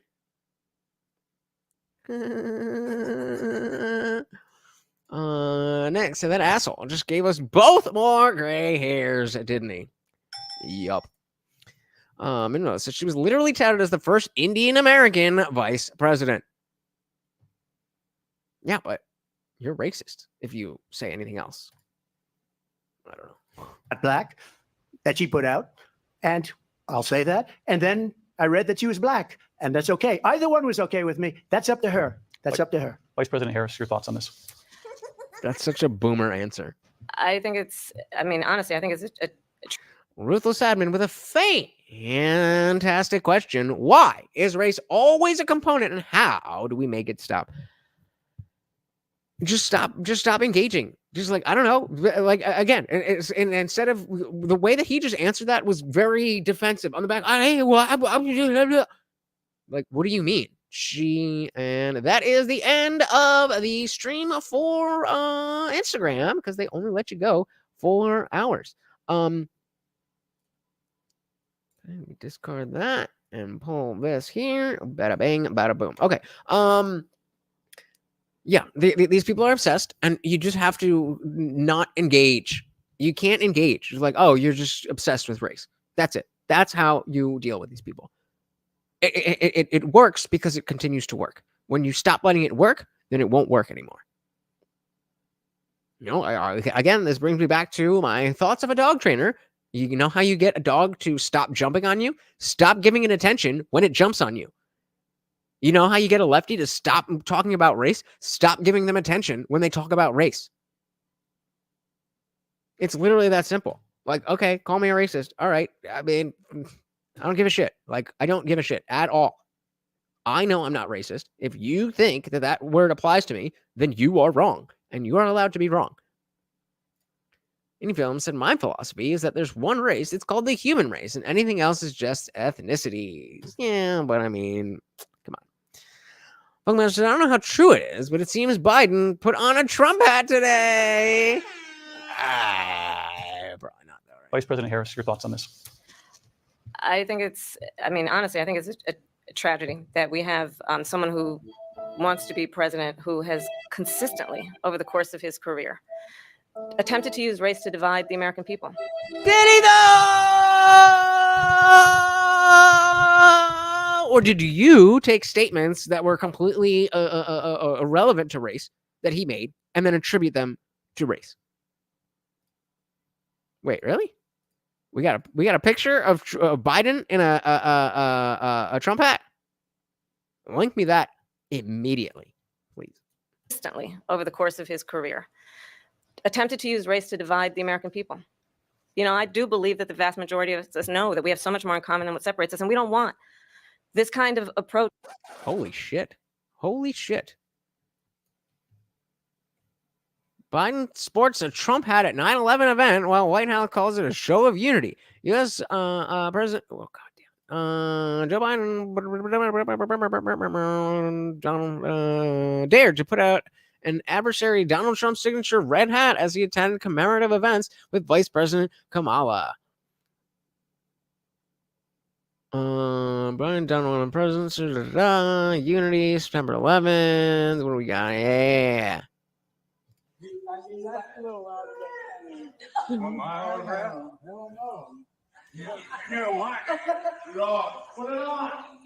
They're like bullying him.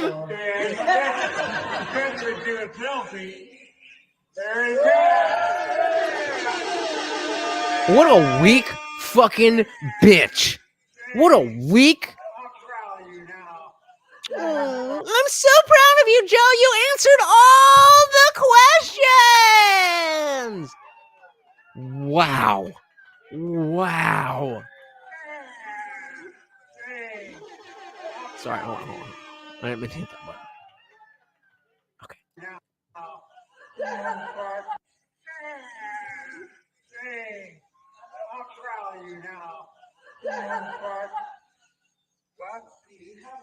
What? Hey, they're good. They're good. You got the fried chicken. Let's go! Game over. Game over. I mean, what else is there to say? Would he ever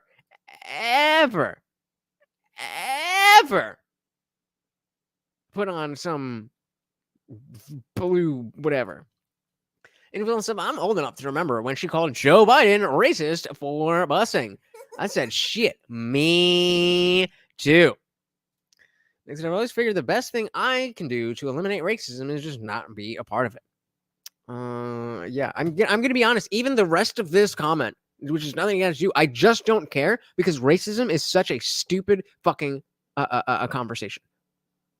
If there's something racist, yeah, let's talk about it.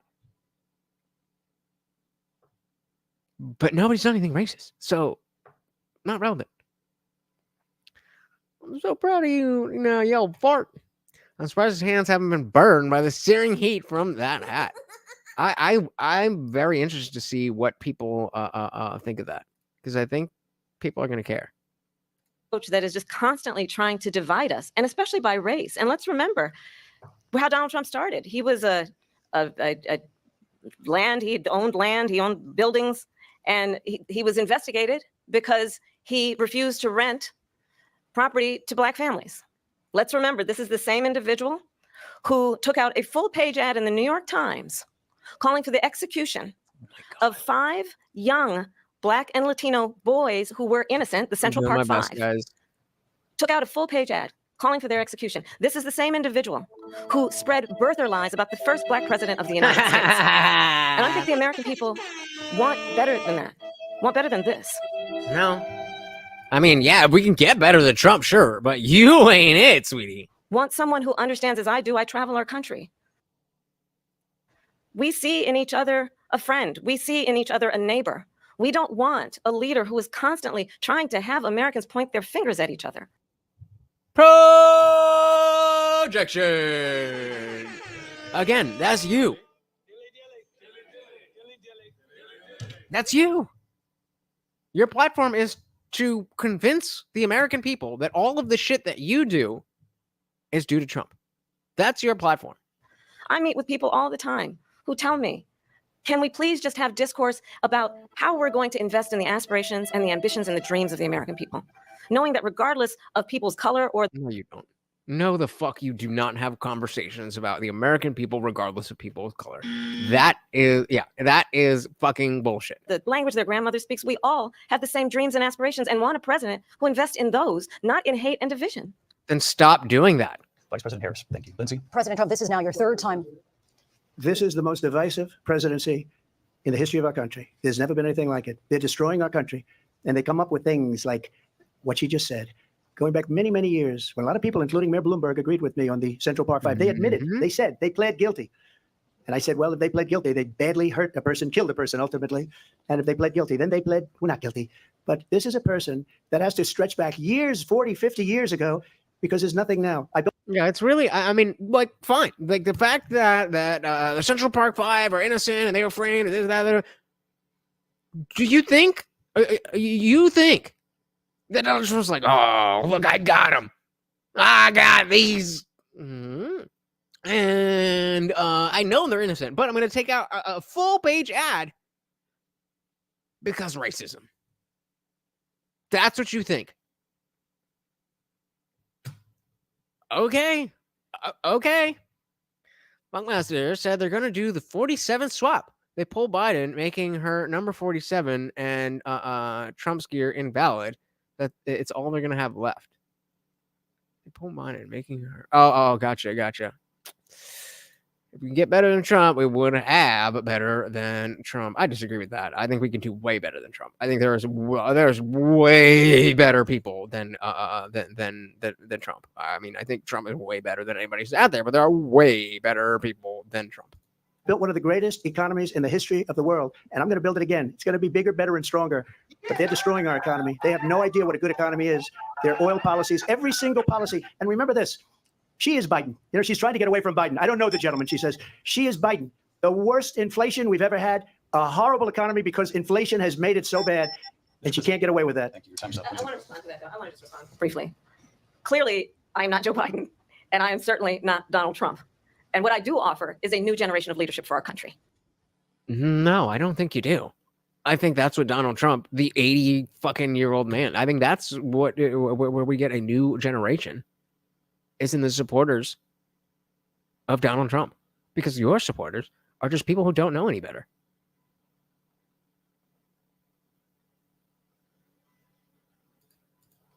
Looks 9 said, why did Trump insist on allowing Jews into his club if he's so racist? Don't come here with logic. How dare you? Logic, reasoning. You don't do that stuff here.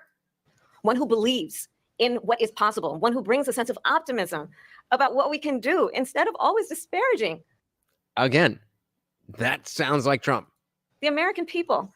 Oh, threat to our democracy, Hitler, versus make America great again. I believe in what we... Or rather, this one's keep America great. ...can do to strengthen our small businesses, which is why I have a plan. Let's talk about our plans and let's compare the plans. I have a plan to give startup businesses $50,000 tax deduction to pursue their ambitions, their innovation, their ideas, their hard work. I have a plan, $6,000 for young families for the first year of your child's life to help you in that most critical stage of your child's development. I have a plan that is about allowing people to be able to pursue what has been fleeting in terms of the American dream by offering a help with down payment of $25,000 down payment assistance for first-time home buyers. Free money, free money, free money, free money, free money, free money, free money, free money, free money, free money, free money, free money, free money, free money. Let's turn the page and move forward. Thank you. Let's turn to President Trump, we have to move on. President Trump. Let's turn to policy, please. To defund the police. She has a plan to confiscate everybody's gun. President She Trump, has a we do have to plan move to on to not other allow issues. fracking in Pennsylvania or anywhere else. Okay. That's what her plan is until just recently. I would never do an assault ban. We need an assault ban. President Trump, The former president has said something twice that I need to respond to. I'm sorry. We're going to move on, Vice President Harris. President Trump, this is now your third time running for. Oh, wow. Okay. So one time, they gave her the FU. President, you have long vowed to repeal and replace the Affordable Care Act, also known as Obamacare. You have failed to accomplish that. You now say you're going to keep Obamacare, quote, unless we can do something much better. Last month, you said, quote, we're working on it. So tonight, 9 years after you first started running, do you have a plan? And can you tell us what it is? Obamacare was lousy healthcare. Always was. It's not very good today. And what I said, that if we come up with something, and we are working on things, we're going to do it and we're going to replace it. But remember this, I inherited Obamacare because Democrats wouldn't change it. They wouldn't vote for it. They were unanimous. They wouldn't vote to change it. If they would have #force the vote done that, we would have had a much better plan than Obamacare. But the Democrats came up. They wouldn't vote for it. I had a choice to make when I was president. Do I save it and make it as good as it can be? Never going to be great. Or do I let it rot? And I felt I had an obligation, even though politically it would have been good to just let it rot and let it go away. I decided, and I told my people, the top people, and they're very good people. I have a lot of good people in that administration. We read about the bad ones. We had some real bad ones too, and so do they. They have really bad ones. The difference is they don't get rid of them. But let me just. Ooh, good line. Good line. Administration. We read about the bad ones. We had some real bad ones too, and so do they. They have really bad ones. The difference is they don't get rid of them. But let me just explain. I said, shit, me too. I'm tired of funding all the free stuff she wants to hand out. Now, look, the child tax credit stuff that I'm not against people having tax credits for things that we agree are socially beneficial. But that's not what they're doing. That's not what they're doing. They're just pandering and be like, oh, Trump's to that, and they like that. So no, we're going to do no tax on tips. Like, come on. I had a choice to make. Do I save it and make it as good as it can be, or do I let it rot?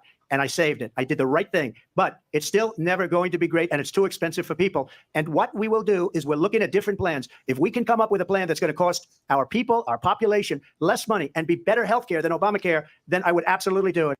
How dare you? Better and cheaper? Better and cheaper for the American people?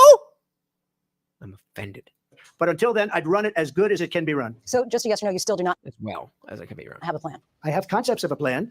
I'm not president right now, but so shout out to Harley, who actually gave a reasonable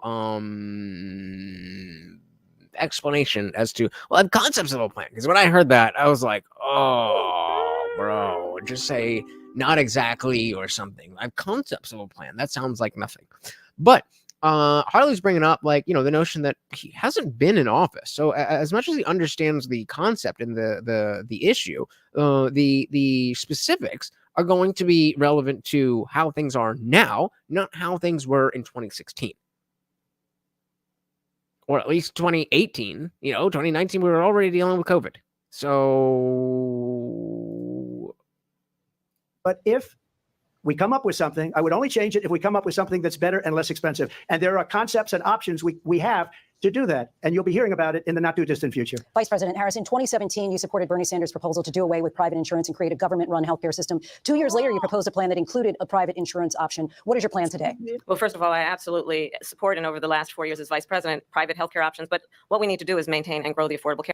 Right. So the question was why you changed, not what did you think? Why did you change? But I'll get to that, Lindsay. I just need to respond to a previous point that the former president has made. I've made very clear my position on fracking, and then this business about taking everyone's guns away. Tim Walz and I are both gun owners. We're not taking anybody's. Sweetie, I know your followers have the memory of a goldfish, but we remember. Pepperidge Farm remembers. These guns away. So stop with the continuous lying about this stuff. Projection.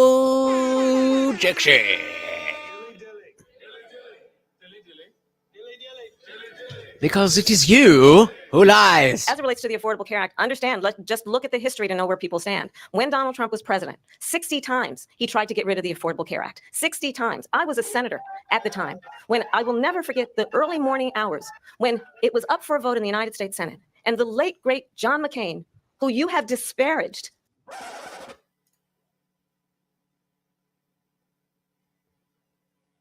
The late, great John McCain, says Kamala Harris.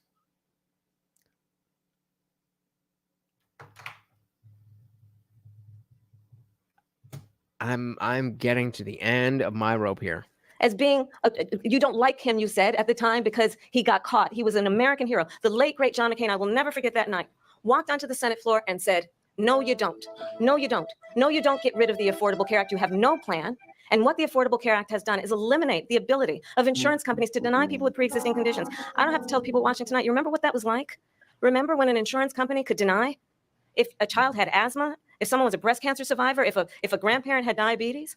And thankfully, as I've been vice president and we over the last 4 years have strengthened the Affordable Care Act, we have allowed for the first time Medicare to negotiate drug prices on behalf of you, the American people. Donald Trump said he was going to allow Medicare to negotiate drug prices. He never did. We did.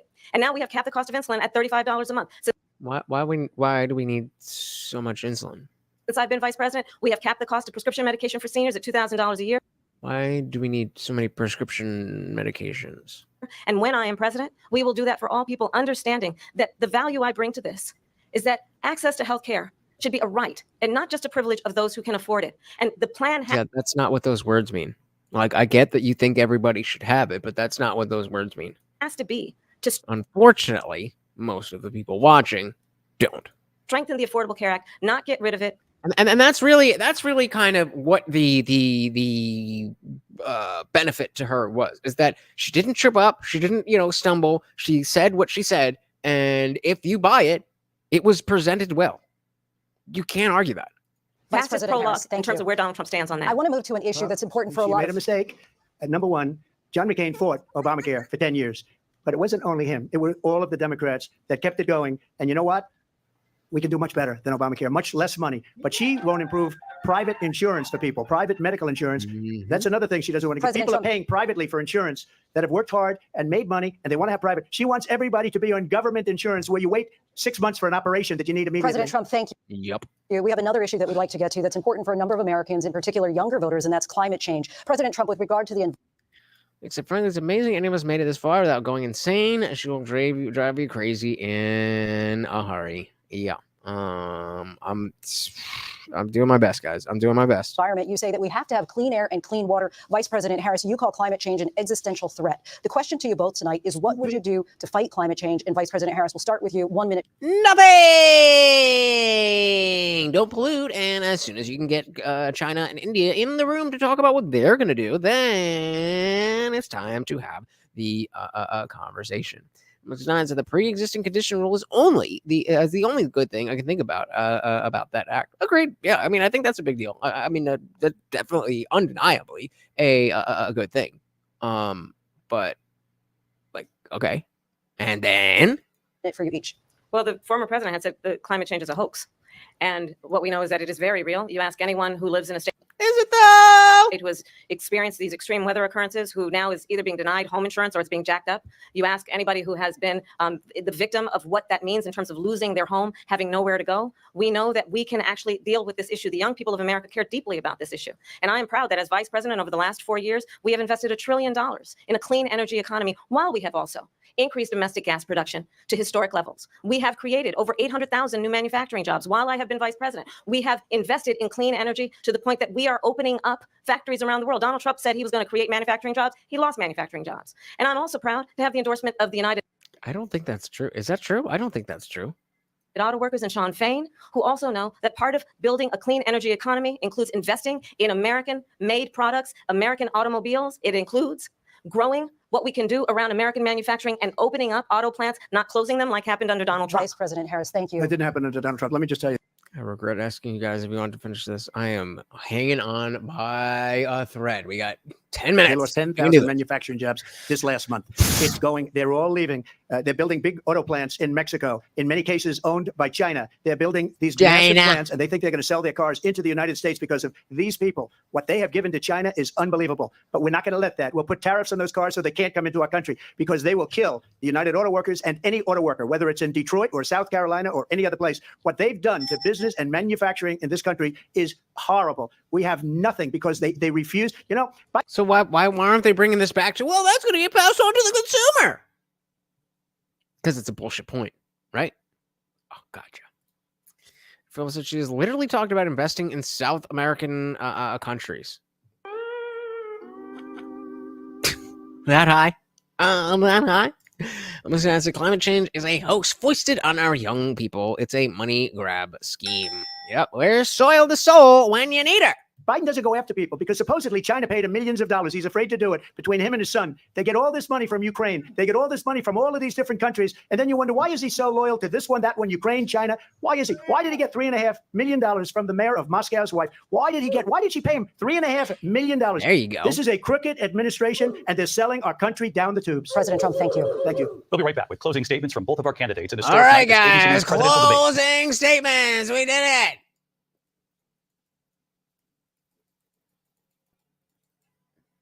Come on, baby. Here again with you. So I think you've heard tonight two very different visions for our country. One that is focused on the future and the other that is focused on the past and an attempt to take us backward. But you're the one who's talking about January 6th and the Central Park 5 and Charlottesville in 2017. That's you, right? Like, that's all you've been talking about? Okay, just making sure. But we're not going back. And I do believe that the American people know we all have so much more in common than what separates us. And we can chart. Then stop focusing on what it is that doesn't really separate us, but you've convinced people that separates us, aka our race and gender. A new way forward. And a vision of that includes having a plan, understanding the having a plan. Good idea. Aspirations, the dreams, the hopes, the ambition of the American people, which is why I intend to create an opportunity economy. I intend to create an opportunity economy, which is what? And you intend to, but you don't promise to? Okay. Investing in small businesses, in new families, in what we can do around protecting seniors, what we can do that is about giving hardworking folks a break and bringing down the cost of living. I believe in what... Maybe stop giving so much free money to people who don't deserve it, and then the cost of living won't go up because there's so much free money out there.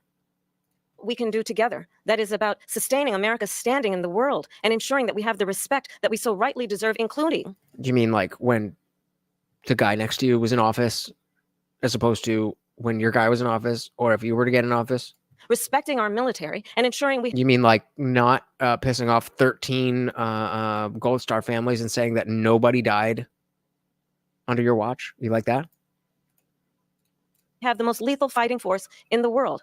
I will be a president that will protect our fundamental rights and freedoms, including the right of a woman to make decisions about her own body and not have her government tell her what to do. Except that it's not her body, right? Because it's a different body. Because that's how body and DNA, that's how that works. Yeah, sure wish one of them had the opportunity economies in the past 3.5 years. I'll tell you, I started my career as a prosecutor. I was a DA, I was an attorney general, a United States senator, and now vice president. I've only had one client, the people. And I'll tell you, as a prosecutor, I never asked a victim or a witness, are you a Republican or a Democrat? I was going to lock them up either way. The only thing I ever asked them, are you okay? And that, okay. As I start to cry in the tears, are you okay? Are you okay? Are you sure you're going to be okay for your marijuana charges, stuck in jail and fighting fires for slave wages? Are you okay? Are you okay? Or a witness, are you a Republican or a Democrat? The only thing I ever asked them, are you okay? And that's the kind of president we need right now. Someone who cares about you and is not putting themselves first. I intend to... Again, I mean... Projection! This is empty. Hey, I'm getting drunk. Oh, Jesus. Oh, Jesus. There's nothing in here. But, I mean, when you project, we must drink. Projection!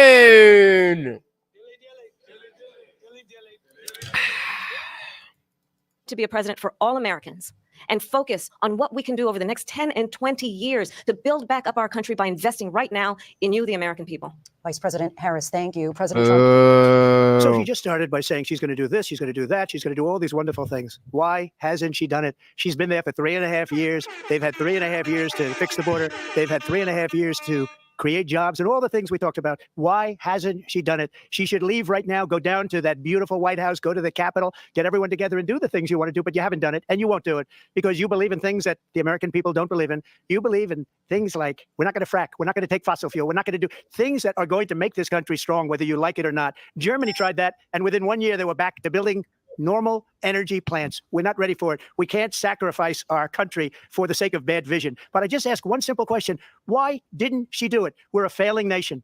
We're a nation that's in serious decline. We're being laughed at all over the world. All over the world, they laugh. I know the leaders very well. They're coming to see me. They call me. We're laughed at all over the world. They don't understand what happened to us as a nation. We're not a leader. We don't have any idea what's going on. We have wars going on in the Middle East. We have wars going on with Russia and Ukraine. We're going to end up in a third world war, and it'll be a war like no other because of nuclear weapons, the power of weaponry. I rebuilt our entire military. She gave a lot of it away to the Taliban. She gave it to Afghanistan. Hey, shout out to Rowdy Rupp in the building. Yeah, coming right at the end. We're going 4.5 hours. But yes, enjoy the replay. Broke down the entire thing, start to finish. No breaks, no bullshit. Just Indian Jesus in your face. Welcome to the party, brother. what these people have done to our country, and maybe toughest of all is allowing millions of people to come into our country. Many of them are criminals, and they're destroying our country. The worst president, the worst vice president in the history of our country. President Trump, thank you. And that is our ABC News presidential debate from here in Philadelphia at the National Constitution. We did it. We did it. We did it. There's another debate. There's another debate. I think at this point, we know where most of us understand where we stand individually. If at this point you're still not sure, like I would rather you be sure that you want to vote for Kamala than not being sure. Because at least then I understand, like, okay, you're part of this group. But if you're not sure, I am very confused as to your perspective. And let's put it this way. If you're not sure, hit me up directly. And I will have you on the channel. And I want to specifically, not attack you, but specifically and directly and genuinely and address what it is that you are taking into account. Because I don't get it.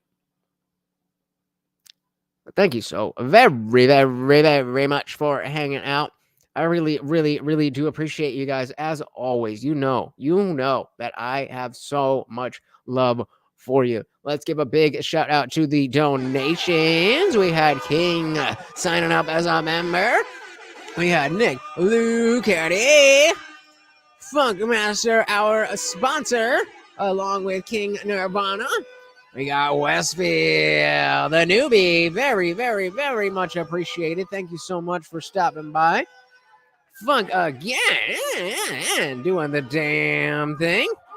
We had our boy Guam Tech over on Venmo. Funk coming in again. And our boy, moderator to the stars, Nick Lucati. Guys, thank you so very much. I hope you enjoy this because it took so much out of me. I am fucking exhausted, but I hope you enjoyed it.